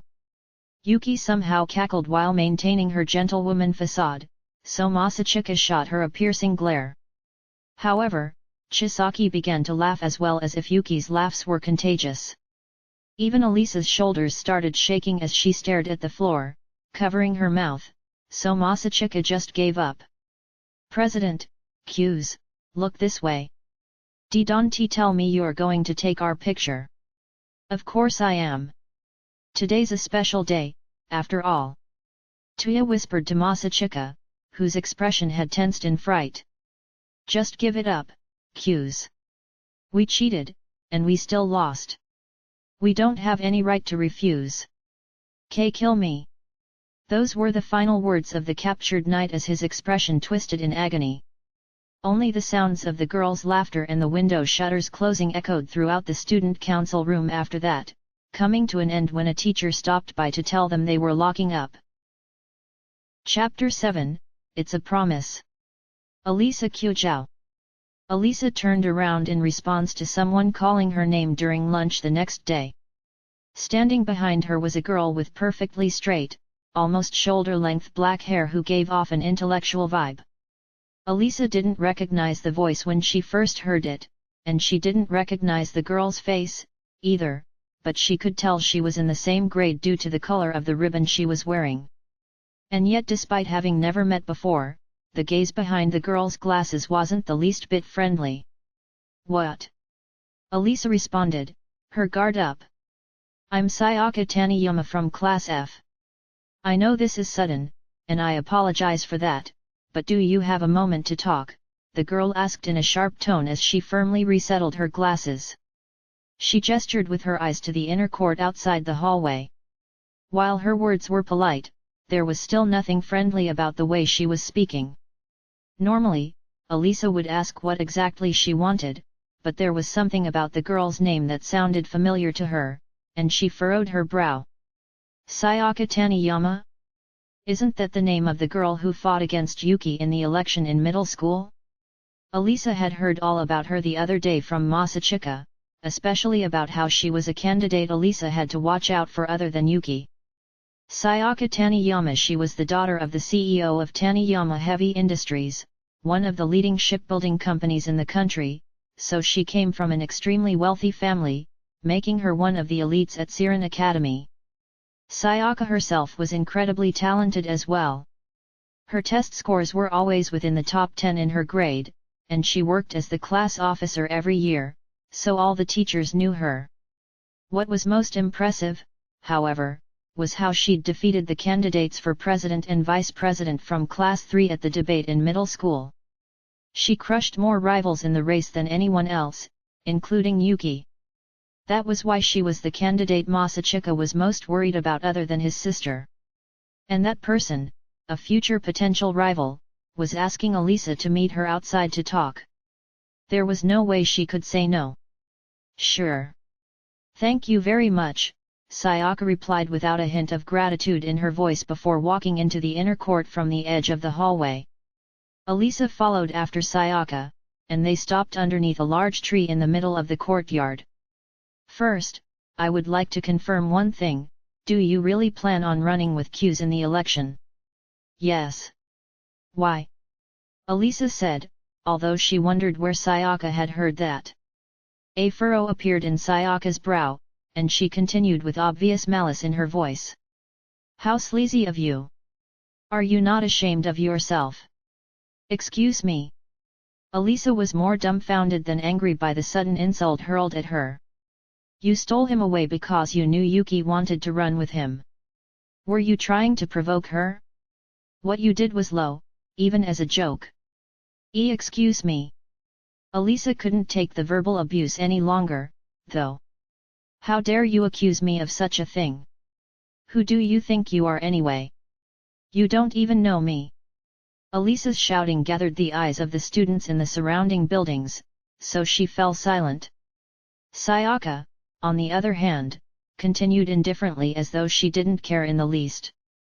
If anything, I should be angry with you for trying to tarnish our academy's sacred election when you are not serious about this. What?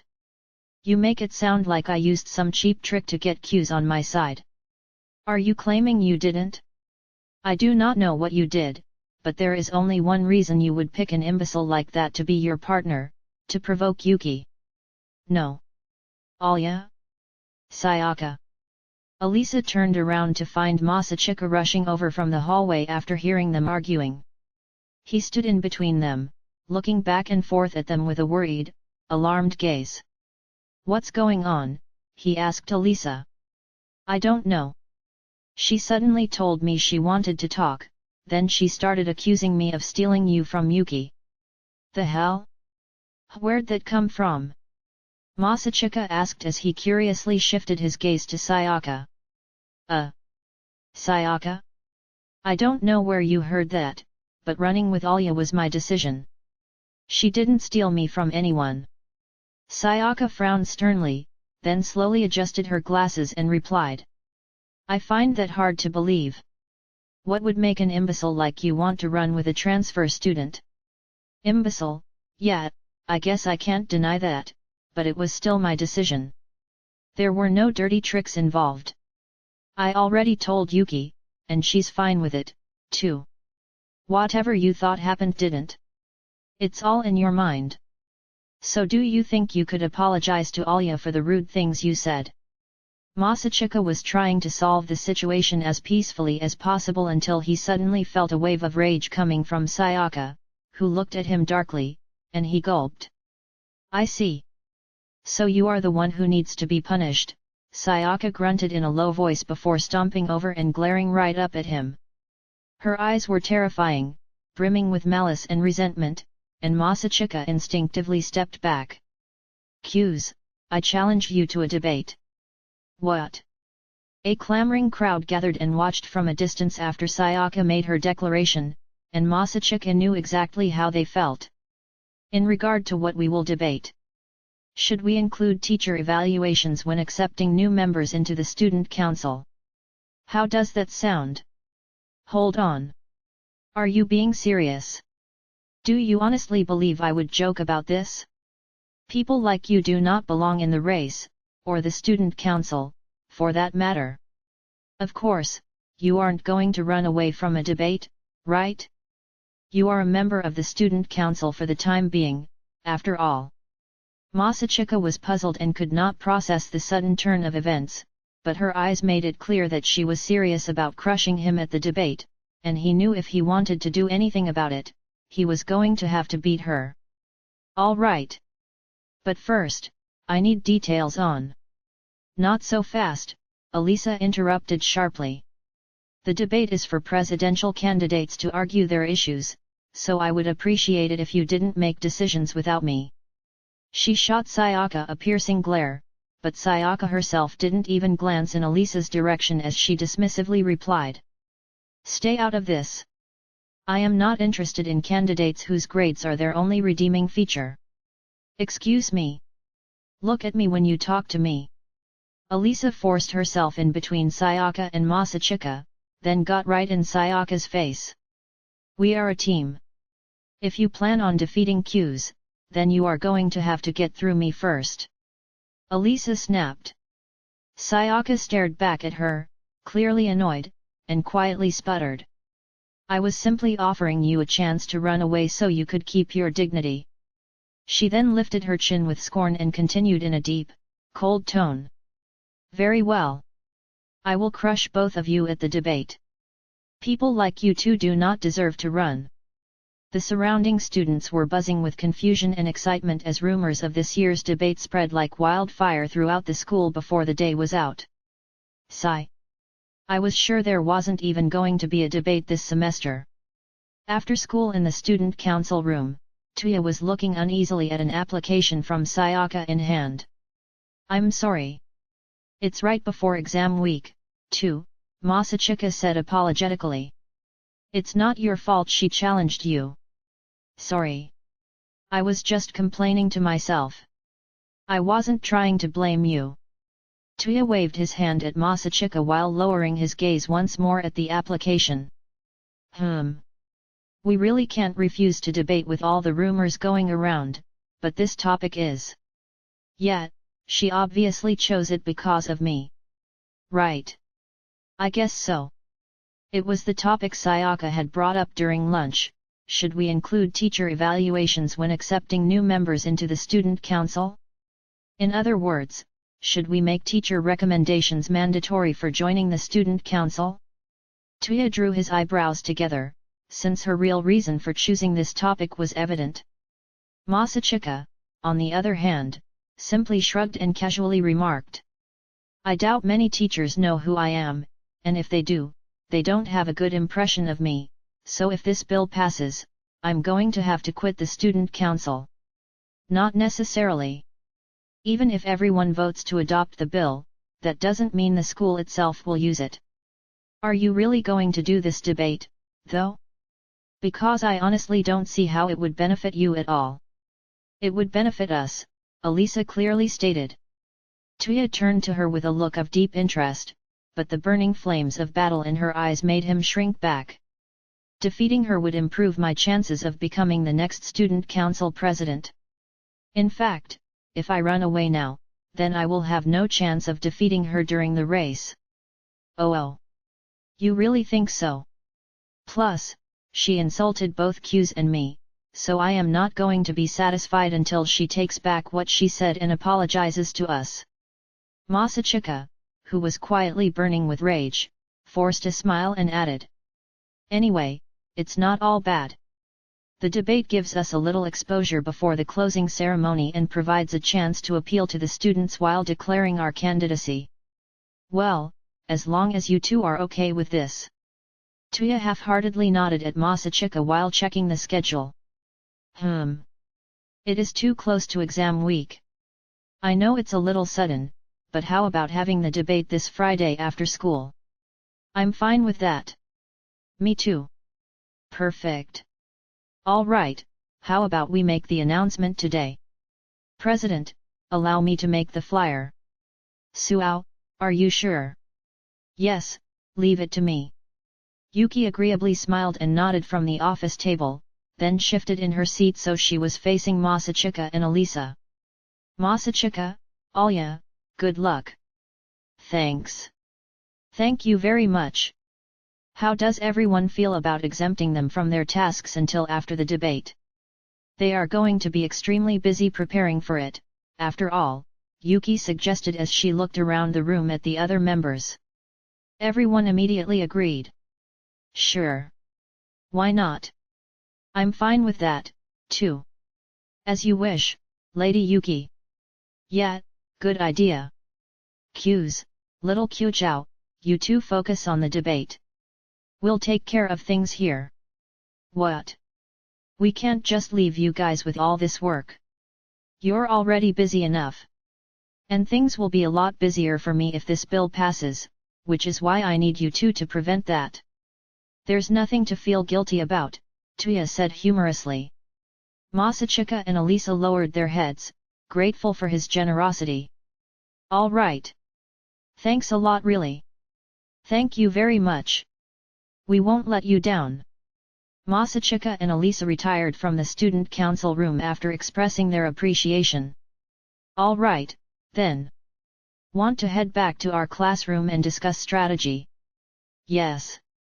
Anyway, that's probably how Sayaka's going to argue, judging by her past performances. All right. So how would you counter her if this was her argument? Masachika and Elisa faced each other across the desk in an empty room after school and discussed strategy.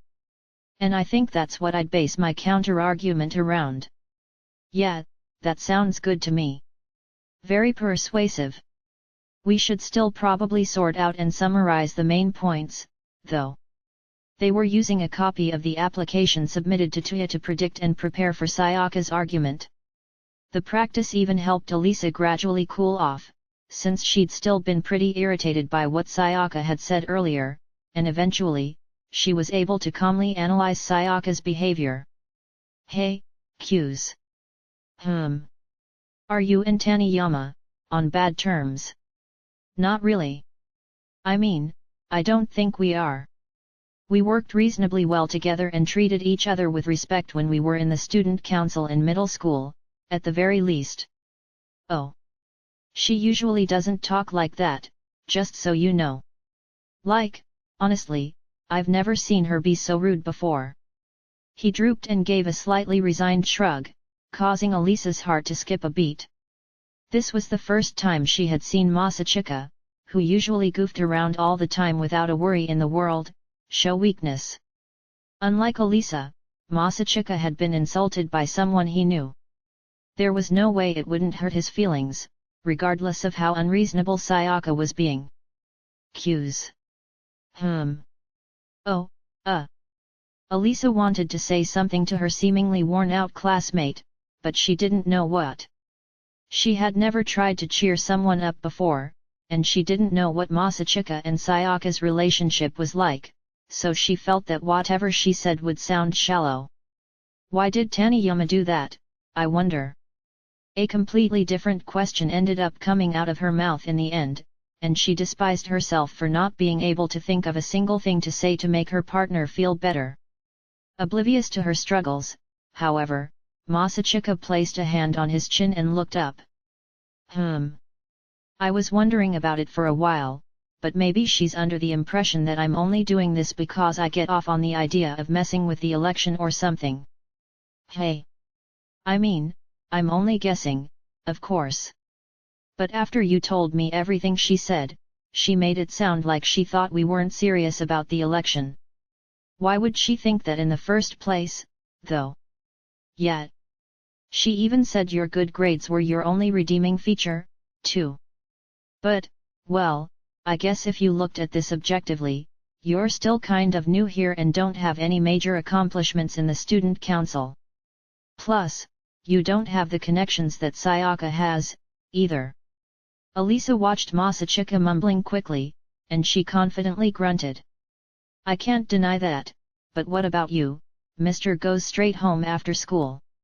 Yeah, and that's also why she probably thought we weren't serious about running for the student council presidency. Because she takes it very seriously. You really think that's all? Because Sayaka's anger was not normal for someone who was only mad at people for not taking a student council election seriously. Elisa grimaced as she recalled the insults hurled at her, but Masachika immediately spoke up to calm her. I know. I get why you're annoyed, but relax. I don't see how you can be so calm after what she said. I guess, it's because I know how she normally is, so I know I must have done something really bad for her to get that angry. His eyebrows drooped over his frail smile. Let's pretend that you did do something. That still isn't enough reason to insult someone like she did.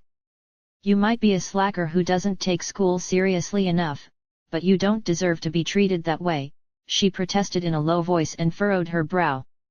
That was when Masachika finally realized she was getting mad on his behalf, and he started to blush slightly. Nevertheless, he didn't want her to get any angrier than she already was, so he smiled and tried to smooth things out. Yet.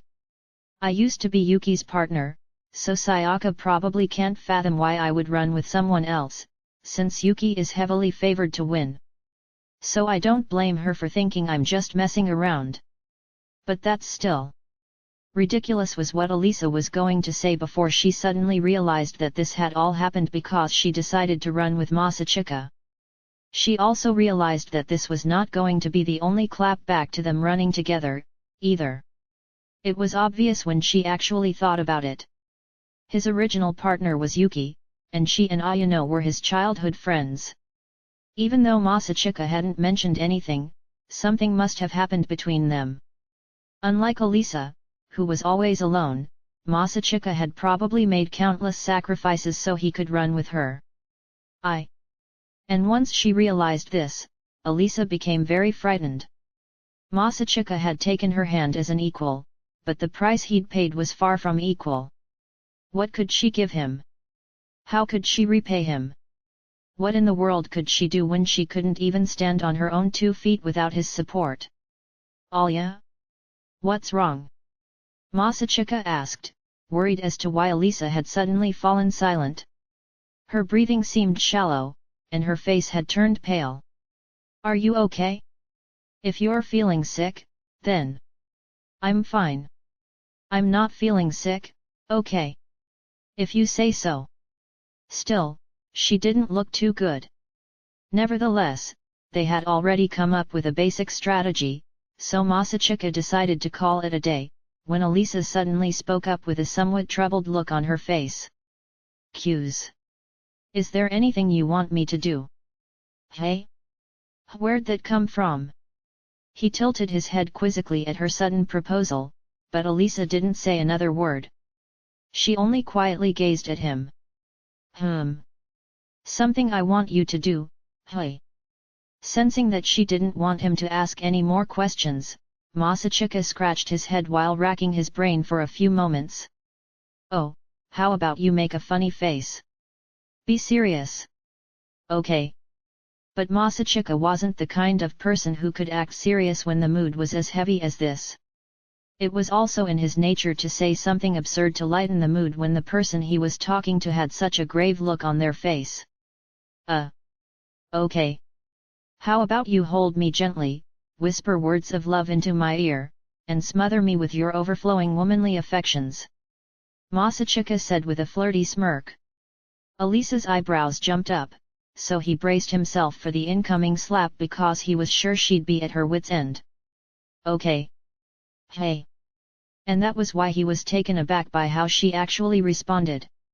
He sat in mute amazement while Alya got out of her chair with a rattle and walked around the desk before stopping by his side.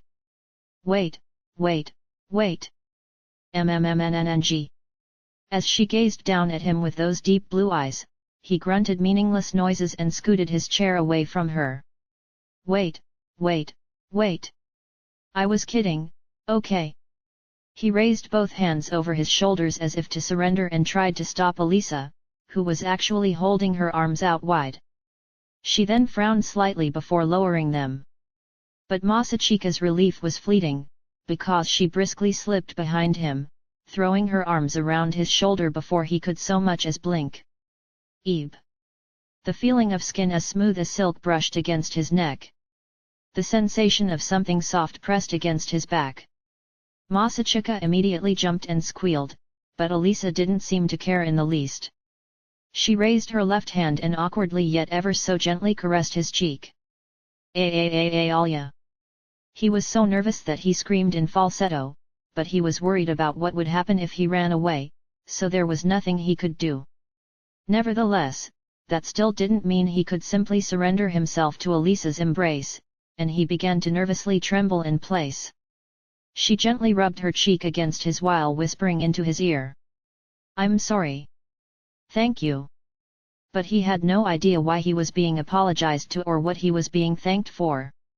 Along with those words, Alya's right arm, wrapped around his shoulder and chest, suddenly tightened. Masachika's eyes were wide in disbelief. Alya. She didn't reply, but he felt almost as if she was relying on him, as if she was clinging on to him for support. Masachika let his body go limp in her arms. Alya slid her left hand down his neck and wrapped her left arm around his shoulders before crossing her right arm over it. Don't leave me. There was a wistful note in her whisper, and Masachika felt like someone had just grabbed his heart. His chest painfully tightened as the burning emotions swelled inside. He was moved enough to wrap one hand around hers while his other gently stroked her head. Alya. We're going to win. Not even Sayaka can get in our way. I will not let anyone interfere with the promise I made to you, he clearly declared to Alya while facing forward, as if he were engraving his determination into his own soul. Silence followed for a few moments until Alya suddenly, albeit faintly, moved. Cues. You're hurting me. Oh. Sorry. He let go of her in a panic, realizing that he had unconsciously tightened his arms. Alya slowly moved away from him as well before speaking in a slightly teasing manner. If this was all it took to motivate you, then I should have done it sooner. He turned his head up at Alya to find her smugly looking down at him, acting like her usual princess-like self. Masachika was relieved, and his lips curled into a devilish smirk. Who wouldn't feel pumped up after being embraced by the famous Princess Alya? Don't call me princess. Masachika was met with a limp karate chop to the head, and his teasing smile grew. He stood and moved his desk back to its original position. Anyway, it's late. How about we call it a day? Okay. They began to casually walk down the hallway side by side after leaving the classroom as if nothing had happened. You're going down, Sayaka, even if that means hurting you again. I am going to keep my promise to Alya. To this day, he could still bitterly remember seeing Sayaka cry after he and Yuki had defeated her in the middle school election, despite not being that serious about it. And yet, even if this meant he would be responsible for making her cry again, he wasn't going to hesitate. He was going to go at her with everything he had. And he was going to prove how serious he was, how serious they were, with the hope that he could save her heart, a prisoner of her anger, even if only a little. Anyway, I did something quite embarrassing again, hey? He recalled his actions from a few moments ago and bitterly smirked. This is one of those things you remember later in the shower and cringe, he thought. But he had no choice. He'd reacted impulsively, just like when he had extended a hand to Alya that day. All of a sudden, a certain realization flashed in the back of Masachika's mind. Oh. So that's why I chose Alya. He suddenly thought back to Ayano's question the other day and stopped at the top of the staircase. He'd said he didn't know why he chose Alya, and he honestly still wasn't 100% sure now. But that sensation that drove him to want to do something, that was why he chose Alya. That feeling, similar to a strong desire to protect, was surely. Yet. It's not love. Just as I thought. But if it wasn't love, then. Cues. Alya, who seemed to be thinking about something herself, stopped halfway down the staircase and looked back up at Masachika. She creased her eyes as the setting sun peeked in through the window from behind him. Masachika smiled wistfully but still affectionately at her, then softly whispered. I won't leave. He would be there for her until the day he fulfilled his promise. Hey! Alya gave a skeptical grunt, holding her left hand over her eyes like a visor. Don't worry about it. Masachika walked down the stairs until he was by her side again, but by that time, his smile from a moment ago was already tucked away, only in his memories. Chapter 8, Ideals and Reality. The day of the debate arrived. Masachika and Alya were heading toward the back entrance, which led to the stage in the auditorium where they would be debating, when they suddenly ran into their opponent. Oh, hey! Sayaka coldly bowed before immediately heading inside the auditorium, but the student behind her replied in a friendly way. Yo, cues. Like, long time no see. Good luck out there. Wait. I guess I shouldn't really be wishing ya good luck, hey. How can you be so relaxed? I mean, it's not like I'm gonna have to say anything during the debate, so what's there to worry about? The female student, whose wavy blonde hair was tied in a high-side ponytail, casually waved her hand. Her makeup was aggressive but just subtle enough to keep the teachers off her back. Her school uniform was worn in a somewhat casual fashion, and her flashy style, unique to Siren Academy, was equivalent to whatever you would call the Japanese version of a valley girl. She shifted her gaze to Alya, who froze, having never conversed with someone like her before. I think this is, like, the first time we've actually ever talked? I'm Nano Mayami, Saya's partner. Oh. I'm Alya Kyuchao. Let's have a good debate. Ha ha ha. You're so serious. You and Sachai might actually really get along, Nano said, laughing in a laid-back manner. Anyway, I'm looking forward to it. Later, she added before walking ahead into the auditorium. That was Taniyama's partner? She was. Yeah, they aren't anything alike, appearance-wise at least. One's a no-nonsense elite student, and the other looks like some laid-back fashionista, which she is, but she apparently uses that loud appearance of hers to her advantage and works on the side as a model. She's a model? Isn't that against school rules? Well, it's her parents' company's billboard, so that apparently makes it some sort of loophole in the rules. By the way, I've been wondering this ever since I saw her, but her hair. Oh, that? She's a natural blonde. Her grandmother was from America, I believe. Oh. Although she understood what he was saying, Elisa still seemed confused about something. Those two grew up together. While they may look and act differently, they're actually really good friends, added Masachika. Oh, so that's why. But don't make any mistake. She didn't get to be Sayaka's partner just because they're childhood friends. Nano was already at the top of the school caste without the help of the student council, and she has a broad network of contacts. She might even have the biggest network at this school. She definitely would be a threat during the race, then. But you don't have to worry about her today. Just focus on Sayaka. Yeah, you're right. I will. Masachika let out a sigh of relief after Elisa seemingly shook the thought of Nano out of her mind. Anyway, ready to go? He asked. I'm ready. And just like that, they stepped into the auditorium, marching toward the final battle. Whoa! This place is packed. At least half the students who aren't in a club are here. This is the first debate of the school year. Plus, the Sayaka Taniyama challenged Elisa Kyujou of all people. It's no surprise this many people showed up. Despite being so close to exam week, Takeshi and Hikaru stopped by the auditorium 10 minutes before the debate and were astounded by the huge crowd. They looked around, only to discover that there were hardly any seats left. In fact, there were probably going to be a few students who had to stand to watch at this rate. Didn't Taniyama run for student council president a while back? I think she was the noble princess's last standing opponent if I can remember correctly. Yet, a lot of people thought she had a chance to become the next president, but she ended up losing to Yuki. Taniyama has never lost a debate, though, right? Who knows what would have happened if they'd had a final debate before the election? I know, right? But I thought it was really cool of her to try to settle things at the election instead of trying to rely on her debating skills alone to win.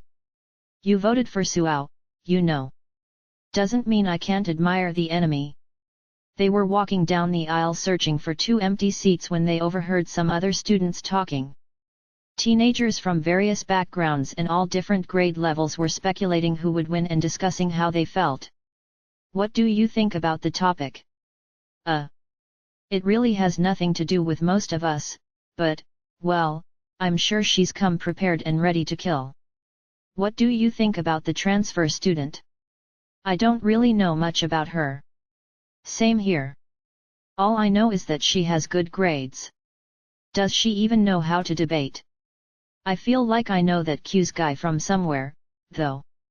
Wasn't that the last name of the guy who was vice president when Yuki Suao was president? I don't know much about him, either. Oh, I think you're right. Wait. Then why is he with that transfer student now? The majority of people were talking about Sayaka, but there were a few comments about Elisa here and there. Masachika, on the other hand, wasn't worth mentioning for the most part.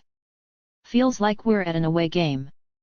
Well, only one of them is well known for debating, yes, hey, look. There are 2 free seats over there. Oh, great! Takeshi and Hikaru took their seats in 2 empty spots close to the center of the row before facing the front. To the right of the podium were Sayaka and Nano, with Elisa and Masachika sitting to the left. Although everyone in the audience was simply hanging around, they felt as though they were being mysteriously sucked into Sayaka's gaze. There was even something regal about her appearance as she sat straight with her eyes calmly closed as if she was meditating. She's really in her element. Like, I don't think we can beat her. In fact, I can only imagine our guys losing. Nevertheless, Masachika is extremely calm. I wonder how Kyujao feels, though? She is going to be the one talking for the most part, after all. Yet, usually the candidates for vice president only provide some backup. Can't have them stealing the presidential candidate's thunder and all. Even if the vice presidential candidate spoke up and won the debate for them, it'd just end up making the president look bad. I'm worried. Kyujao doesn't seem like she is used to speaking in front of people, let alone this many. Right? At the very least, she's gonna have to be able to state her points without stumbling over her own words.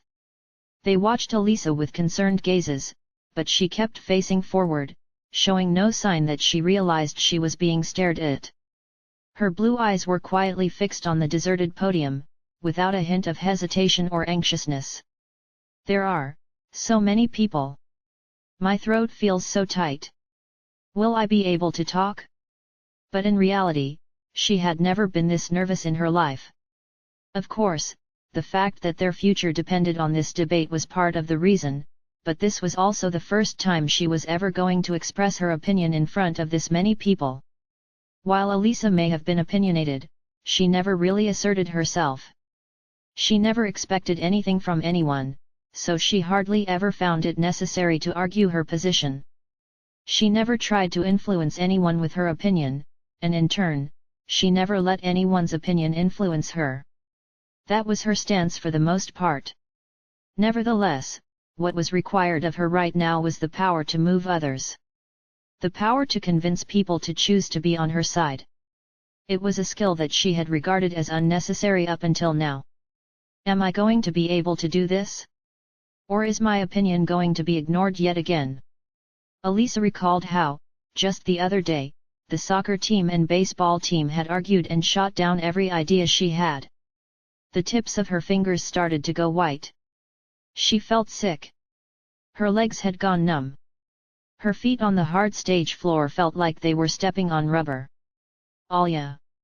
She turned to her side, almost as if she was desperate for his aid, and she felt extremely grateful for getting the chance to look away from the crowd. What? Surprisingly, her bravado held, and her voice didn't shake. Elisa herself wasn't sure she could do it.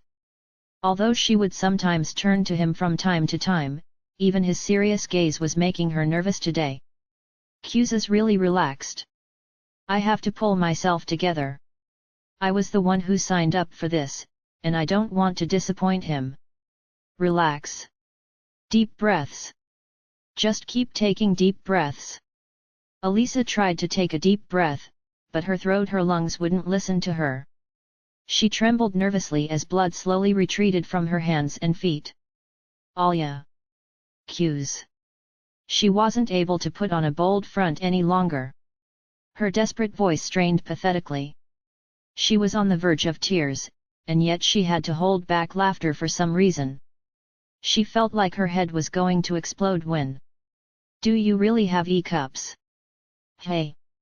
It was such a random, deranged question that Elisa couldn't process what he had said.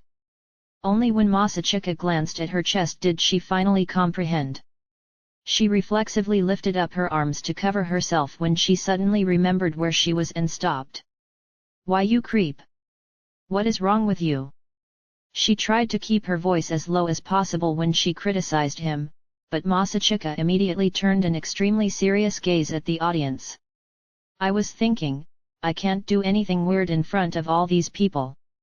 But that's when I realized I couldn't be slapped for anything, either, and there was nowhere for you to run. He cracked a smile, then shifted his gaze back to Elisa with a strangely serene look. I was like, wait. I can be a creep, and there's nothing she can do about it. Go kill yourself. Hehehe. Never in their wildest dreams could they imagine the filthy conversation we're having up here. I really hope they aren't having any dreams even remotely similar. So what color panties are you wearing today, young lady? Masachika asked with a cartoonish, repulsive voice yet serious expression. Oops. Alisa caught herself reflexively lifting a hand to slap him, then let out an exhausted sigh. She was starting to actually wonder if she'd made the right choice teaming up with someone like him. Could you please feel at least a little nervous? Come on, Alya. I am nervous. Oh, hey. I found Takeshi and Hikaru in the audience. Yo. Where, hey? She promptly grabbed his wrist as he waved at his friends and forced it back into his lap, then sharply glared up at his carefree expression. Could you please quit it already? I'm being serious. You're embarrassing me. Don't worry. I promise I'm way more embarrassed than you right now. Then please start acting like it. Why your hands are so big and strong? AHN. Please stop gazing into my eyes so passionately. Why you remaking me blush? Ah, the OL cold shoulder, hey. Alisa roughly let go of his wrist and looked away. Alya, come on, he joked, as if he wasn't taking this seriously at all. I was just trying to lighten up the mood a little because you look so nervous. I'm not nervous, she bluntly replied. Are you sure? Because you still look a bit stiff, Masachika skeptically added, examining her profile. Her complexion had improved considerably, but she still seemed like she was stressing herself out too much. After briefly exhaling, Masachika spoke up once more but with a serious, gentler tone. You don't have to hide that you're nervous. Who wouldn't be during their first debate? I'd actually feel better if you admitted it. Like I may be nervous, but I am going to do everything I can to win. I'm not going to say that. Yeah, I guess I should have figured as much. Alisa would never preemptively make excuses for herself like that. A perfectionist like her was probably planning to nail this speech no matter what. Alya, look at me. Masachika met her skeptical expression and asked. Alya, who is your enemy? Taniyama, right? No. Your enemy is the ideal version of yourself. Am I wrong? Her eyes briefly wavered, and she nodded. You're right. What frightens me the most is not being able to do what my ideal self can. Right? In other words, you yourself are the basis for evaluation, and only you are standing behind that podium and talking. The audience is nothing more than an audience. You won't have to do a Q&A with them after you talk, so it doesn't matter how many of them there are. Right? Do you really think so? Her eyes anxiously wandered. I know so, Masachika clearly declared, since he knew that being assertive made one sound more convincing to people feeling insecure. All you need to think about is acting like the coolest version of yourself. Don't worry about a thing. If anything happens, I will take care of it. Alisa slowly blinked as if to absorb everything he was saying, then faced forward calmly. That was when Tuya, who was serving as the chairman of the debate, suddenly emerged from the stage wing. Cues. Qiuzhao. It's almost time. Are you ready? I'm ready, stated Masachika before glancing at Alisa to his side. I'm ready as well, she quietly answered while looking Tuya in the eye. Perfect. After giving them a firm nod, Tuya headed over to the other side to speak with Sayaka and check if they were ready as well. Once he was finished, he took a stand behind the chairman podium on the left corner of the stage and said into the mic. We will now begin the student conference. Tuya waited for the buzzing crowd to gradually fall quiet before moving on to introductions. I, Tuya Kenzaki, President of the Student Council, will be your chairman today. Today's proposer is first-year student Sayaka Taniyama from Class F, and she is accompanied by Nano Miyami, a first-year student from Class D. When he turned to them, they stood out of their seats and bowed, which was followed by enthusiastic applause from countless supporters in the audience.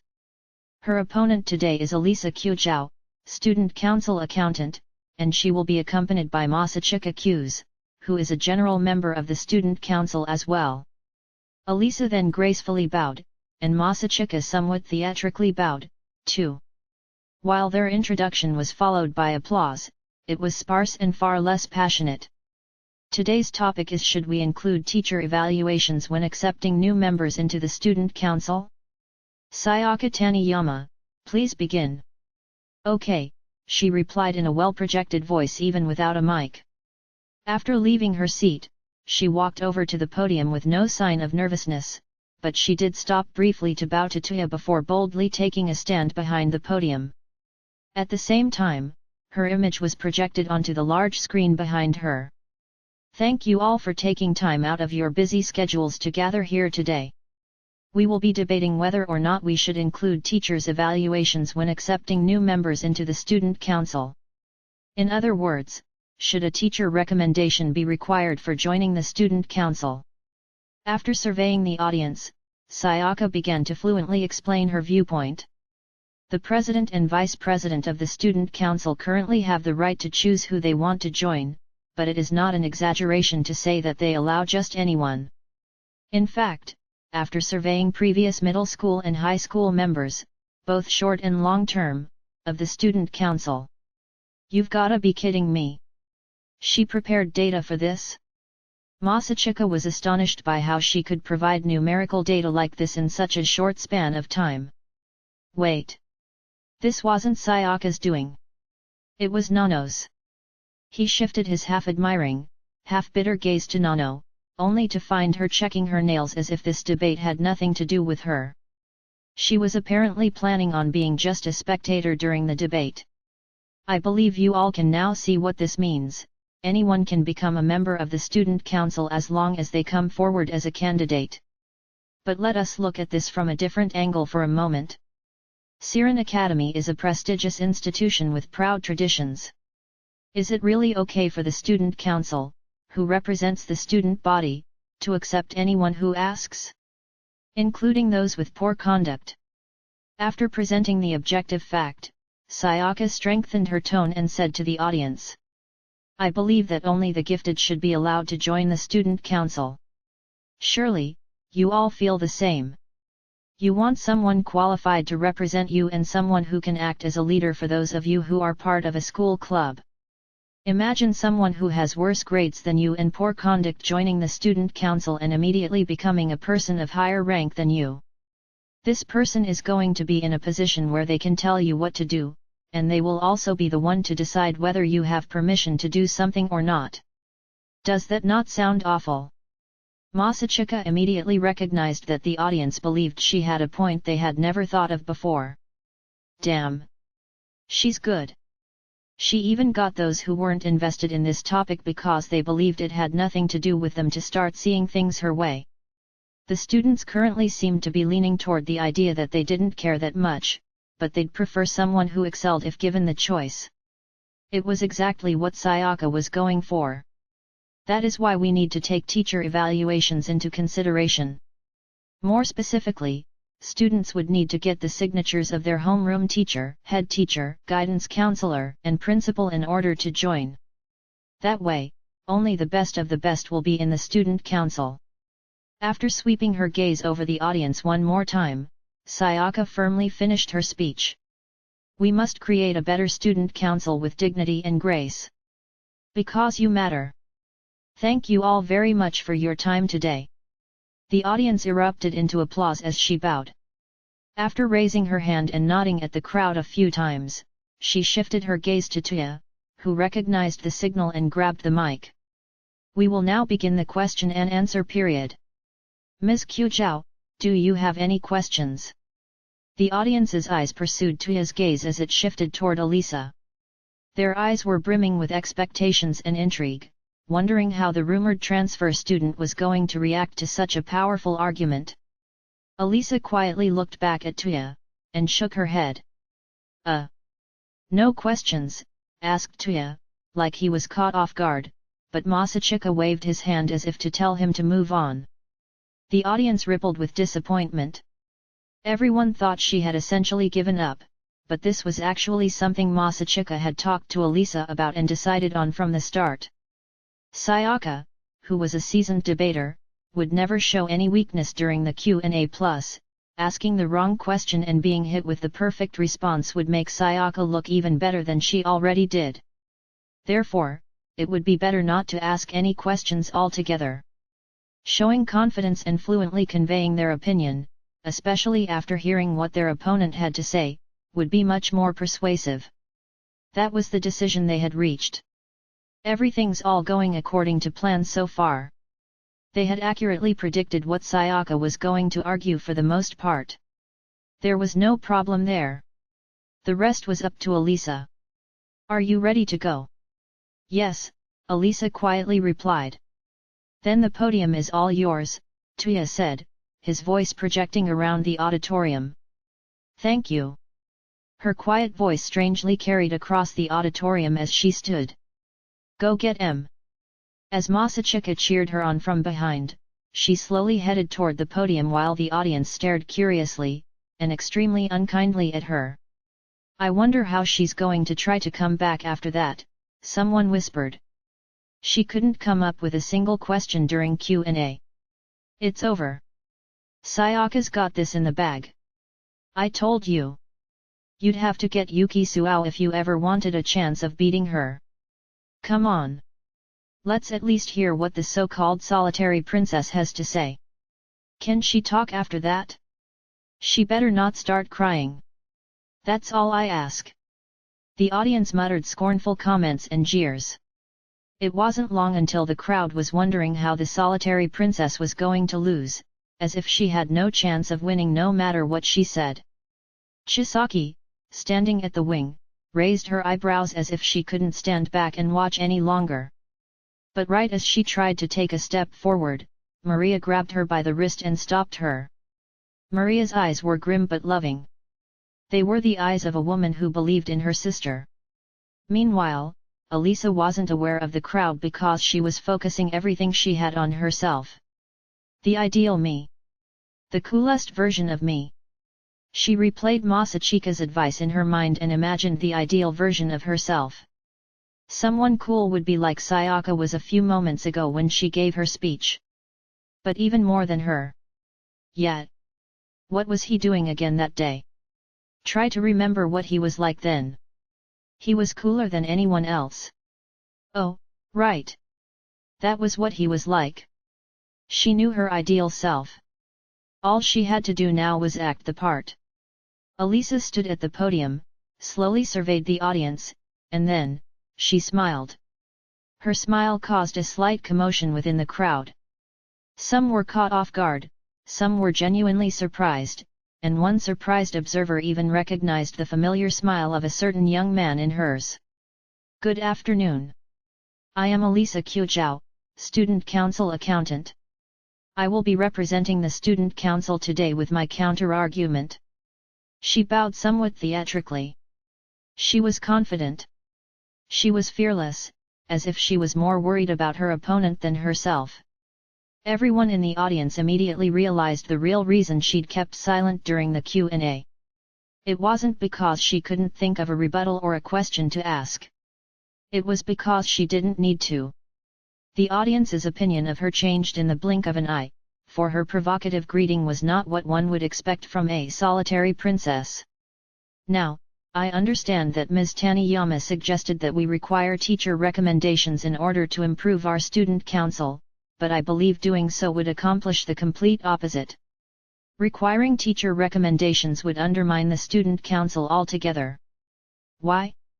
"Because it would strip the student council president and vice president of their power of appointment, and they are the foundation of the council." The audience was captivated by Elisa's straightforward rebuttal, whether they liked it or not. The most coveted and respected positions in the student council are president and vice president, and they are elected in addition to being given numerous rights because they earned their positions through defeating the competition in a grueling election. You could say that the power of appointment is the most valuable right given to them. Surrendering that right to a teacher, albeit partially, is no different from admitting that you can't maintain dignity without the help of your teachers. Elisa's claims resonated throughout the auditorium. Some people in the audience gasped in admiration at the sight of her dignified, beautiful appearance on stage while others grunted in deep interest when they saw how confident she was. The mood in the entire venue had changed in mere minutes, but Alya herself didn't notice as she eloquently continued to convey her ideas. The students at this academy highly value their autonomy, which is exactly why the student council is granted considerable discretionary power. The president and vice president are special exactly because they can freely decide who joins the student council. But what would happen if we required teacher recommendations when selecting new members? The president and vice president would most likely no longer be able to freely select those they feel are best for the job. They would probably lose the right to refuse students whom teachers favor the most as well. In other words, the power of authority would more or less be surrendered to our teachers. Most work done in the student council would be done by students that they favor. That sounds like a far departure from what the student council should be, if you ask me. Masachika could sense people who were originally leaning toward Sayaka's opinion start to doubt themselves. Perfect. She's relaxed and saying everything she wants to. He inwardly sighed in relief when he saw how confident and articulate she was being. She was honestly doing better than he imagined. He was expecting her to be kind of awkward after seeing how nervous she'd been up until a few minutes ago, but she wasn't going to have a problem anymore. Sayaka is arguing that the student council would improve if only the elite were allowed in, while Alya is arguing that the president and vice president should keep their powers of appointment, since that would protect what the student council stands for. These people were elected by the students for a reason, after all. Regardless, they both have a point, and I'd say they're probably evenly matched at the moment. He was watching Alya with evident satisfaction when he suddenly sensed a piercing gaze coming from his left and looked over. It was Sayaka. Her sharp eyes behind her glasses seemed to be saying, "You were behind all this, weren't you?" "No, Sayaka. That's all Alya." Those are her words. Masachika didn't give Alya a single argument of his own. He didn't put a single idea in her mind, either. All he did was predict what Sayaka was going to argue. While Alya based her argument on his prediction, it was 100% all hers. "I'm not your opponent. Alya is." As he glared back at Sayaka with his strong will, Alya's argument came to an end, which was immediately followed by the Q&A. Sayaka hastily raised a hand to strike back. "You mentioned that the student council president and vice president wield the power of appointment, but my research proved that in recent years, everyone who has asked to become a member of the student council has been made into a member. How do you feel about that? Is there a problem with that?" "There haven't been any issues so far. Even if a problem did arise, the president can take care of it or remove said student from the council. That's one of the president's responsibilities, after all." Sayaka must have believed that Alya would slip up if Masachika had prepared her entire argument for her, but Alya didn't blink. There are those in the Alumni Association who believe the quality of the student council has been diminishing as of late, which is why I believe teacher recommendations should be a requirement. How do you feel about that? I feel that the president and vice president should be the ones who decide that. Acknowledging their inadequacy and turning to a teacher for help is one option, but that is not something for us to decide. If anything, Sayaka was gradually losing confidence. Her arguments were becoming less logical as time went on, perhaps because she was caught off guard by her opponent's skill. "You were defeated because you underestimated your opponent. Because you were chasing my shadow without even looking at Alya. She was your opponent, not me." Masachika was never planning on fighting Sayaka. He listened to Alya's argument before the debate, recognized she had a good chance of winning, and decided to let her handle it however she wanted to. Masachika's opponent wasn't Sayaka. The person he needed to focus on was. So what's she going to do? He shifted his gaze to Nano, who was at Sayaka's side. Even Nano, who'd been acting like this had nothing to do with her up until now, was quietly staring right back at him. She then closed her eyes and nodded at him as if to apologize for something before shoving her hand into her skirt pocket. The change was gradual.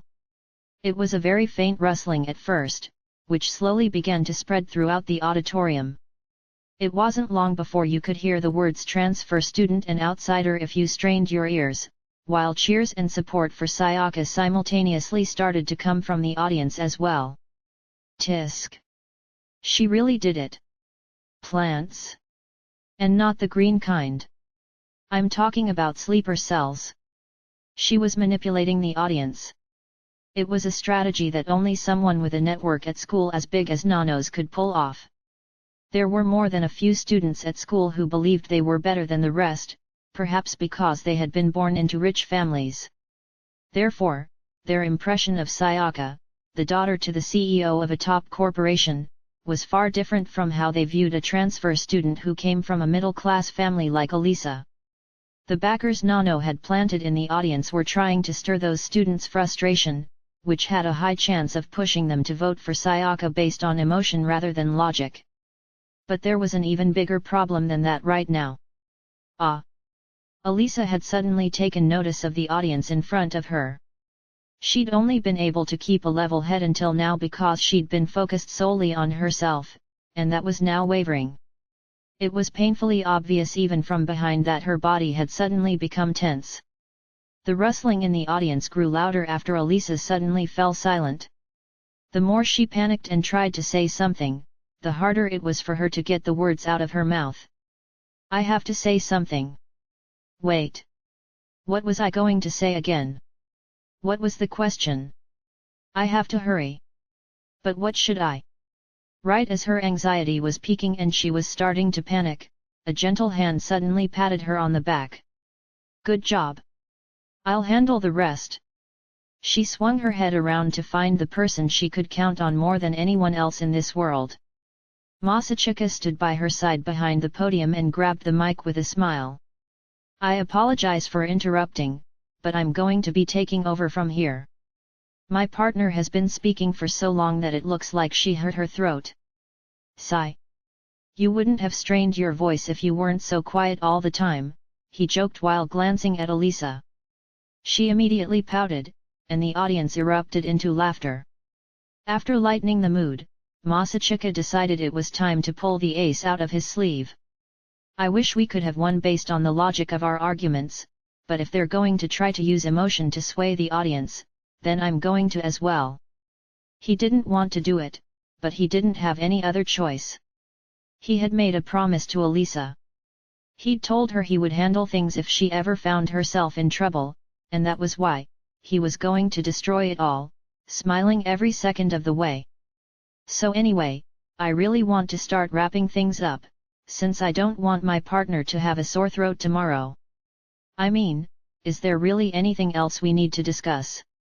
As his abrupt question caused the audience to rustle, he immediately followed up with another attack. I'm pretty sure this debate was already settled a month ago anyway. After surveying the audience's baffled expressions, he swiftly raised his right hand into the air before lowering it into his direction. I believe everyone already made up their mind when they chose Tuya Kenzaki to be their student council president. All eyes were on Tuya, who was clearly startled by being named out of the blue. As you all know, he was a nobody and a poor-performing student up until a year ago. In fact, I'm just gonna come out and say it. He was an awkward, socially inept loser. His words, not mine. There was no way he was ever going to get a teacher's recommendation. Hey! Tuya unconsciously shouted with a half-smirk, causing the crowd to burst into laughter. Masachika promptly added.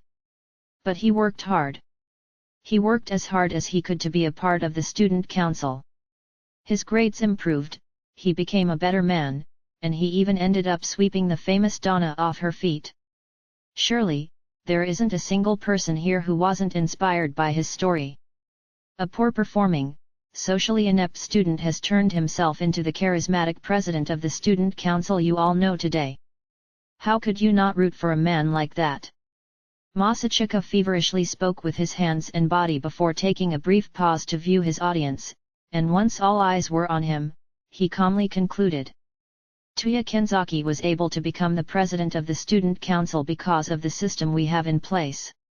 A system that allows anyone to become a member of the student council as long as they have passion. Therefore, I must ask you all one more time, is there really anything more we need to discuss? Nobody answered him. Even Sayaka and Nano were completely silent. Sigh. I was a little surprised to be suddenly dragged into the debate like that, but anyway, I would like to move on to the closing arguments if there are no more questions. Is that okay, Ms. Taniyama? Tuya took control of the stage once again. Masachika saw Sayaka silently stand from her chair, so he placed a hand on Elisa's back and nudged her to walk back to her seat. But the moment they stepped off the podium, Nano screamed. "Wh what they? Saya!" When Masachika glanced in their direction, Sayaka was already hastily exiting through the wing.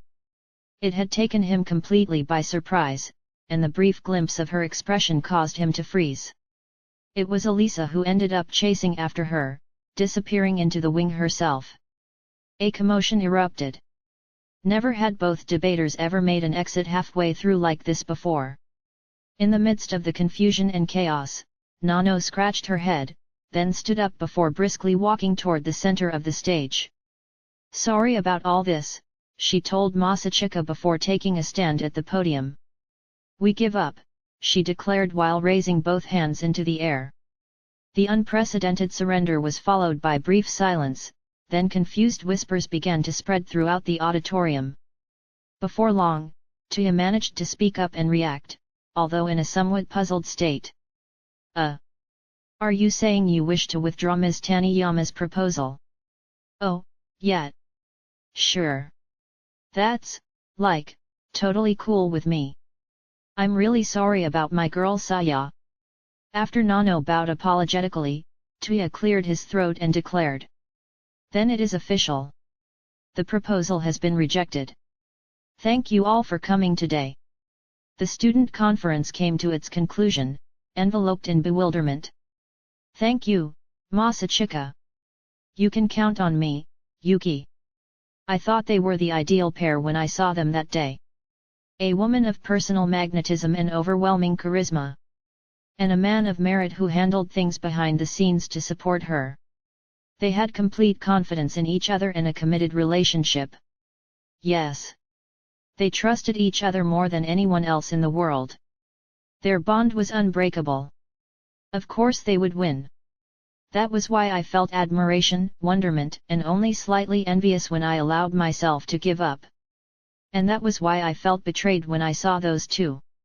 Why were you there? Was this bond of yours, which I strived for and considered sacred above all, nothing more than a lie? My admiration and respect transformed into hatred. I wanted to do whatever it took to tear them apart and ruin their relationship. And yet, when I saw them standing side by side, I was moved. Although in the past he had stood one step behind in the shadows, he was now standing by his partner's side, with an expression more radiant and animated than ever before. How could he look so happy? Who was this girl by his side now? They weren't even dating. And why? Why does my heart ache so much? Wait. Elisa had finally caught up to Sayaka behind the gymnasium after running out of the auditorium. She grabbed Sayaka by the arm from behind and stopped her. "Get back here. I won't allow you to run away in the middle of the debate."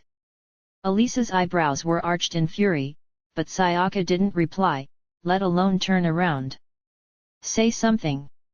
But the moment she stepped in front of Sayaka and saw her face, she drew in a sharp breath. "You're..." Elisa's voice trembled in confusion as Sayaka glared fiercely back through her tears before violently knocking Elisa's hand off her. "Why? Why you?" Sayaka screamed in explosive rage. Elisa froze. Masachika and Yuki's relationship was one of a kind. Because of them, I was able to give up. Tell me why. Tears rolled down her furious, crimson cheeks, and with the way she strained her voice, her throat would be raw later. Her screams were saturated with anger, sadness, far too many emotions to list, and that was when Elisa suddenly realized how Sayaka really felt, albeit only vaguely. You're... But she couldn't say another word after that. This entire time, she'd believed Sayaka had been doing all this out of spite, but it was the other way around. Alisa wasn't able to say another word once she realized Sayaka's intentions were actually good. Alisa always acted this way. She could never come up with anything thoughtful to say during times like this. She couldn't inspire people. That was why she had no choice but to accept it all. Alisa decided to, at the very least, accept these intense emotions of Sayaka on Masachika's behalf because she believed that was her role and the only thing she could do. If you have something you want to say to me, say it. All of it. Sayaka responded to Alisa's straightforward demand with a vicious scowl, then she suddenly lowered her head and deeply exhaled. I don't have the right to blame anyone but myself, she replied, her voice trembling.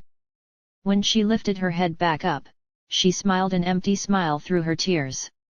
I am such an idiot. I believed in him, admired him, and felt like I was betrayed, so I took it out on you too, but it was nothing more than my ego taking over. Nobody led me on but myself. Ha ha. Alisa didn't know how Sayaka felt, but she could tell that she was usually someone very rational. She must have been so shocked that she'd lost herself in her rage. Masachika choosing to partner with Alisa and not Yuki must have sickened her. Oh, there you are. It was Nano walking around the corner of the gymnasium. Sigh. You're a mess. Sorry about this, Alisa. Let me take things from here, okay? I'm sure Masachika's waiting for you, so you can head back now. It's fine. Okay? Please. Although concerned about Sayaka, Alisa began to walk back to the auditorium, but after a few steps, she turned to find Nano with her arm around Sayaka's shoulder, and she said, Taniyama. Although Sayaka didn't look back, Alisa continued. I don't know why Q's chose me, but I'm not going to let him down, so. She was having trouble putting her feelings into words, and she didn't know whether this was something she should be saying to Sayaka, but even then, she put everything she had into it. So I'm going to continue working hard until I gain your respect as well. That's all. Nano watched Alisa briskly walk away while quietly muttering. She's a good person, that Alisa girl. I thought she'd be a lot more distant and ruder. I am not surprised. He did choose her, after all, Sayaka replied in a tearful voice. She then faintly looked up and asked. What happened to the debate? Oh, I told them we surrender. The audience didn't seem too happy about it, but Masa and the president took care of it. Ah. I'm sorry. It appears my actions inconvenienced you as well. Don't worry about it.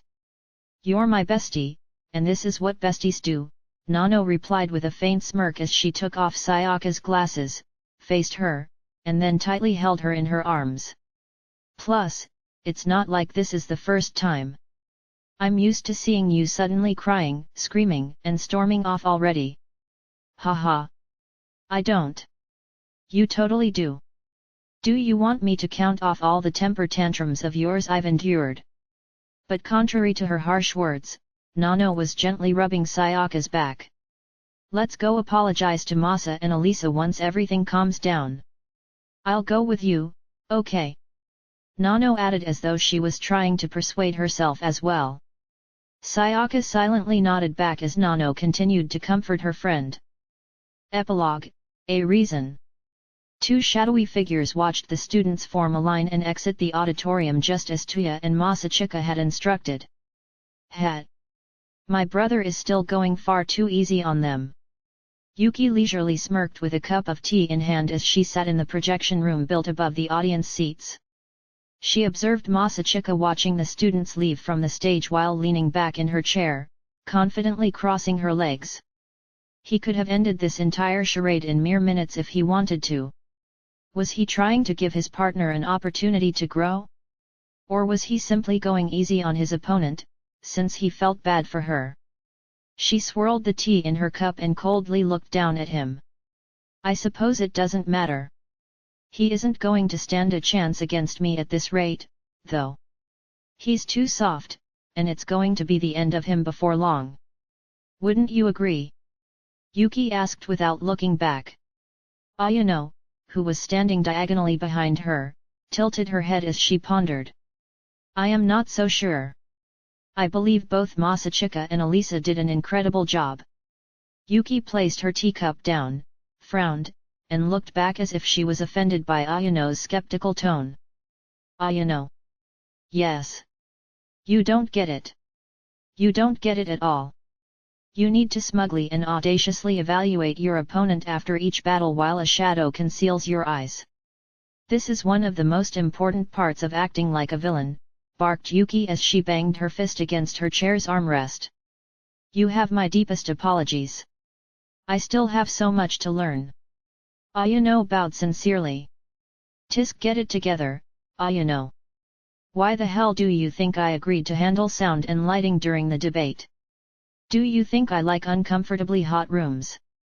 Yuki, clearly annoyed, fanned herself with her hand as the lighting equipment heated up the humid room. Ayano hastily pulled a fan out of her pocket and began fanning her master. May I say something? She eventually asked, clearly hesitant. What? Don't villains usually lose in the end? In addition, as I mentioned earlier, eating and drinking are prohibited in the projection room. Yuki followed Ayano's gaze until she was looking down at a teacup placed on top of the control panel for the lights, so she uncrossed her legs and carefully picked up the teacup. Ayano. Yes. Let's clean up. As you wish. After thoroughly cleaning the now deserted auditorium, Masachika and Elisa sat themselves in two side-by-side audience seats while they gazed at the empty stage. The other student council members had already left. All that remained was silence. After some time had gone by, Elisa eventually muttered. I think she really admired you. Although inwardly confused by what she meant, Masachika waited in silence for her to continue. Taniyama said that you and Yuki were a one-of-a-kind pair. She said she aspired to be like you. That's why she was able to give up, Elisa said, still facing forward. Yet, it suddenly all made sense to Masachika, because he felt there'd been something strange about Sayaka's recent behavior. She was always very logical and rational, and yet she was acting as if she was possessed by rage and hatred. But this was a problem familiar to his heart, too, and that was why he could understand very well where she was coming from. Yet, you felt betrayed. He always wondered why Sayaka didn't join the student council.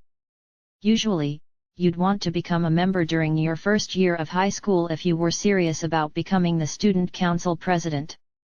She did actually join in middle school with that goal as well. On the other hand, it wouldn't be a surprise if she decided not to join the student council because she had given up on trying to exact her revenge on Yuki, and in the end, that was exactly what happened. Sayaka realized that she wouldn't be able to defeat Yuki, so she dropped out.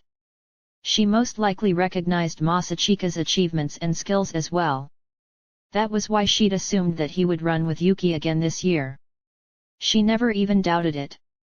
But Masachika decided to run with Elisa instead. No wonder she was upset.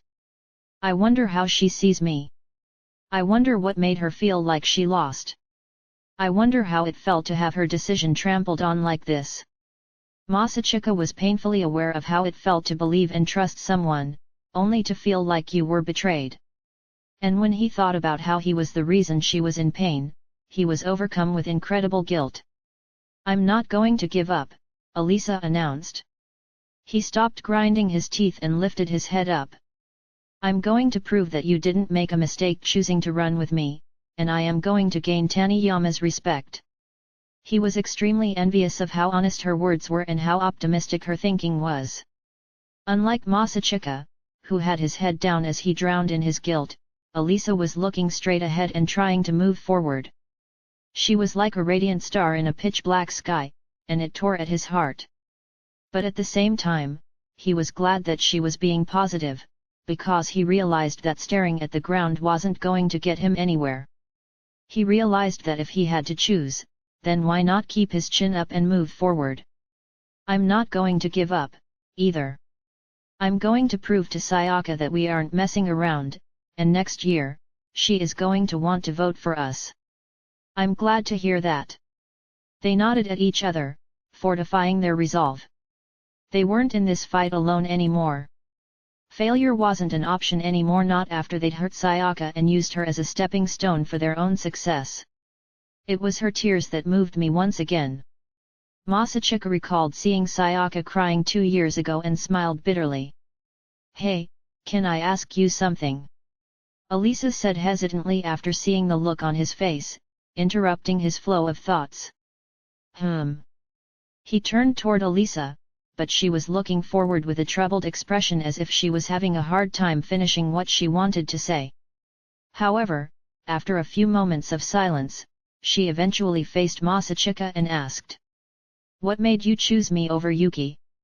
After slowly blinking for a few moments, he swiftly shifted his gaze up at the ceiling. It was now Elisa who was quietly waiting for him to speak.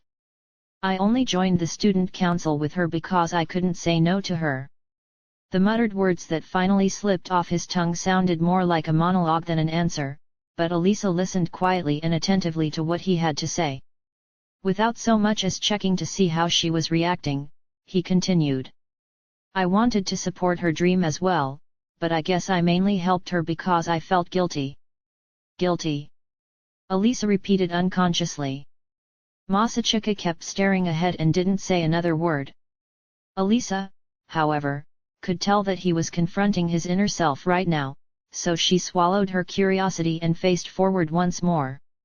That's probably why I always felt like I couldn't breathe. I would see people around me working so hard for their dreams or goals and compare myself. I didn't have the drive they did, and I would beat myself up over it. Becoming the president of the student council at Siren Academy. That mission had been assigned to Masachika, but in the end, he had dumped that responsibility on his sister. That was why he couldn't say no to her. But because of that guilt, there was never any sense of achievement, no matter what he did. He dumped all his obligations on his sister. He forced her to be his reason. And while he did work somewhat hard to support her from the shadows, he felt like a coward. Saying I work and support the student council president from the shadows makes me sound cool, but all it really means is that I'm out of the limelight. It just means that I don't have what it takes to stand proud before my peers and fulfill my role as the vice president. Hearing him speak so poorly of himself broke Elisa's heart. That's not true. There's no need for you to put yourself down like that. Elisa wanted to tell him that, but she thought anything she said would sound shallow, since she felt she didn't really know him that well. Yuki probably would have been able to cheer him up if she was here. Maria probably would have been able to gently heal his wounded heart, too. Tuya, Chisaki, Ayano. She kept visualizing what others could do to fix the situation, making her feel powerless, and it struck her with grief. Why am I like this? Why can't I be more considerate of others' feelings? I would do anything if I could to make him feel just a little better, and yet my body won't move. I can't speak. All I can do is listen in silence. It wasn't clear if he sensed her distress, but Masachika's distant expression suddenly changed into something slightly more embarrassed. But this time is different. I decided to become the vice president of the student council on my own. I alone chose to run with you. That was the moment Elisa finally remembered what she asked him. Why did he choose her instead of Yuki? And that was when she also realized he was answering that question right now. That's why, this has nothing to do with Yuki. I decided to run with you, because that's what I wanted to do, and this is the first time I've ever made a decision for myself like this. I'm not comparing it to what happened with her. It's just, you know? This is how it is. He averted his gaze and began aggressively scratching his head while stumbling over his words. Elisa couldn't control her laughter, but she also realized she was part of what inspired him to stop looking down and face forward, which filled her heart with mirth and relief. A tingling sensation went through her, something she had never felt before. I kind of wish you would be a little more straightforward with your answer, Alya teased, smiling. Masachika unsettled looked away and snapped. Oh, shut up. I'm already a little embarrassed. Isn't that enough? Besides, you get the idea. I'm sorry, but I don't. Do you think you could be a little clearer? I see you laughing. You're not getting another word out of me. Anyway, what about you? What about me? She mischievously smirked while leaning closer to him. Why did you agree to run with me?